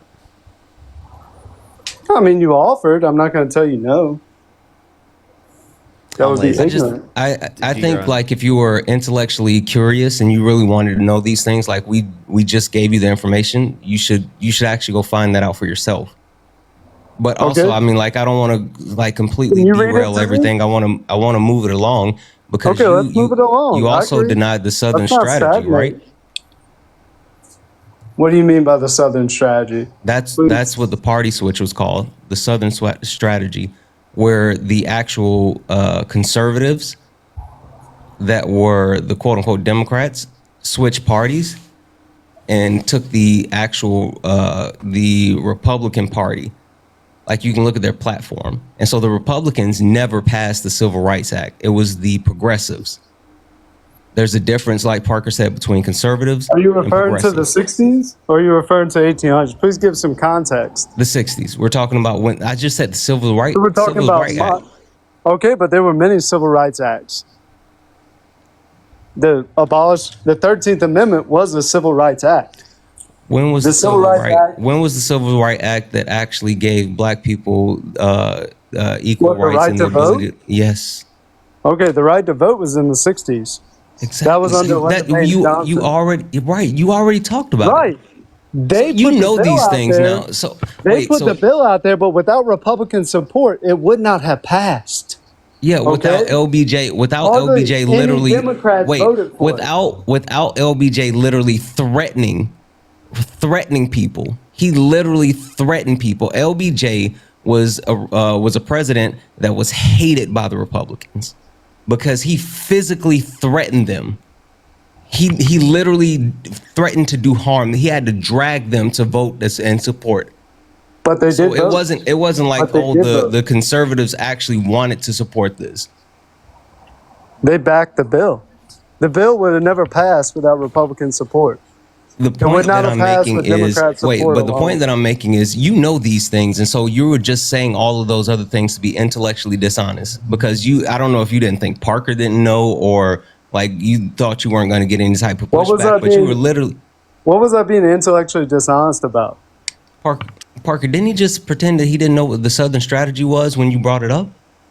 He said there was no party switch, right? No, you gave me some context, and I said, fine. If you want to say there was a party switch, that's your But then opinion. you just said That's you not a fact. also just said the Republicans passed the Civil Rights Act. Yes, without Republican support, the Civil Rights Act of the 60s That's Please. that's about how just about every bill in our history has worked. That you need Not support correct. from both parties. I said just Not about, correct. not all, just about. Not even half. Not even half. Maybe half. Maybe half. But not More even than close to half. 75%. More than half. You're That's a being false statement. intellectually dishonest. No, I'm not. That's a false statement. Most bills take more than Okay, when you being take a passed by test party and the true lines. false question says most or always, isn't it usually false? Is it not? Usually false. So, based upon what you're saying, I know that's false. You're just throwing what? shit. You're just throwing things out there to see where No, it sticks. no. If you need to pass a bill into law, if you need 60 votes from the Senate, like it's If you have more 60 often than Democrats, 60 more often than Democrats can not, pass you're the not bill. gonna have more often than not you're not gonna have 60 Democrats or 60 Republicans in the Senate. The Senate is always way closer. Again, you're being intellectually dishonest. Think about how many times the Senate has been controlled with a majority of 60 or more. I'd have to research it, but I guarantee you it's been there. I would say Yes, probably it has during been. It Reagan. has been there. It has not been there often. That's the point.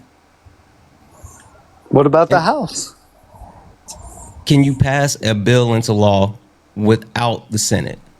Yes, if it goes through the Senate and then comes back to the House, House, you can and then pass it it goes through the through House. again, and they does- process. no, it doesn't. It It takes can go either multiple. way. It The takes Senate multiple. It takes multiple attempts. It There is takes no the order, House it just and the has to Senate. get The, through both. the Senate has to send it back to the House with some Or vice additional versa. provisions. Or vice versa. Where does the bill start? The bill starts in the House, And you're being. but the bill intellectually can always dishonest. come back to the House. Yes. The bill goes back to the House if the Senate makes changes because the House has to vote on it again. Correct. But I mean, if the House has majority, it can pass, correct? So are they passing the bill without receiving the provisions from the Senate? They have to actually approve the provisions of the Senate. It's not like the Senate so just right rejects after- it and then the right House can just now- take the bill and pass it. Right now, there is a bill on the floor of the Senate. If it passes, it's the clean resolution to bring our government back up, put the lights back on. If it passes the Senate, it goes to the desk of the president, not back to the House. CRs are completely different than passing a bill. How? They have to vote on it, same Yeah, as a it's bill. still different than a bill that you It still sign goes into through law. committee. That's an extension. There's a difference between an extension and signing something new into law. Right, but we're talking about the practice, correct? The practice of You're being how our intellectually Congress works. dishonest. You're literally trying to nitpick, and you're literally trying to actually obfuscate because you know for a fact that you got put into a corner. You know that you're being intellectually dishonest because at first I was going to say you didn't know, but you know, and now that you know that me and Parker both know, now you're trying to dance around the fact. You've been saying some I'm not wild dancing. stuff, and now you're completely checked. And so now I'm you're not. going all the way to how does a bill work? Like that's where I'm we are not now. dancing around anything. I'm simply stating facts. You are dancing around everything. And what facts did you state? Go ahead. I say the fact that the Civil Rights Act in the 60s was backed by Republicans. He's saying that Lyndon Baines Johnson threatened them, which is not on the said it was record anywhere. passed- You said it was passed by Republicans, not back. It was. Look at the majority of the MAGA's votes not on known that for bill. knowing history for very well. So Look at the majority of votes on that bill that voted yay. They would be Republican, not Democrat. can I ask you a few questions, man? Connor? Yeah, I'm sure. Sure. Yeah. And let me just say, Can you name one? Can you name one fundamental value of America that Donald Trump upholds to a greater extent than Kamala Harris?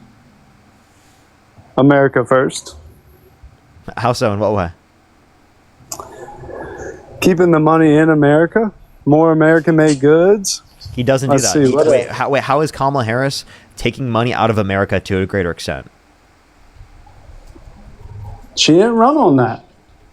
I can't tell you how she was not going to keep everything in America. I can just tell you about the man I voted for. Said he was going to put America first. In what way?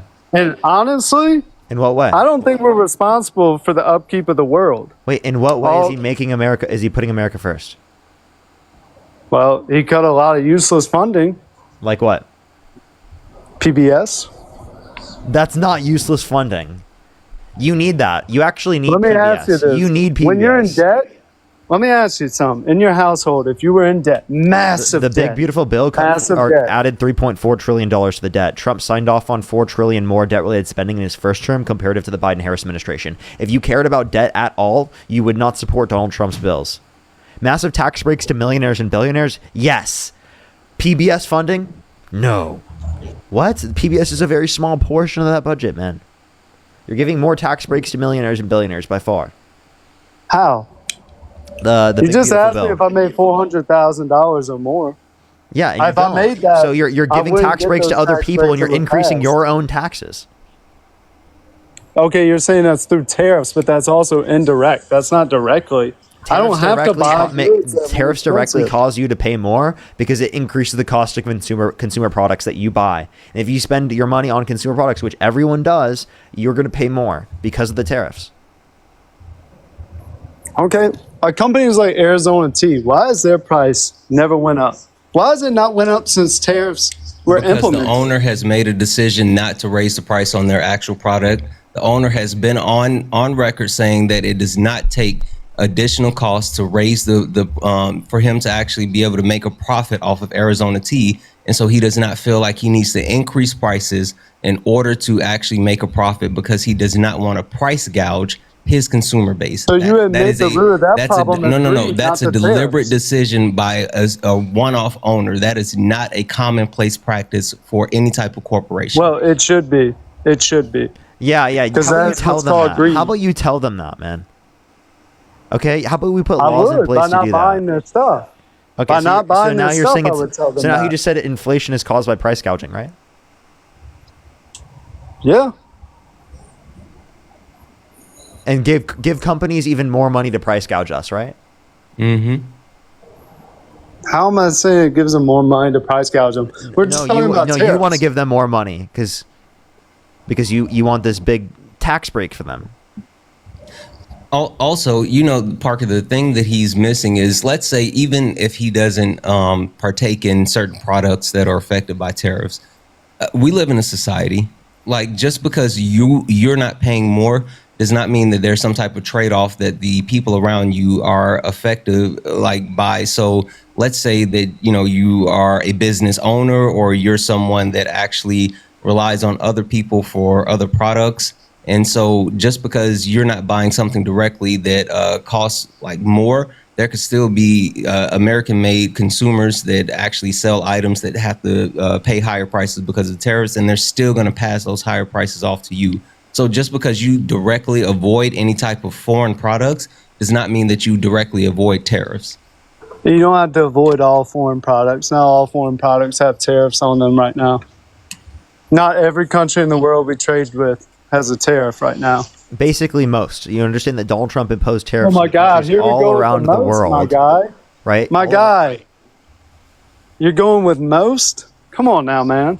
My argument to this is buy the products that are not tariff or are not having a crazy increase in price. You're saying most countries have tariffs. So in fact, it is possible to buy goods that do not have a price hike.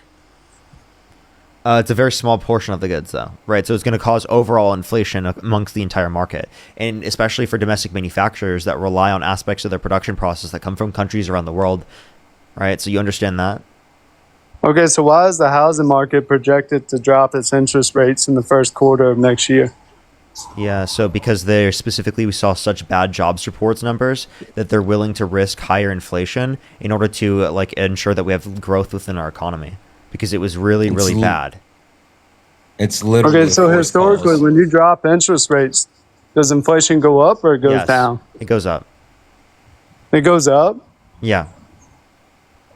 Okay, so why in the 80s were interest rates through the roof and inflation was an all-time high, and then in the 90s it came down? Because they increased interest rates to be able to mitigate that level of inflation. It was a response to stagflation in the 70s. Which, fun fact, that's actually what we're heading towards right now, stagflation. Literally. Okay, we're already at the peak. Peak what? It's not going to go any higher. Interest rates cannot go higher. They literally can't afford them to Interest go rates higher. can go higher. They absolutely can, especially if we see runaway inflation. Okay. And that's if the tariffs don't work, then right? you're completely lost. What's up? So you think that this is all hinged on tariffs not working? No, tariffs don't work and they're bad, especially universalized tariffs like this. Then why do We other know countries this. have tariffs on us and have had tariffs on us? They for typically decades. they typically do so on specialized industries to build up domestic manufacturing, not universalized. Exactly. And it's already been shown that Donald Trump's tariff policy is not working, whether it's the lack of the ability to make deals or the overall impact of the United States citizens in multiple ways. This actual procedure, literally the stock market today had its biggest loss since April because of Donald Trump threatening more rounds of tariffs across the board and also increasing tariffs to China to 100%. Like the idea of blanket tariffs do not work.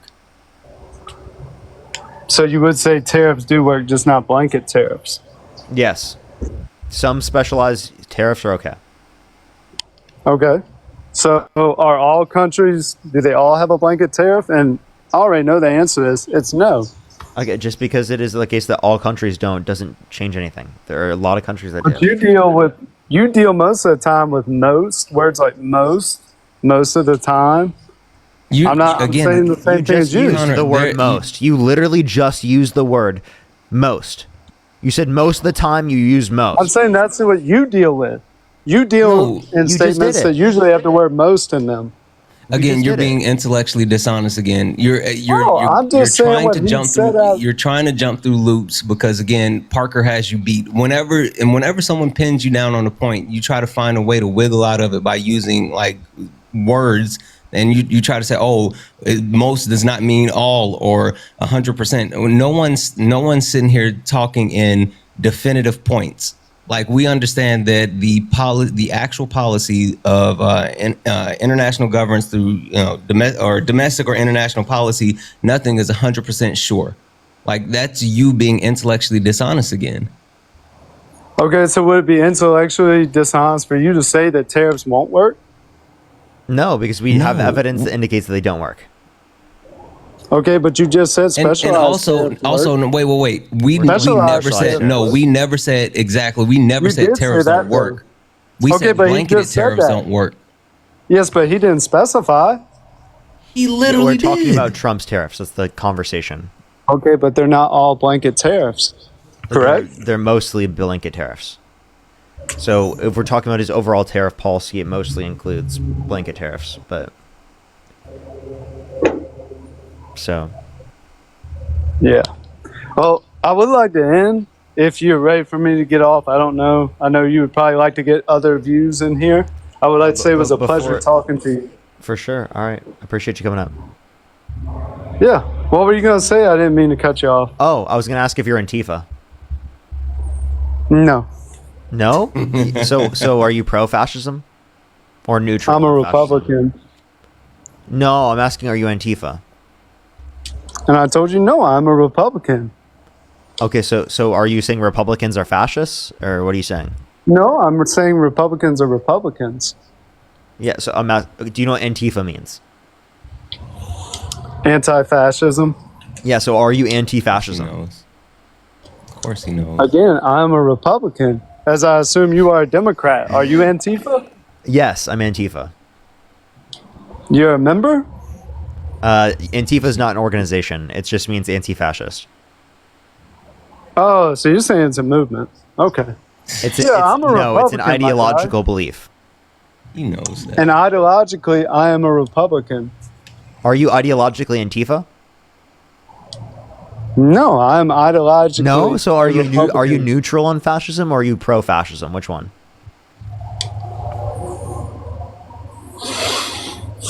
Again, I'm a Republican. You're trying to pin me down. I'm telling you what I am. I'm telling you. Are Republicans pro-fascism or neutral on fascism? I can't answer that. I can't answer for every Republican. I'm sure there So are how some about you? out How there. about you? Can you answer for yourself? I'm against fascism. So you're Antifa. No. What? No. You just said you're anti-fascist. Right. You have to be Antifa if you're anti-fascist. So are you're a domestic terrorist according to Trump's administration?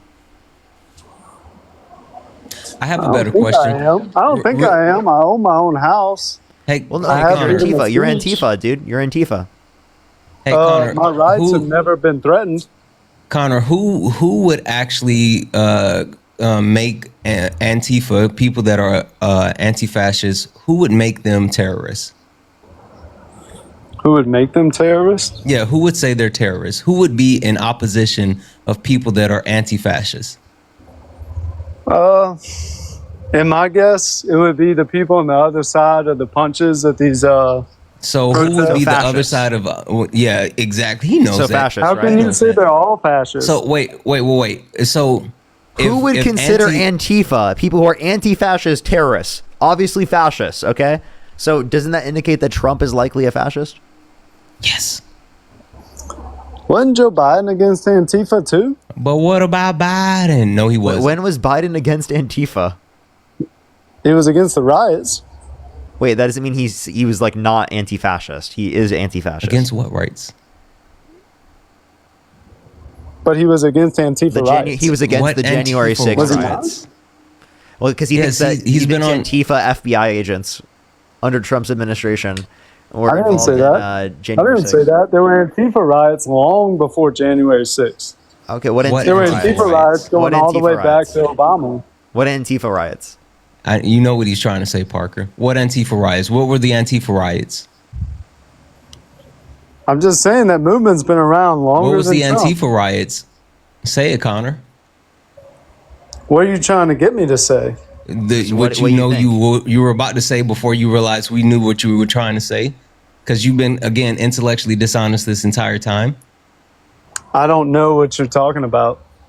What riots are you referencing? I'm referencing the riots during Obama, during Biden, during Trump's first So term. Antifa riots under Biden and Obama? Okay, which what about one? the Portland, Oregon? What about Minnesota? Minnesota when? What year? So that was that 19 or 20? So under Trump's It was admin? one of, yeah, it was under Trump. Oh, what do they call that? Yeah, what was that? I don't know. What do they What call riots? that? What riots are you? I'm I think they unfamiliar. call it the Minnesota riot. Connor, I'm unfamiliar with those riots. Can you enlighten me? What happened in 2020 that people rioted about? Civil rights, I'm pretty sure. Huh? Who's civil rights? What do you mean? I'm unknowledgeable about this topic, Connor. Oh, you are? Because it sounds like you're asking open-ended questions. Oh, does it sound like I'm being disingenuous like you? Yeah, it does. Admits to being Yeah, it does. disingenuous is crazy. The concession is nuts. It does, though. So just go ahead and say it. You were trying to lead the BLM. That's what you were trying to do. You're trying to equate BLM to Antifa. Do you? So wait, so then No. are you a part of? So then did you? So you would say BLM's not Antifa? Yeah, those are BLM's separate. not Those are separate anti-fascist? ideologies, but oftentimes Yes. they might be in alignment because a lot of the people who are Exactly. advocating for Black Lives Matter are absolutely going to be against fascism. I Okay, would so argue could you practically say everyone. it was an Antifa riot? Would you Well, say no. it was an Antifa No. riot? No, No, I No, would But you not. just said they can be linked. No, no. because They can be Antifa linked. is It's not an an ideology. organization or even a specific movement necessarily. Right, It's just but an ideology. BLM is Exactly. Where BLM is an or organization. exactly. So they can have an Antifa ideology, correct? BLM or members. Wait, can. wait. So did they have an Antifa ideology? Sure, yeah. But Okay, so wait, could wait, you wait. have So an Antifa wait, I have a riot? question. Does Trump have an Antifa ideology?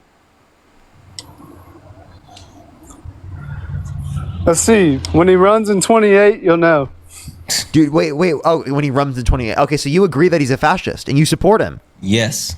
Because I'm that's a saying, violation of if the and when he runs in Constitution. So you're saying 28. he's going to If violate and the when he Constitution and runs run in again in 28. 2028? That's not possible. I'm telling you right constitutionally. now, he's not Antifa if he runs in 28. But I'd be willing to bet he doesn't run in 28. If he's not Antifa, then why would if he's not, I'm sorry, if he's not Antifa, which we know he's not, and he said that Antifa is the problem and he makes Antifa terrorists, so he's on the opposite of Antifa, he's a fascist. He's openly admitting that he's a fascist. Literally. He's Okay, saying so that now he's you're standing in saying opposition of everything's black and these white? people that are anti-fascists. You're saying that's black and white. That's a black and white issue. Either you are or you aren't. I'm I think saying that's that pretty Donald clear. Trump meets You don't all think there's 14 any shades tenets. I of think gray? they're like prepping the U.S. for just like them saying that they're fascists. Like honestly, like why do they say that? It makes them look stupid. It really does. When they're like, "Oh, Antifa's doing this today," You they give look me the so definition of stupid. I'm fascism? sorry. It looks crazy. Yeah, Can you give me the definition of Yes, fascism? I got you. So I go through literally the can. Not I in go your through own the- words. Yeah, I go through the 14 points of fascism. The 14 points of fascism include a powerful and continuing nationalism. I'm sorry, I asked for the definition. I out am. of the dictionary. I have it up right now because I'm currently providing it for you. Number one being powerful and continuing nationalism, disdain for the recognition of human rights, identification of enemies/scapegoats as a unifying cause, supremacy of the military, rampant sexism, controlled mass media, obsession with national security, religion, government intertwined, corporate powers protected, labor powers suppressed, disdain for the intellectuals and the arts, obsession with crime and punishment, rampant cronyism and corruption, and fraudulent elections. That sounds a lot like Donald Trump, right? Yeah, he meets Okay, all so- 14 tenets. So can we at least agree? You said there was 8 points, right? 8 points of fascism? 14, I'm sorry. 14 14. There's 14 So in order- tenets. There's in order 9 for us- currently acceptable, but 14 expands let's on the set 9. the terms. Let's set the terms of this argument. If you were going to say somebody was a fascist, would you agree that it would have to at least meet more than one of those terms? Like, at least more than half. Yeah. So if it's it would have to. 14 It would have to be most of these. It's not just one. Yeah. If you just hit one of them, that does not make you a Okay. fascist.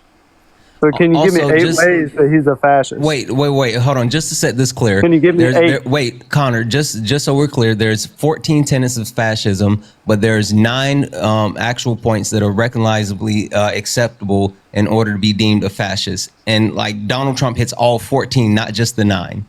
Okay, then give me 8. Just give me 8. I already gave you all 14. No, you want to know No, how give he... me 8 ways Trump is actually meets that criteria. Okay, let's go with it. Number 14 says fraudulent elections. So they claim that the elections are a complete sham, right? They're not free and fair without evidence, right? That's number 14. That's obviously true there. Do you agree? Number 2... Go ahead. Oh, number 2, the disdain and recognition of human rights. Literally, Donald Trump is violating human rights, violating the Constitution with his mass immigration process and the detainment and the detainment of people and the concentration camps across America, like Alligator, Alcatraz, sending the people to CCOT and also trying to send them to other countries that have horrible prison systems and known for unaliving people. Number 13, rampant cronyism and corruption. Trump literally dropped a meme coin, right, and then rug pulled it, right? He literally was going up to fossil fuel companies saying, if you give me $1 billion for my campaign, I'll give you $110 billion in tax cuts. He took a gifts like $400 million jet from Qatar, right? We can point to plenty of the things specifically that Donald Trump does in terms of rampant cronyism and corruption.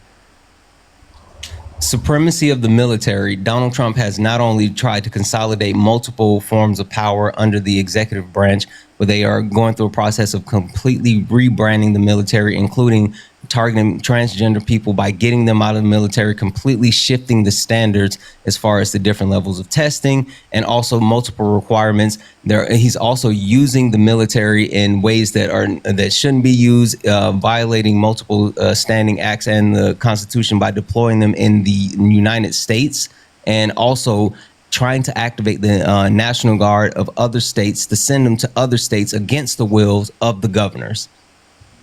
That has been done many times. Hold up. Okay, you could say. Lyndon, Go ahead. He knows. Okay. Go ahead and Alabama- pivot while we wait. You don't want to hear all 8 points, but you wanted 8, and Parker and I are going band for band with points, and now you know that you're fucked, Okay, and so now you're trying to get off. I don't appreciate using that language. I haven't used that language on this cast. Anyhow, Apologize for saying the F word. I appreciate it. And I also apologize for cutting y'all off. I am in the wrong to cut you off. I'm gonna make my argument when you're done. I'm sorry. Okay. Number 5, Go rampant sexism. He was held civilly liable for sexual abuse of Eugene Carroll, forceful penetration of her vagina against her will. He said he would date a 10-year-old girl in 10 years. He said he had Howard Stern calling his daughter a piece of ass. He said he had sex in common with his daughter. He said his daughter has always been voluptuous, which means curvy and sexually attractive. He said he'd be dating his own daughter if it wasn't his daughter. He bragged about walking into the changing rooms of girls and Miss USA because he quote-unquote owns the place to inspect them without their consent. So, I mean, we can point to that as well. That's obviously rampant sexism. Religion and government intertwine. He literally keeps trying to place the Christian religion at the forefront of the United States government. He created not only his own quote unquote Trump Bibles, but they are working to sell said Bibles in different states like Oklahoma. He created a department within the government that's specifically meant to protect Christians. And he has continued to actually ostracize anyone that's not Christian, specifically Muslims, while, you know, in his first term having the Muslim ban, and his second term trying to reinstitute the Muslim ban and saying that at every point we should be a quote unquote Christian nation. Yeah. Number 11, there's disdain for the intellectuals and the arts. Trump has not only defunded the World Health Organization, but NASA, the CDC. He's defunded specifically the EPA. He's actively defunded cancer research and development. Specifically relating to plenty of different scientists, right, and the jobs that they get. You can literally ask anyone who's like currently working in the field. They actually, like, a lot of the jobs got cut. Like I've talked to people who work in the field, and a lot of the jobs are like not present, and they were significantly more present literally a year ago. Number 12, obsession with crime and punishment. He literally is advocating for bringing back the DP. While also saying that people need to be actually put down in the streets. There's certain legislation on the dockets where they're trying to bring back public executions, and he has also been advocates for unaliving certain migrants as well. He has created his own police force with ICE by increasing their budget and militarizing them, and then also going through the process of deploying the National Guard as a police force to police Washington, D.C. And he's trying to do that in other states. That's 8 points. We literally went band for band without skipping a beat. And you told us to give you 8, and we gave you 8 with real examples. Okay, now let me have my rebuttal. As far as I would like to start with the National Guard deal, that is nothing new. Many presidents, Democrat and Republican, have activated the National Guard against the will of the governor of said state. It happened in Alabama when they integrated the colleges. If you remember, Kennedy activated the National Guard. And they went to Alabama, and that girl got to go to school. So that's nothing new. That's been happening forever. During the Watney Ring, during I'm saying it wrong. The riots in Los Angeles in the late 70s. Watts. The Watts riots. Rodney King, is that what you're referring to? That's one of them. National Guard was activated. The Watts riots too. Again, I'm butchering the name. All of those had specific reasons, right? Okay, every one of them has a specific reason. Kennedy activated the National Guard because Wallace was not going to let that girl go to school. And it was already a law. The law was on the books. They had to integrate. And he went against it. Kennedy had to make a stand. And Kennedy, by the way, was a Democrat. Right. You're absolutely right. The governor did not allow integration. And so the National Guard was activated. Kent State riots? Yeah. Kent State. Right. National Guard was activated. Wait, hold on. I'm sorry. I didn't want to interrupt because you didn't interrupt us. So I would love to speak to that, but it's your call. Okay, Kent State riots. That was also another one where a Democrat president deployed the National Guard.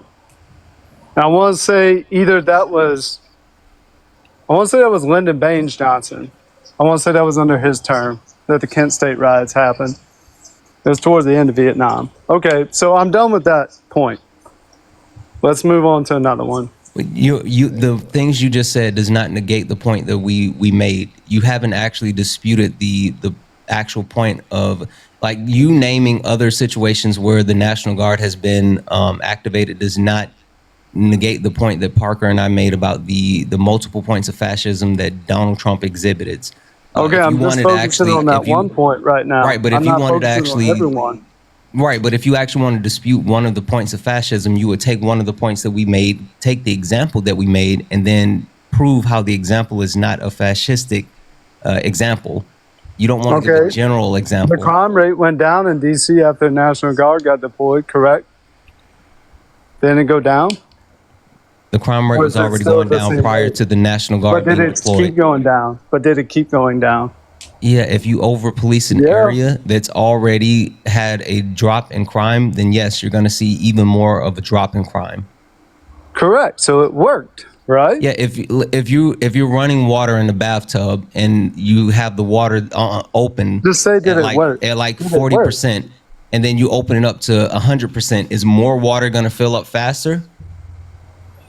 As long as the drain's plugged.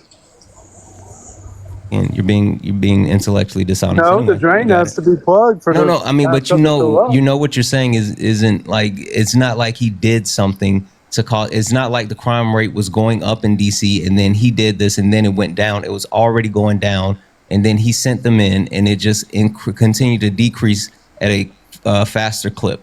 Is that a bad thing? Would you say that's a good thing or a bad thing? I think it was a worthless action. Okay, but it's not fascistic. It still did a good thing. Okay, so when you talk about deploying the National Guard in DC, are you talking about the which point are you talking about specifically? Are you talking about the point? Are you talking about the point as far as number 4, supremacy of the military? No, I'm talking about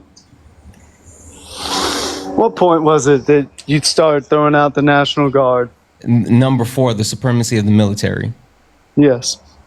Okay, so tell me how deploying the National Guard in DC and other areas where governors are specifically not requesting the National Guard to be deployed, when courts are stopping him from deploying the National Guard. And so instead of actually deploying the National Guard for that state, he's pulling the National Guard. He's literally sending the National Guard from Texas to other states now because he knows that the Texas governor won't fight back. And he's sending the National Guard from Texas to Illinois, where Texas has a higher crime rate than Illinois. Why wouldn't he just deploy the National Guard in Texas? I believe he deployed them to Chicago, not to Illinois as a whole state. I'm just saying, you know, being intellectually dishonest again, because Chicago is in Illinois. You're just painting a wide brushstroke. I was talking about the 2 different states, but yes, specifically, he sent them from Texas to Chicago. It's same thing, but stop it.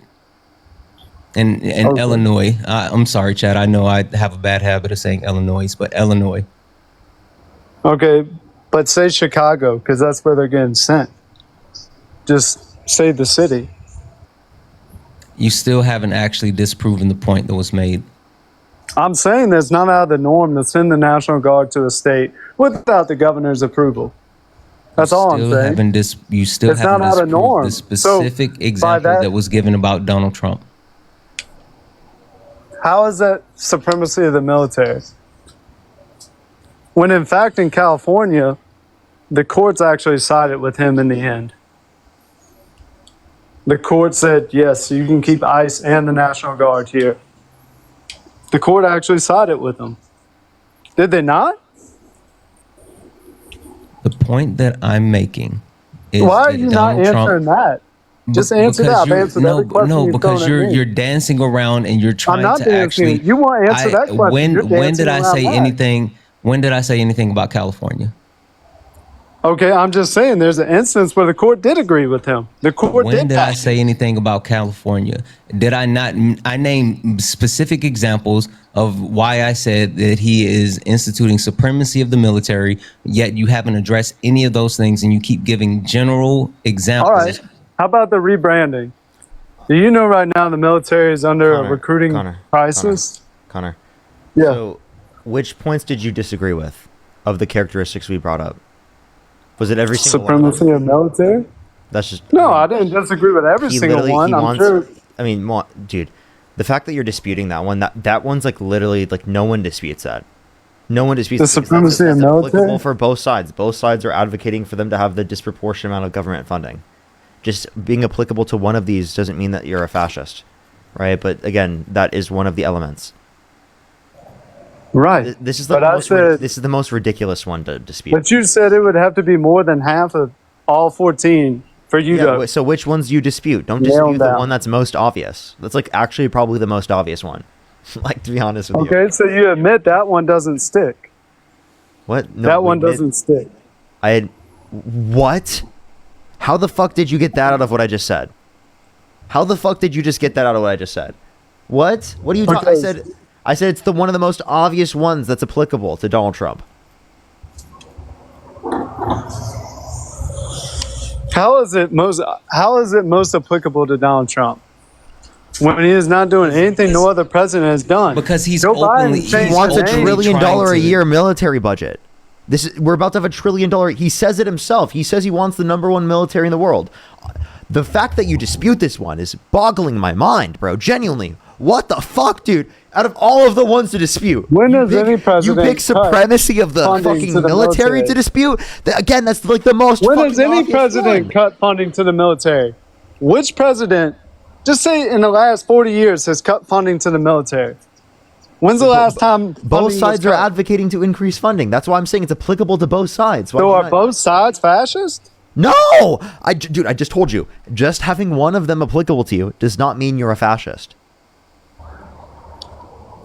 Okay, so that one's not applicable to Trump. He's not. It doing is anything applicable any to other Trump. president.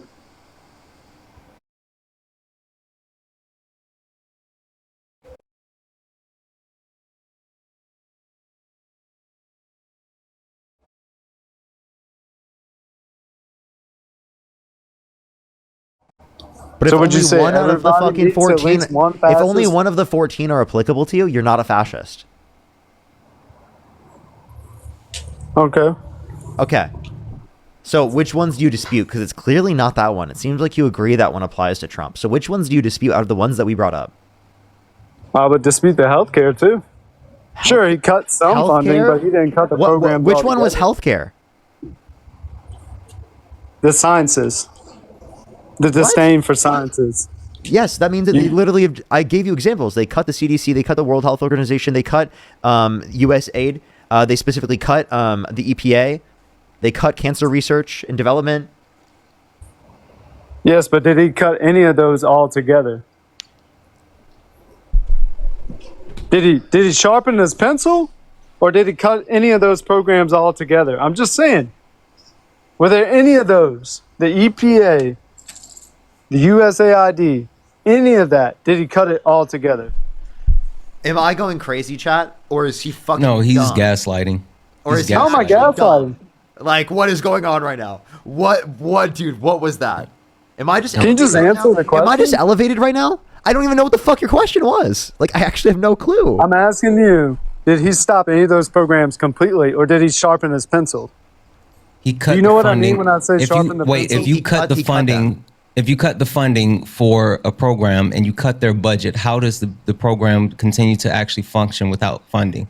Yeah, it reduces. But I'm not saying they cut 100%. Did he reduce it or cut it out I'm saying completely? they reduced it. They cut a portion.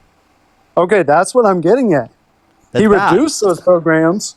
Okay, you can say 40% it's bad, of the but you can't EPA, say necessarily it's a 30 to 40% disdain. of the EPA. You can't say that it's actual disdain for sciences by Yes, I saying, can. "Hey, we gotta sharpen our pencil." The That's not attack on sharpening the attack That is on sharpening the pencil when you reduce funding. The, When you the do literal more with attack less. that they've gone on as far as trying to get rid of certain vaccinations. They have completely revamped the CDC, firing multiple people that directly believe in the institutional science. The one of the major cuts during the government shutdown has specifically been people that are directly related to any type of health field, like the not DHS, but HHS. Has specifically put out information saying that yes, they're targeting those actual institutions that directly affect medical knowledge and regulations. Like they're literally going after any type of standard when it comes to the medical institution within the United States. That's why we have measles outbreaks. I'm from South Carolina, and South Carolina literally has a measles outbreak right now, because RFK Jr. is put in charge of HHS, and he does not believe in the science that is upheld and kept us safe and healthy throughout history of the United States. Okay, can I speak? I don't want to cut you off. That's why I'm asking. Connor, after you're done, though, I want to say thank you to a few people. I got to catch up. I'm I really far behind, man. actually. That's no problem. Would you like to do it now? I know. Yeah, I could do it now. You know, that's important. And then go ahead. we can go back from that basis, because I'm like 15 minutes behind. Can we get some W's for Jen in the comment section right now for the $80 on Venmo? Can fucking W's for Jen in the comment section right now? Thank you so much, Jen. That is so amazing. Thank you so much. I'm so glad that I could. Thank you. Can we get some W's for Jen in the comment section right now? I'm so happy. I'm so happy that we were able to. Can we get some W's for Jen in the comment section right now? I hope you're still here to see me say thank you. Thank you so much, Jen. Cheyenne, thank you so much. Really appreciate the $5. Thank you so much. Alex with the $3. Thank you. Barbara, thank you for the $1. Really appreciate it. Thank you. And Jessica, thank you for the $1. I will get to everyone's messages. Thank you so much, everybody. Natalie, thank you for the $3. Thank you. Anna, thank you so much for the $10. Can we get some W's for Anna in the comment section right now? Thank you. Thank you. Thank you. And then I also do need to catch up on YouTube. I'm really far behind on YouTube. I've got to fully catch up. Holy fuck. I gotta catch up. Phantom, thank you so much for the $100 on YouTube Super Chat. Holy shit, Phantom, thank you so much. Who's some W's for Phantom in the comment section right now? Thank you so much for the $100 on YouTube Super Chat. Thank you so much. I really appreciate it. Thank you so much. Who's some W's for Phantom in the comment section right now? Thank you so much. Ray, thank you. Or Zay, thank you so much. I really appreciate the $10. Thank you. Hannah with the $10. Thank you so much. Pow Pow, thank you for the $14. Thank you so much. Harbor with the $20. Thank you so much. I really appreciate it. Thank you. Absurd, thank you for the $10. Thank you so much. Sarah, thank you for the $1. Really appreciate it. Coral, thank you for the $5. Thank you. Get some W's for Coral in the comment section, as always. Carolina, thank you so much for the $5. Thank you. Harbor, thank you so much for the $10. I really appreciate it. Thank you so much. Sabrina, thank you so much for the $10. I really appreciate it. Thank you so much. Phantom, thank you for the $2. Carolina, thank you so much. I really appreciate the $10. Thank you. To Rudy, thank you so much. I really appreciate the $2. Thank you. Droid, thank you for the $20. Thank you so much. Reagan with the $5. Thank you. Droid, thank you for the $20. Thank you so much. Sean with the $5. I really appreciate it. Thank you so much. And Johnny, I appreciate it a lot. Thank you. Thank you. I'm not going to involve myself with anything in general. I mean, I'm not going to involve myself with everything a streamer does that I could consider wrong or not. I'm debating people. So yeah, Connor. Man, you had a lot of gifts. That's good, man. Yeah. You do a good job. I appreciate it. So, ain't no problem. Hey, what were we just talking hey, about? one thing. We were talking about the disdain for the sciences point, but I would just like to finish because, you know, we can have a debate and it don't all have to be. I can give you a compliment. You do a good job on your streams, man. Appreciate it. Thank you. They're very interesting. Hey, no problem. Okay, so back to what I was saying. The disdain for sciences to, what's the word again? I don't want to use the wrong word. To reduce funding doesn't designate that you have actual disdain, correct? You could say, you could be mad about it. Sure. I mean, I'm the product right now. The company I work for is, they're sharpening their pencil. They're laying people off. They're reducing, you know, and I'm not happy about it, but I wouldn't say that they have a disdain. The point is that they're just like reducing the funding for it, and that's actually like it's within the explanation for the disdain for the intellectuals and the arts about like right, but the word fund them. So, like he's not refusing to totally fund them. Honest with you, like out of all of the ones that you could have disputed, I think you did actually pick the two that are like the most obvious. And I don't mean It's to weird like, that he picked those. yeah, like out of all of them, like if I were you, I would have picked like I picked them because I don't maybe see have more it the plausible way you did. deniability for number 6. What's number 6? Just for the Control sake mass of media, because he hasn't necessarily completely done it yet, but I mean he has advocated for it. Okay, many presidents have came out and you could say advocated for control. Yeah, of I media. honestly I think all of these are pretty solid, like in place. Like They you know, are. Trump hits. All I of was them. wondering where you were gonna go with that. Yeah, like the only one I Many would really try to presidents have dispute gotten would mad maybe at be the number media. 6. No Like you have president would go somewhat of after an freedom of argument in that speech. context, maybe. But like, dude, all of them are just like literally Trump, dude. Like, I'm sorry, like it's so obvious at this point. But how did he go after freedom of speech?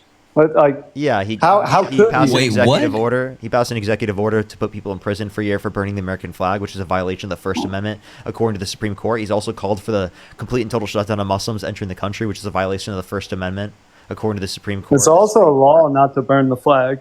It's also a law. No, it's not. Actually, a lot of people burn the flag specifically to retire it.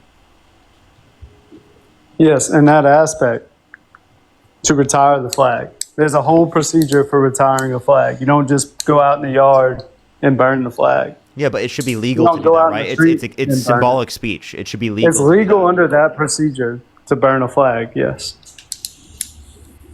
Okay, so you think it's illegal to burn a flag? So if I burned a flag on stream right now, you think I should go to prison? I think it probably would result in a misdemeanor, but it does mean you broke a law. You don't go to prison for speeding, but you did in fact break No, a do you law. think I should go to prison for a year? No, because it would be a Trump was misdemeanor. advocating. Trump was advocating for that. Prison for a year for burning the American flag. But I'm not going to sit here and say that Trump never does anything that is slightly assholish. Okay, I'm sorry. I shouldn't use that word. I was just about to say Apologize. language. I know. I slipped up, my man. I can admit it. I slipped up. He is not always very palatable. Let me say that. He's not always the most palatable person, I would imagine, to speak with, or what I've heard him say. I can admit that. Also, just want to call out that, like, literally, there's no law against flag burning. There's been 2 Supreme Court rulings that have deemed that flag burning is protected and is not under the specific procedures of retiring a flag. Shout out to Okay. Erica for that quick feedback. And I mean, what Supreme Court case was it? Because I can say, I'm only asking that because I can say, oh yeah, that was tried in the Supreme Court. But chances are I'm talking out the side of my neck because I can't give the actual case number. All right. Or just give the title of the case. Just give the title of the case. I don't expect you to give a Of plot course, case number. Texas v. Johnson is the biggest one and most famous one in '89. But there's also the United States versus Eachman in 1990, and both of them reaffirmed that it's protected under the First Amendment, and it's an expression. It's an expression of the First Amendment. Okay. I mean, you've produced the evidence. Look, Trump is not the most agreeable person in the world. I mean, it's obvious. I'm not even going to try to debate that. I'm saying that I still support him, even though there are a lot of things I don't like about him. And hey, the good thing is we have this thing called the Congress. And if the Congress does what it's supposed to, it's going to keep him in check. So, but are you agreeing now that Donald Trump is a fascist? No, I'm still not agreeing it's a fascist. I think that's a point of opinion. And you could be right, but time will have to tell that. As of right now, he's not a true blue fascist or a true red Literally fascist. is. He literally is. It's still an opinion. Did you know there's other countries, historians from other countries that are currently documenting different fascistic measures that Donald Trump is taking so they can have a record of it because they don't think that the record would be properly kept in the United States? I mean, history is opinionated as well. History is written by the victor. It absolutely is, but that's why it's critical for other people to actually track history as well and keep an accurate record of history, because Donald Trump is actively rewriting history. How can you say he's a fascist, though, until he actually makes a move that's a fascist? Nobody said Hitler was a fascist until he invaded the Sudetenland. Yeah, I mean, again, you can actually take a look at who Hitler he modeled himself after, which was Mussolini, and Hitler came before Mussolini. Wait, hold on, no. Hitler started the Nazi movement in 1932. He didn't invade the Sudetenland until 1938. Mussolini, I'm pretty sure he wasn't in power in 1932, or he had just came into power. But he wasn't around long enough for ideologically. And also, like fascism. No, Mussolini came in power in 1922. Yeah. You're not going to gaslight me. I'm literally I'm working on this. The reason why I'm so confident about this What's is your because source on that? hold on. I'll tell you in just a second. I'm getting to it. The reason why I'm so confident on this is because I've literally been working on a long form content video for my YouTube, which is explaining the 14 tenets of fascism and how Donald Trump meets all 14 tenets. And I have the outline of Mussolini, Hitler, Franco, and also Antonio D. Aliverde. I got to learn how to say that name before I say it. But literally the actual most recognizable fascists within history. And I have the dates of all of them. I have the dates, I have their records, I have all the information. I'm literally doing a breakdown video of all of this. So yes, Hitler came after Mussolini. Okay, would you say, let's just say, was there like, again, I'm rough on these numbers, aren't there over 700 million people in the U.S.? 700 million people. Okay, 70 million? It's one of those, it's a 7. Nope, it's like around 340 million. 340 million. Okay. So in this last election, we could say definitively the majority voted for Trump, correct? No, because only he won the popular vote. We have to look at what percent specifically voted, right? So 77 million people voted for Donald Trump. Would you say 77 million people are fascists? More people voted against Donald Trump than voted for Donald Trump. They supported. That's not true, my friend. Someone How would he have who was a won fascist. A lot of people didn't even know that they were a fascist. They were uninformed, misinformed, and clearly just happened to vote for and support a fascist. Yeah, the fascist thing is new for Trump. Rate still so high? They're not. It's in the toilet. They're in the 30. The fascist thing is new, and then also just back to my original point. More people voted for either Kamala Harris or a third party candidate combined than they voted for Donald Trump. That's how it's true. But I'm sorry. Go ahead, Parker. Who else ran besides Kamala on the ticket that got any resemblance of any votes? What's her name from the Green Party, the cicada, Jill Stein. How many votes did she pull? Jill Stein got a percentage of the votes. Also, RFK Jr. was still on the ballot. Yep. Yeah. Okay, RFK was only on the ballot. RFK, I can't believe not people even voted 10. for RFK. That's the most crazy thing ever, is that people still voted for RFK when he wasn't even a candidate.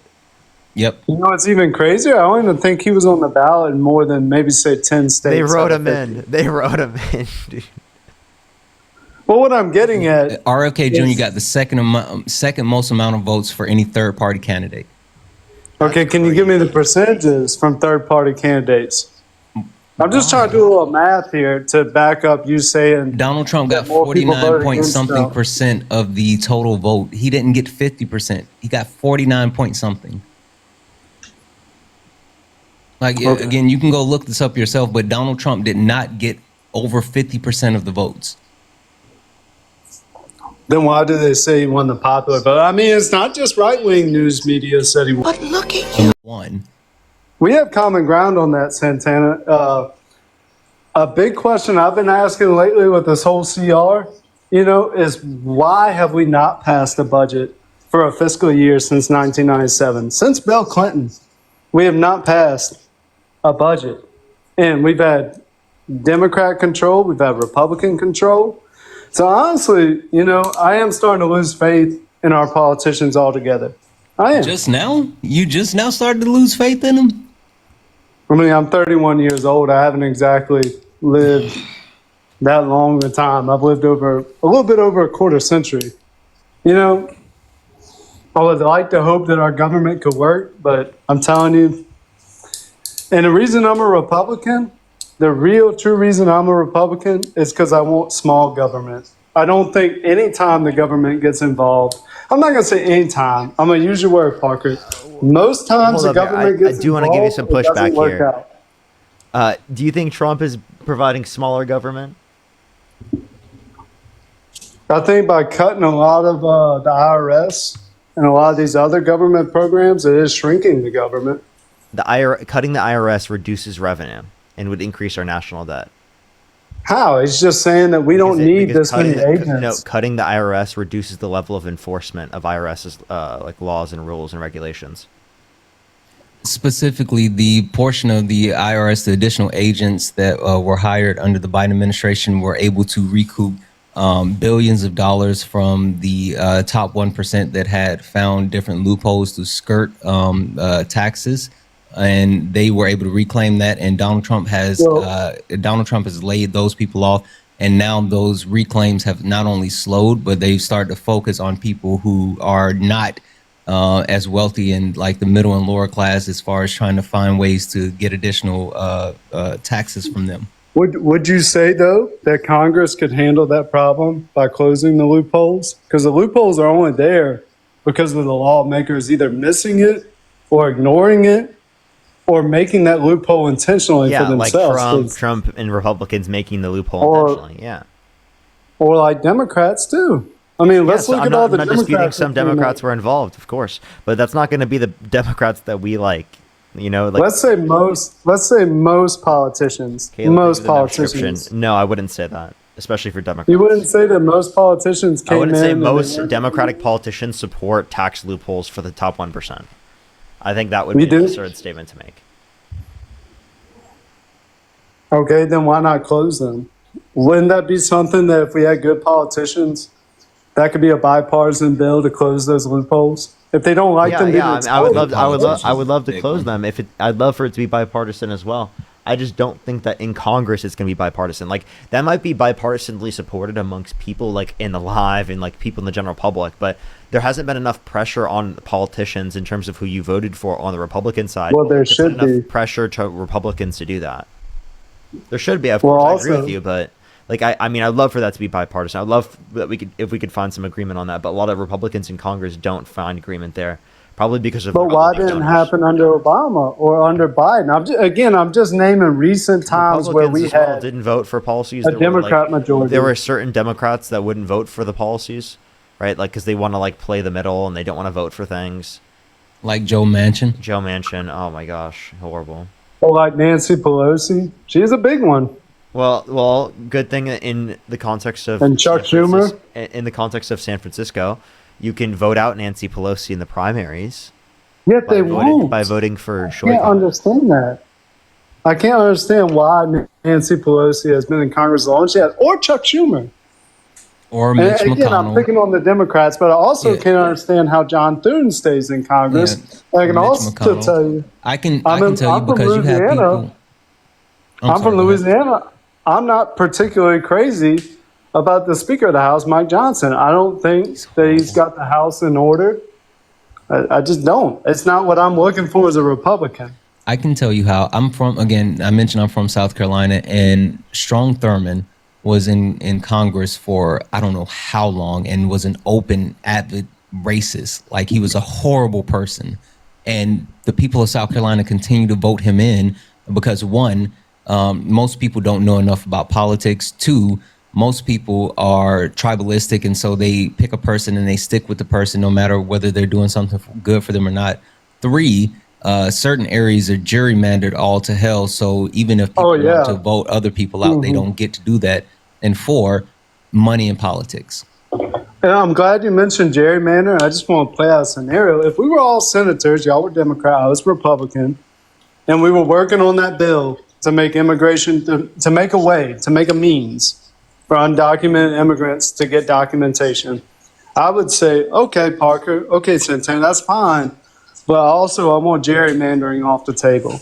No more redrawing districts. Because that evens the playing field. Because you cannot sit here and say some of these politicians don't want an influx of immigrants that would potentially vote for them, and then they could just gerrymander the district to gain the votes. I mean, it's all about winning in Congress. It's all about winning in politics. Most of these politicians will do anything. Half of them don't even care. They just go with what they think is going to keep them in power. Well, speaking of which, in California, if you can vote yes on 50, you should. Yep. Right? Yeah, we should definitely redistrict here in California, fight back against the Republicans. Right? I mean, they've done it. We're advocating for a precedent specifically to at least change the precedents behind it in terms of asking for the population to do it beforehand.